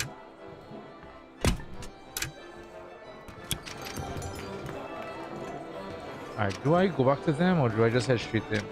Let's head straight to them. Balthazar Kilmeyer's a great bear of a man, with scars and fine silk stretched over his overfed frame. He affects a kingly air, adorned with gold from the gaudy rings screwed onto his sausage fingers to the schoolboy curls plastered to his skull. Herr Kilmeyer, can I have a word? Aha! A word, a drink, a bite of sausage. It's all yours for the taking, meine Schatzi. I don't believe we've met. Dieter, bring her a beer. No thanks. I'm here to talk business. I make it a point to only do business with people I know. And we've only just met, my dear. Please, I insist. One of his cronies appears with a glass beer mug as tall as my boot. Foam sloshes out as he pushes it into my hands. At the same moment, I feel a pinch as the goon next to me points a switchblade at my ribs. A test, then. Oh, look, it come in handy. So it's a good thing I didn't sell it. I could use this. Let's see.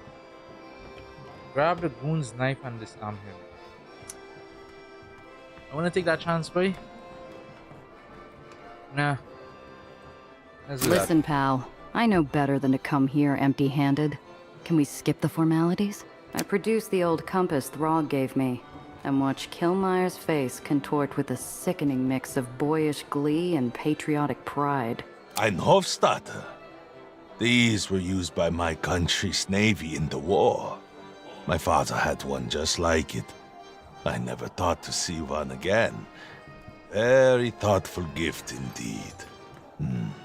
I am at your disposal. A casual flick of Kilmeyer's hand sends the staff into a frenzy as they clear a table for him downstairs. He settles his great bulk onto the groaning, protesting bench and gestures magnanimously for me to sit across from him. Now then, what is your name, Liebling? Gia Randazzo. Oh, you are an impressive young woman, Miss Randazzo. Why don't you stay with us for a while and we'll get to know each other more intimately? He runs his tongue over his lips, a pig slavering at the trough. Sweat glistens on his forehead. His goons loom like vultures. Suddenly, I feel like vomiting. Tempting. But tonight I'm just after an Aether core. A Bronson, if you can get one. His eye twitches involuntarily, and then the beer hall echoes with his booming laughter.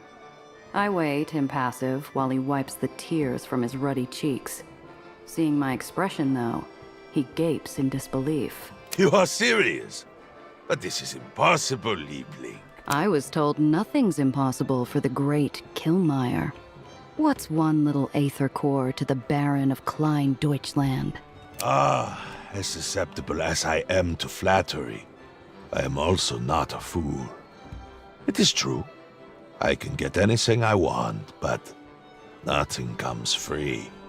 And what you are asking, it carries a high price indeed. Of course. Name it. Straight to it, eh? Very well then. 100,000. Yeah, that's not happening. I'm afraid that's not going to work for me. Oh? And why not? Who do I look like, Apollo Diamond? Come on, be reasonable. I think I have been more than reasonable with you, Schatzi. These are my terms. Take them or leave them. What's my guarantee you can source the part I need? You are a cosmopolitan woman.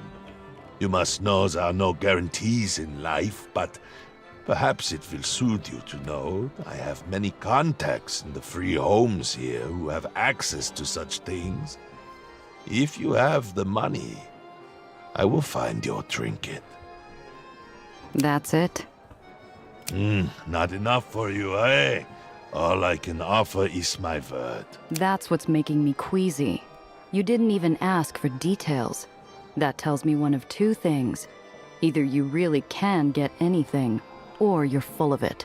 So which is it? My vision becomes a silver screen vignette, tightening in until all I can see is his gold-capped grin, stretching across his wide, pallid face. Business is the art of trust, would you not agree? We shall have to trust one another. Yeah, I suppose we will. Let me ask you, how well do you know Mar Magdalene? The air pressure drops around us, squeezing Kilmeyer's goons into their collars. I can practically feel my ears pop. You are new to Klein Deutschland, Liebling, so I will excuse your mistake. We do not speak of Frau Reiss here, except to curse her name.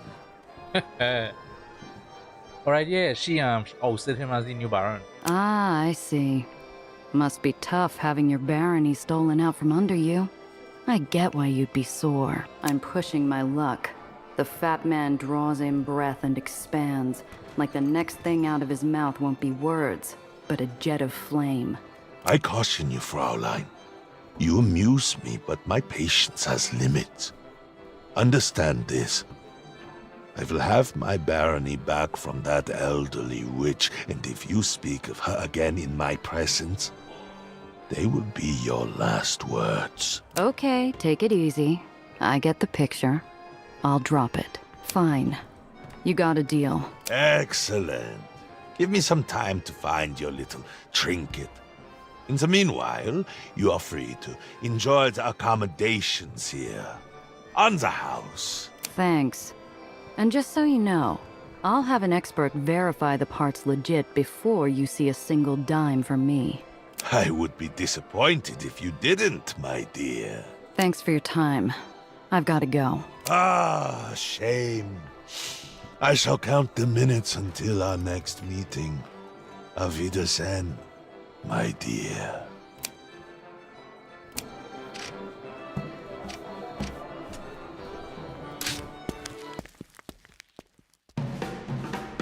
The air outside, thick with pollution and city grime, is still a welcome relief after the stifling choke of Spritzenhaus. The feeling passes quickly as I notice my ride is empty. Not a physicist in sight. His skill. Nellie? What the hell? The radio's still playing, but the kid's nowhere to be seen. Instead, all that's left is a scrap of paper on her seat. Nellie's note is cryptic, written in a frantic hand. I can barely make out the details. Something about hearing an urgent message on the radio and heading to Ellis Island. Damn it. That kid will be the death of me. Ellis Island?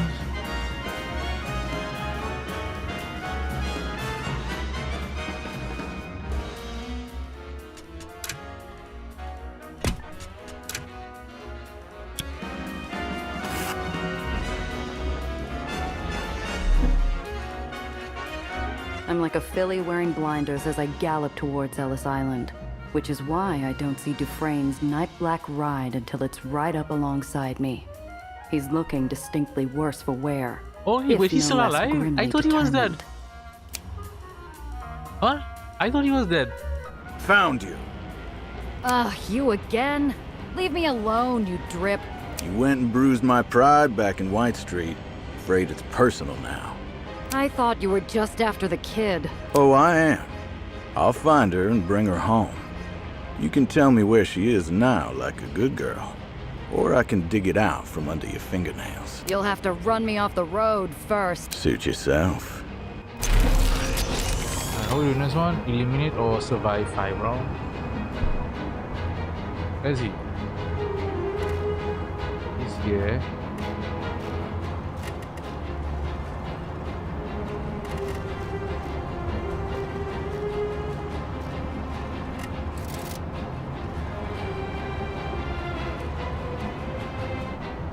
It applies Aether burn. Aether damage per turn lasts 3 rounds.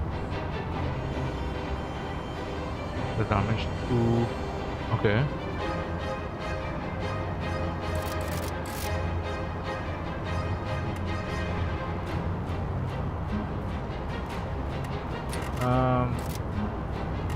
I have no reason to do anything right now. Quite bad. I have to move. And then yeah, you tune up here. And then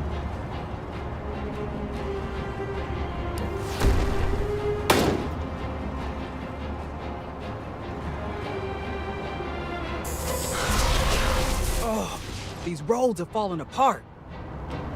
What?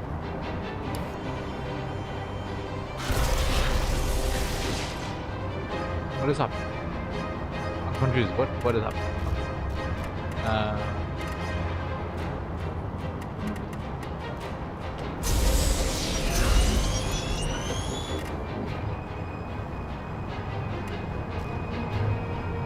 What does this mean? Lanes ahead. Lanes added ahead.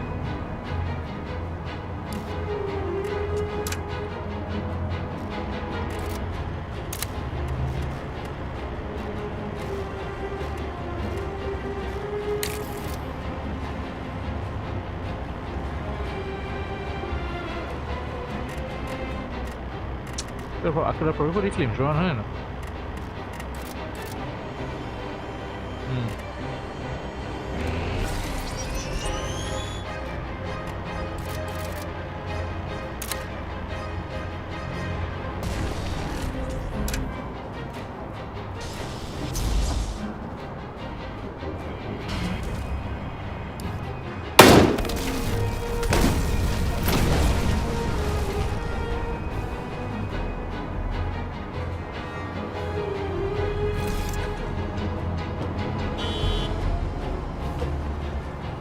And he has arrived.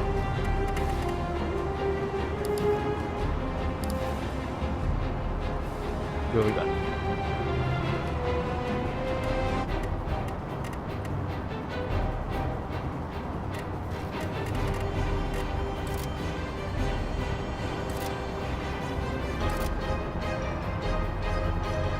Oh yeah, I could jump. That was weird, but okay.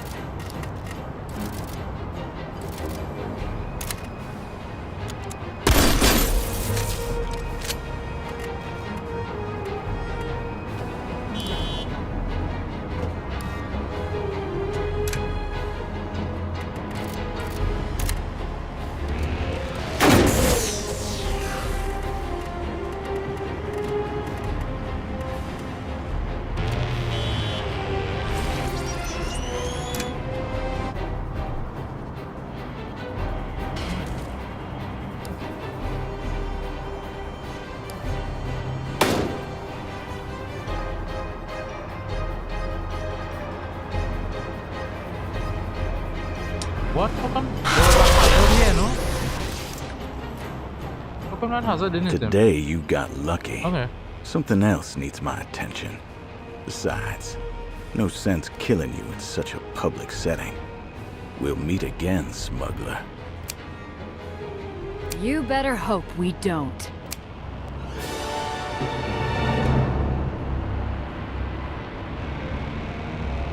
Matchbook.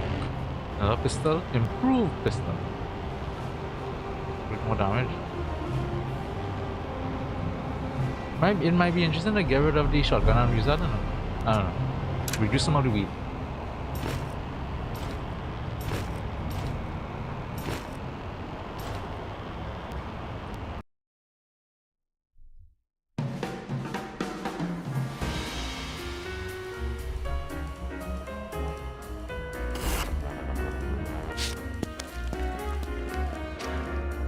Okay, where's Nellie?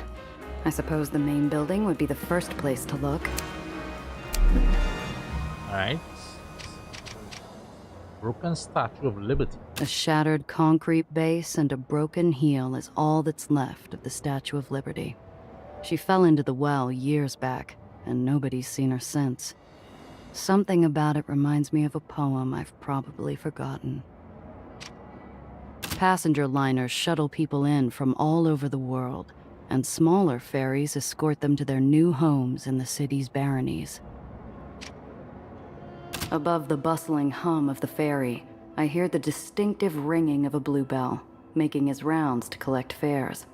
They're a common enough sight, but I never did get used to seeing children doing shift work. He approaches me with a smile. Hello, miss. There's a nickel, please. What's the deal with you bluebells anyway? Well, we wear blue, and we ring these little bells to signal departure. Or make announcements to passengers like yourself. Yeah, I got that. But how come you're all kids? Couldn't say, miss. It's a good job, and I'm lucky to have it. And what do your parents have to say about it? Not much, miss. Seeing as they aren't around anymore. Will there be anything else? What's the latest at Ellis Island? You didn't hear it from me, but the hubbub is there's some disagreement between the Bengali League and the Dresden Coalition. They're both fighting for space at the docks on account of the war. The Dresden Coalition? How's a kid like you know so much anyway? Part of the job, miss. Spoke to a fellow from Calcutta the other day. Some kind of delegate, I think. He seemed real sore about the whole thing. I said to him, we got space here for everyone. And what did he say? He said this is supposed to be the land of opportunity, but some folk get more opportunity than others. You think that's true? I reckon he's right, miss. But I do believe New York can be a home to anyone. I believe you're right, kid. What's the state of things in the city right now? Everyone's talking about White Street, even up in the Heights. It's been a long time since someone took down a baron in broad daylight. Oh, he doesn't know it's me. Did they say who did it? I'm not one to spread rumors, miss. It's okay, you can trust me. What's the word about the perpetrator? Well, they say 8-Shot Rendazzo did it. She is the most vicious killer in all the lowers. I met some folks who canceled their trip to Randall's and Ward's on account of being so scared they run into her. 8-Shot Rendazzo. She sounds real dangerous. But you don't believe every rumor you hear, do you? You think she's innocent? You know how people talk. Maybe she was in the wrong place at the wrong time. What if she's actually a good person? I don't know, miss. Seems to me you have to make quite a few mistakes to end up in that situation in the first place. I think you've got her number, kid. I mean, yeah, pretty fair. I don't know what. I hand the kid a pretty not nickel, fair, but which he deposits smoothly in the barreled coin collector at his waist. Much obliged, miss. See ya, kid. Have a nice day. Here, that. Ellis Island's immigration hub, where the American dream supposedly begins. A lot of huddled masses. Not a lot of breathing free these days, though.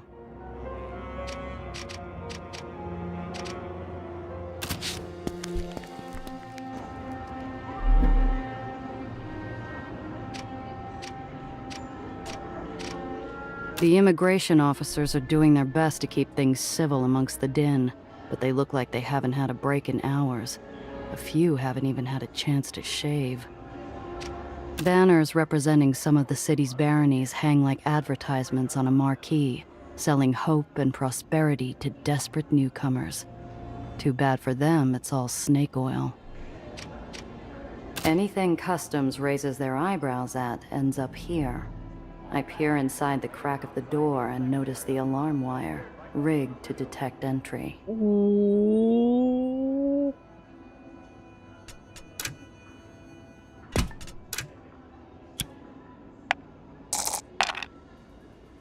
Fuck! You gotta be kidding me. No, I'm reloading that. Shit. Shock. Anything Customs raises their eyebrows at ends up here.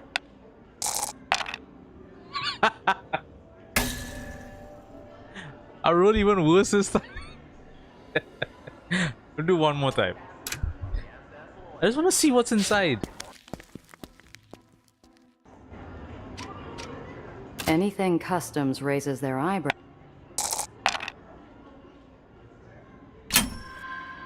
I slide a knife into the gap and run it down toward the jam. The sharp edge slices the wire neatly in two, and I gently pry open the latch. A second later, I'm inside. Well, what have we here? Lying on top of a stack of conspicuously forged documents sits a shiny chrome pistol. I slide it under my coat and slip back into the foyer before anyone's the wiser. Proof pistol. Isn't it the same thing?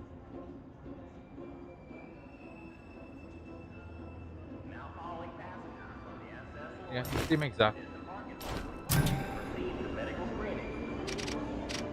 One family in particular seemed to be half asleep on their feet. Seeing the hardship of their journey, I'm suddenly a little girl again, standing just where they are, feeling just as tired and just as scared.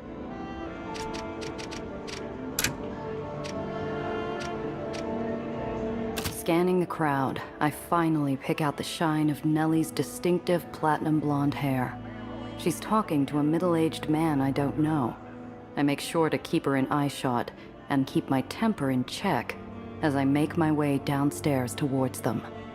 Nelly, you need to stop doing this nonsense, otherwise I will stop taking you out on these trips. Pardon the interruption, but what the hell, Nellie? Nellie spins, her expression betraying genuine shock at my sudden appearance. She's keyed up with emotion, her neck flushed, and her words spill out faster than she can control them. Gia, why are you... Oh, Gia, this is Professor Alistair Gardner. I can't believe it. I thought he was dead. As did I, my dear. When I woke up, bruised and bloody, and you were nowhere to be found.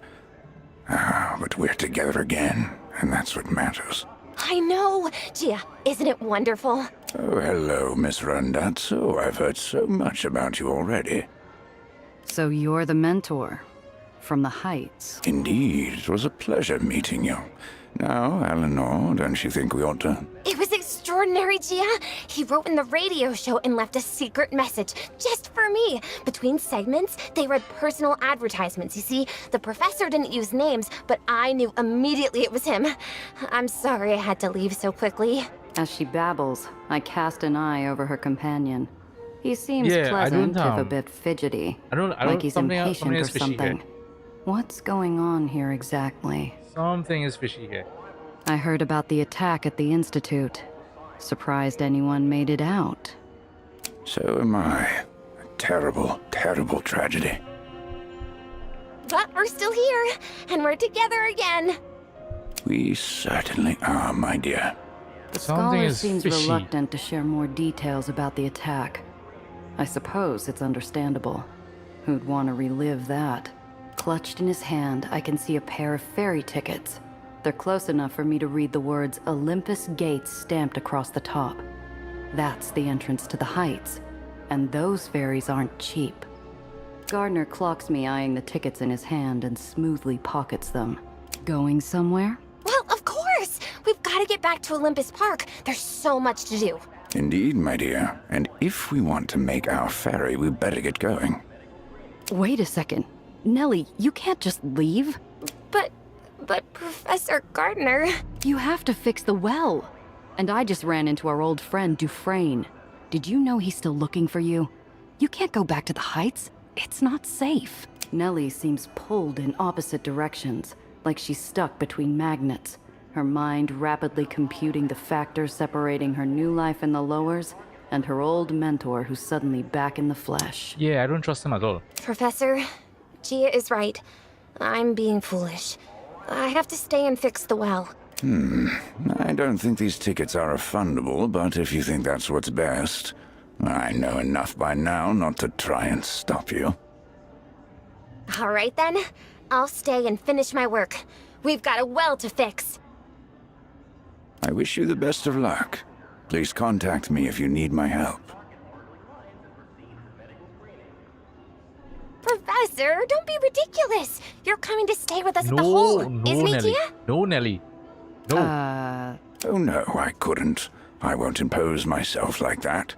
Don't give it another thought. I'm getting awfully sick of people not listening to me. You're coming to stay with us, and that's final. Gardner looks to me, shrugging helplessly. I've spent enough time with Eleanor Reinhardt to know exactly how he feels. We share a small half-smile. Hell, always room for one more. I'm headed there now anyways. We have lots to talk about. Okay, from now on, Nelly, your ass is staying home. I'm not taking you out again. Don't ever ask me to come outside again.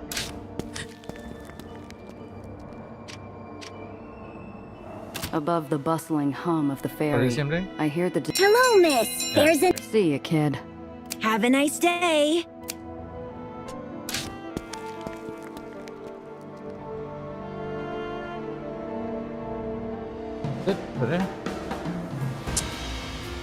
I am so tempted to buy that sniper, but I don't have. See, I'll have to shoot from the side, not the front or the back. It's like I feel like it'll be pointless. Anyway, hopefully it's there when I want to buy it. I'll leave it for now. I feel like it's beat. Welcome to the hole, Professor. It isn't much, but it's home. How quaint.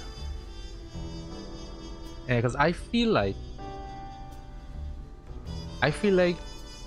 Dufresne left us alone and something else came up because I don't know, I feel like he's working with him. We'll find you somewhere to stay. Oh, and just wait until you see my lab.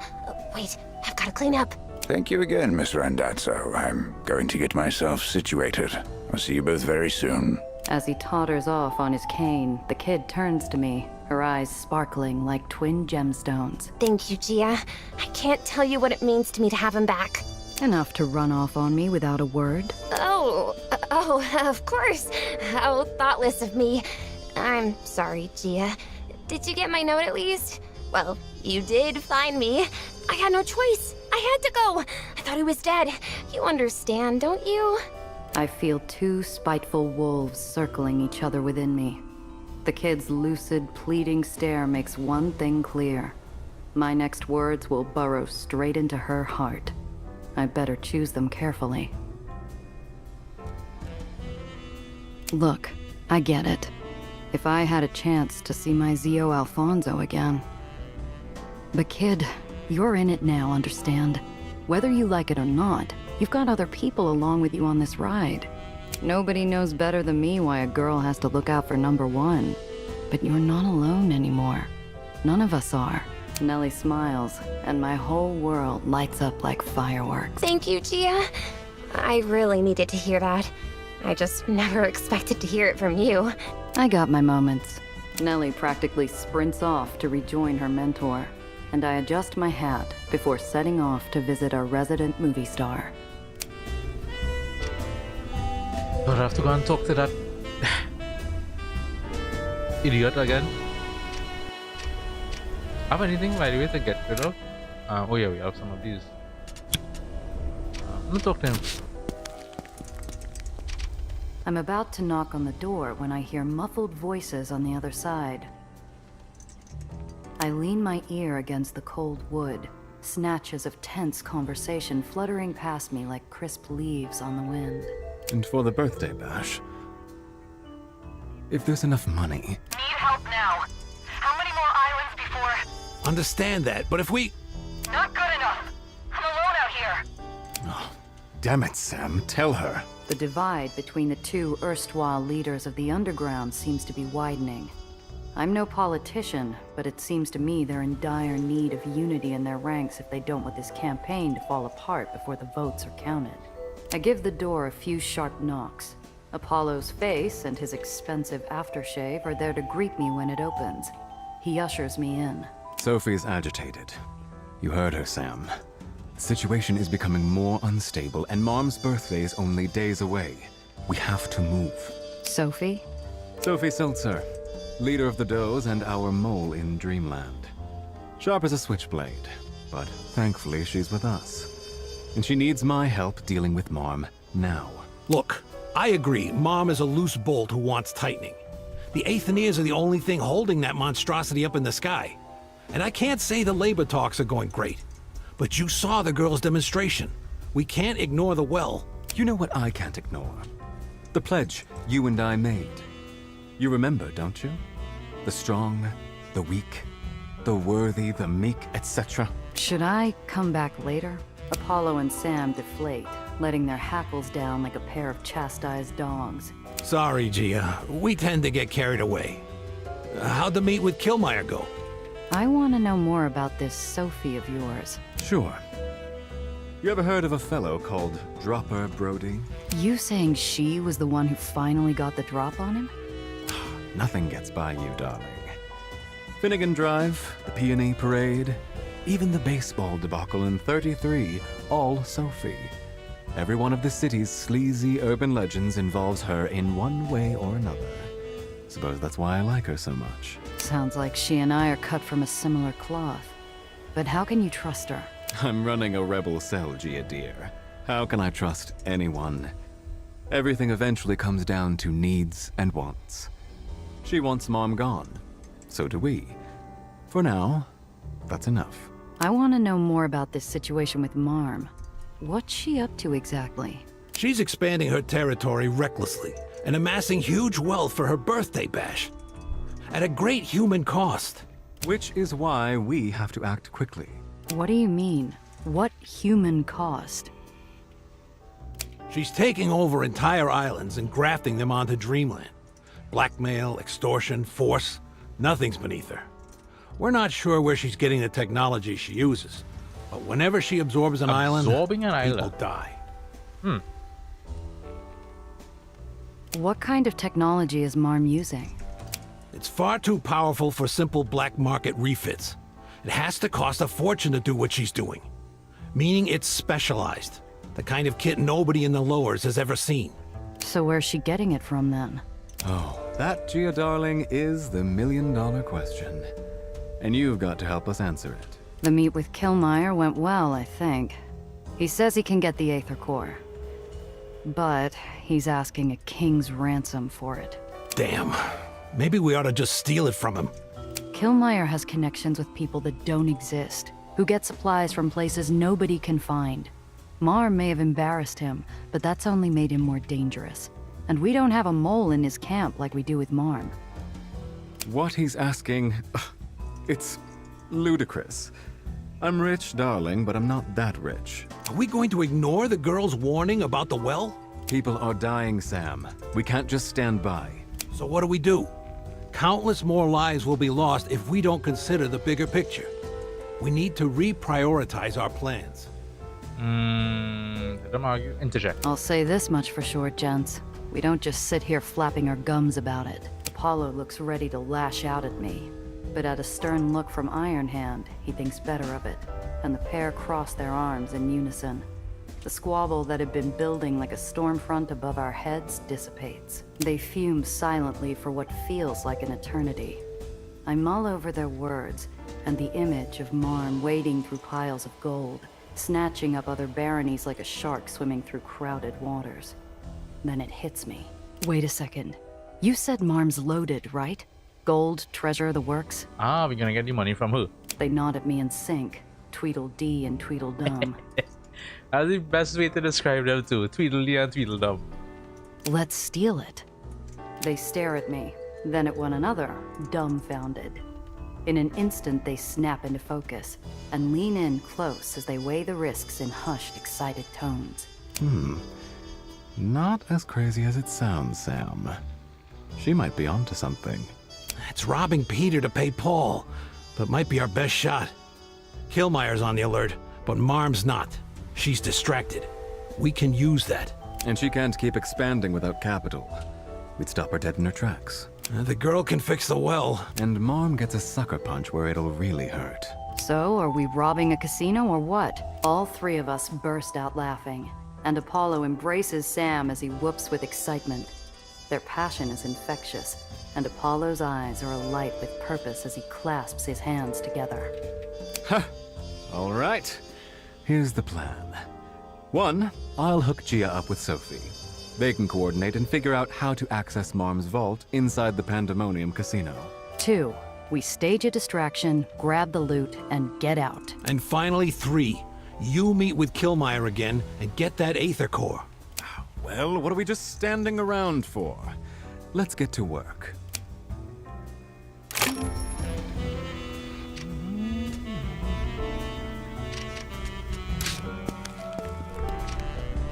Maybe a quick drink. Somewhere quiet to calm down before I head out again. Is it what? The root cellar? What is that? Oh. That's new. I enter into the old tavern, one of the last vestiges of when this island had more radishes than people. Cress works at an old radio in the corner, and Thomas spit shines a glass at the bar. This damn thing won't work.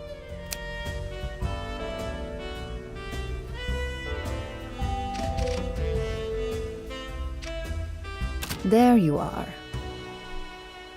You used to work for Marm, right? How'd you end up in Dreamland? Tiana's elegant face splits, my question hitting her like a splotch of ink on pristine paper. Everyone knows the stories. Marm's rogue gallery of super criminals. Her trade school and those. For a young woman left with nothing. Dreamland was a piece of driftwood at sea. Tetka found me young, alone, and afraid. She saw potential, and I was eager to learn. It was, how they say, meant to be. So why'd you leave? Sure, you've got a nice operation, but it couldn't have been easy at the start. Marm's does would have had you set for life. Might have even been in the running to be Marm's heir. And what of you? Your reputation may not be as clean now, but it wasn't always this way. Why did you never agree to be someone's pet smuggler? I have no answer. None that she wouldn't know already, and she knows it. That's actually a good retort to that. Marm's does may be princesses of Dreamland, but they'll always be beholden to her first. It was a price I would not pay. A feeling you're no doubt familiar with. Let's see if she has anything to sell. Anything new. Machine gun, blah blah blah. Seems off. Okay. I thought they said every time you return it'll be something new, you know. That's cool. Sell it. Keep the pistols for now. Looking for something in particular? Don't be a stranger. Hi, Gia. Must be a shock, finding out your mentor's been alive all this time. If it were Zio, I still wouldn't believe it. I really thought he was dead. He was caught in the explosion. There was debris everywhere, and there was blood. And he wasn't... Exactly why you shouldn't believe that it's him. Or he has he doesn't have some ulterior motive. If I'd stayed even a moment longer, maybe I would have realized he was still alive. You couldn't have. You said it yourself. Dufresne was there, and he would have taken you away to who knows where. Would that have done Gardner any good? My assurance is water to a sunflower mid-wilt. She perks back to her usual sunny demeanor. You're right. But I think he understands. When I found him, you know what he did? He said he was so relieved that I was safe. It was the most emotional I've ever seen him. You and Gardner seem pretty close. If I didn't know any better, I might have pegged him as your dad or uncle. He isn't. I mean, we're close, but it's not like that. Except he helped look after me when I came to the Heights. The other scientists helped, but we were colleagues. Alistair was there for me through my move, and my doctorate, and even my birthdays. What about your folks? You lose contact with them when you moved upstairs? It's not that I can't contact them. I'm just not sure we'd have much to talk about. Or if they'd want me to bother them. Not the best relationship with them, huh? It's complicated. Mother and father love me, but I'm not sure they always know what to do with me. Sometimes it's like I'm speaking Latin and they're speaking Greek. But when an opportunity to go to the Heights was announced, they still supported me. Even if it meant they'd have to let me go. I know you can't finish Daisy until we get you that core, but it's hard to picture you sitting around sipping coffee and reading a book while you wait. Of course not, silly. There's still too much left to do. There's construction of the device, obviously, and I'm waiting for Professor Gardner's peer review to ensure I haven't missed anything. Oh, and I need to install the new materials. I'd initially improvised from what I could find, but Professor Gardner put Tiana in contact with his suppliers. It'll increase Daisy's range and stability significantly. Sounds like a full plate. Scheduling any room for sleep in there, Professor? Oh, well, it'll be very busy, but it's nothing I can't handle. We're on a tight schedule, and we're finally making progress. A few weeks of extra work never hurt. Goodbye for now.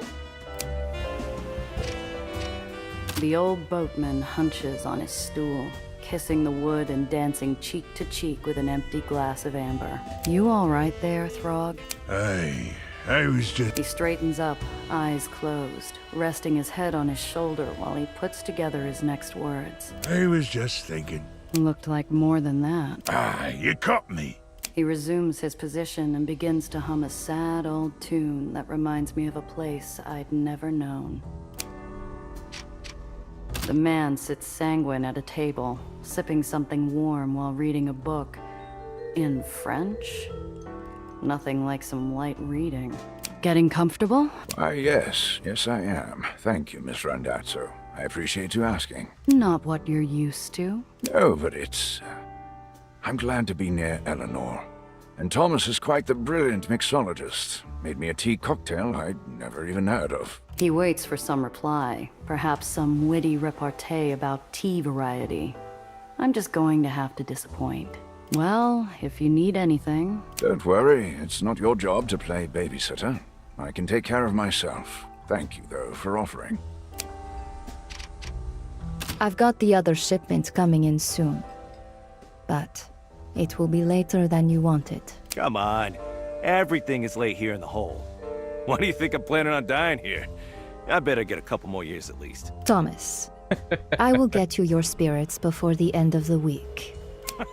Perfect! I don't think I would have survived Nellie without an inoculation shot from Thomas. Years of knowing the man, I don't think I've ever seen that grin of his drop. Ah, Gia, you're back! My, oh my, why the long face? I've got something for you that'll be perfect. He slides me a drink of something bitter and earthy with a side of peanuts. But before you bury yourself too far, you might want to check up on Cress. Haven't been able to crack a smile out of her all day. I even told the story about the one-legged man from Schenectady. I can't blame Cress. The story was funny the first time, but the 100th time? I'd rather drown in the backroom toilet. Damn thing won't work. She gives the radio a lovingly spiteful kick, jostling a box of tools and spare parts next to it. Finally, after several more expletives, the radio springs to life. It's the bottom of the 8th. The Metro Maniacs have the New England Rails on the ropes. If Cookie Anderson can strike out one more... Cress, covered in sweat, sits down on the floor and leans her head against the radio, listening intently. As you listen to it, that's what baseball, right? If Cookie Anderson can strike out once more. Ah, it's still going. And Cookie's pitching still. Yeah, okay, baseball. I bet you $5 that he walks the next bat. Cress gives a small smile and rolls her head to face Gardner. I'll take that bet, old man. It's your money to lose. And it's a strikeout. Cookie Anderson sends us into the 9th. If the Maniacs can hold on, they might have a shot at the World Series. Ah, that's unfortunate. Looks like I owe you. But if you're still confident, how about another friendly wager? My Rails against your Maniacs. I bet we come back and win it all. Down one, with Butters Dickinson up next. Hope you brought more than that fancy suit of yours, Gia. Want in? Easy money. You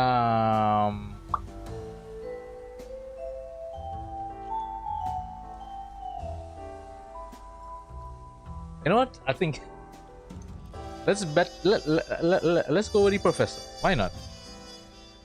Sorry, Cress. I'm going to have to go with Alistair on this one. The Rails have been knocking out wins all season. The Maniacs are a long shot. I mean, probably gonna lose it, but... Are you a fan, Miss Randazzo? I wouldn't have guessed. The Maniacs are great, but the Rails were my first.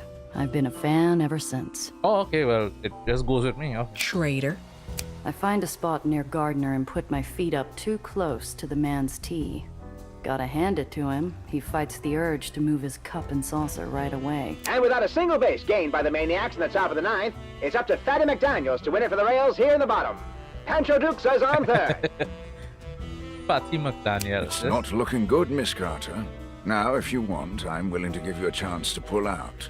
I wouldn't want to punish your faith in the Maniacs. Not on your life. And it's going, gone! Fatty McDaniels has done it. And Pancho comes home. Ladies and gentlemen, what a comeback. And here comes Fatty now. Bunch of cheaters. All of them. Wait, how morale decreased because of that? But what the jail is this? Hey, you wanted to bet.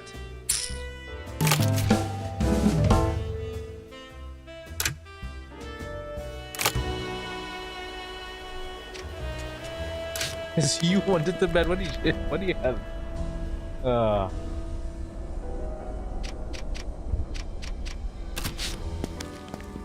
Let's repair.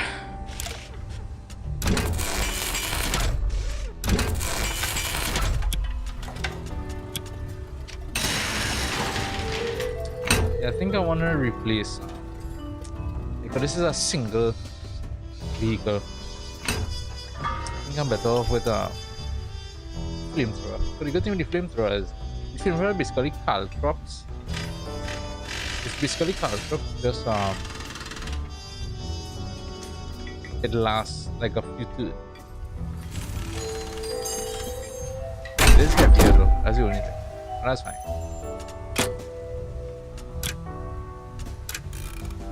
I don't think there's anything I need to change again, right? Is there? Caltrop, yeah. Jump. Like this. Ether fiber tools. He has the projector for release.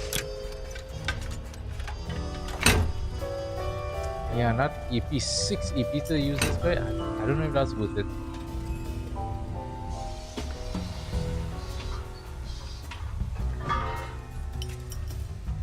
So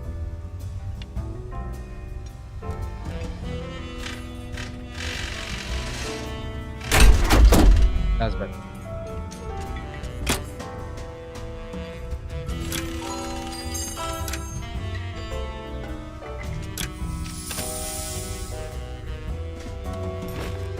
Okay. I'm gonna sell this. Sell a cigarette. Sells the cigar.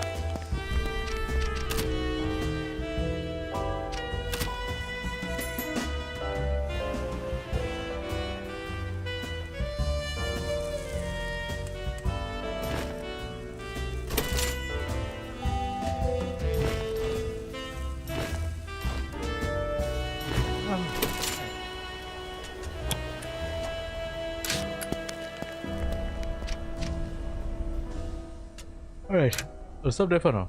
I need to go and get a little sleep before tonight. We have a long show tonight. Oh, I'm very sleepy for some reason. I'll grab some sleep and oh yes, we come back tomorrow. Continue this. Hopefully, I get a new party member tomorrow. Kind of annoying just having 2 of us, but okay, whatever. Anyway, as always, appreciate you all being here, and you all enjoy the rest of your Monday. Be safe, and I'm out. Take care.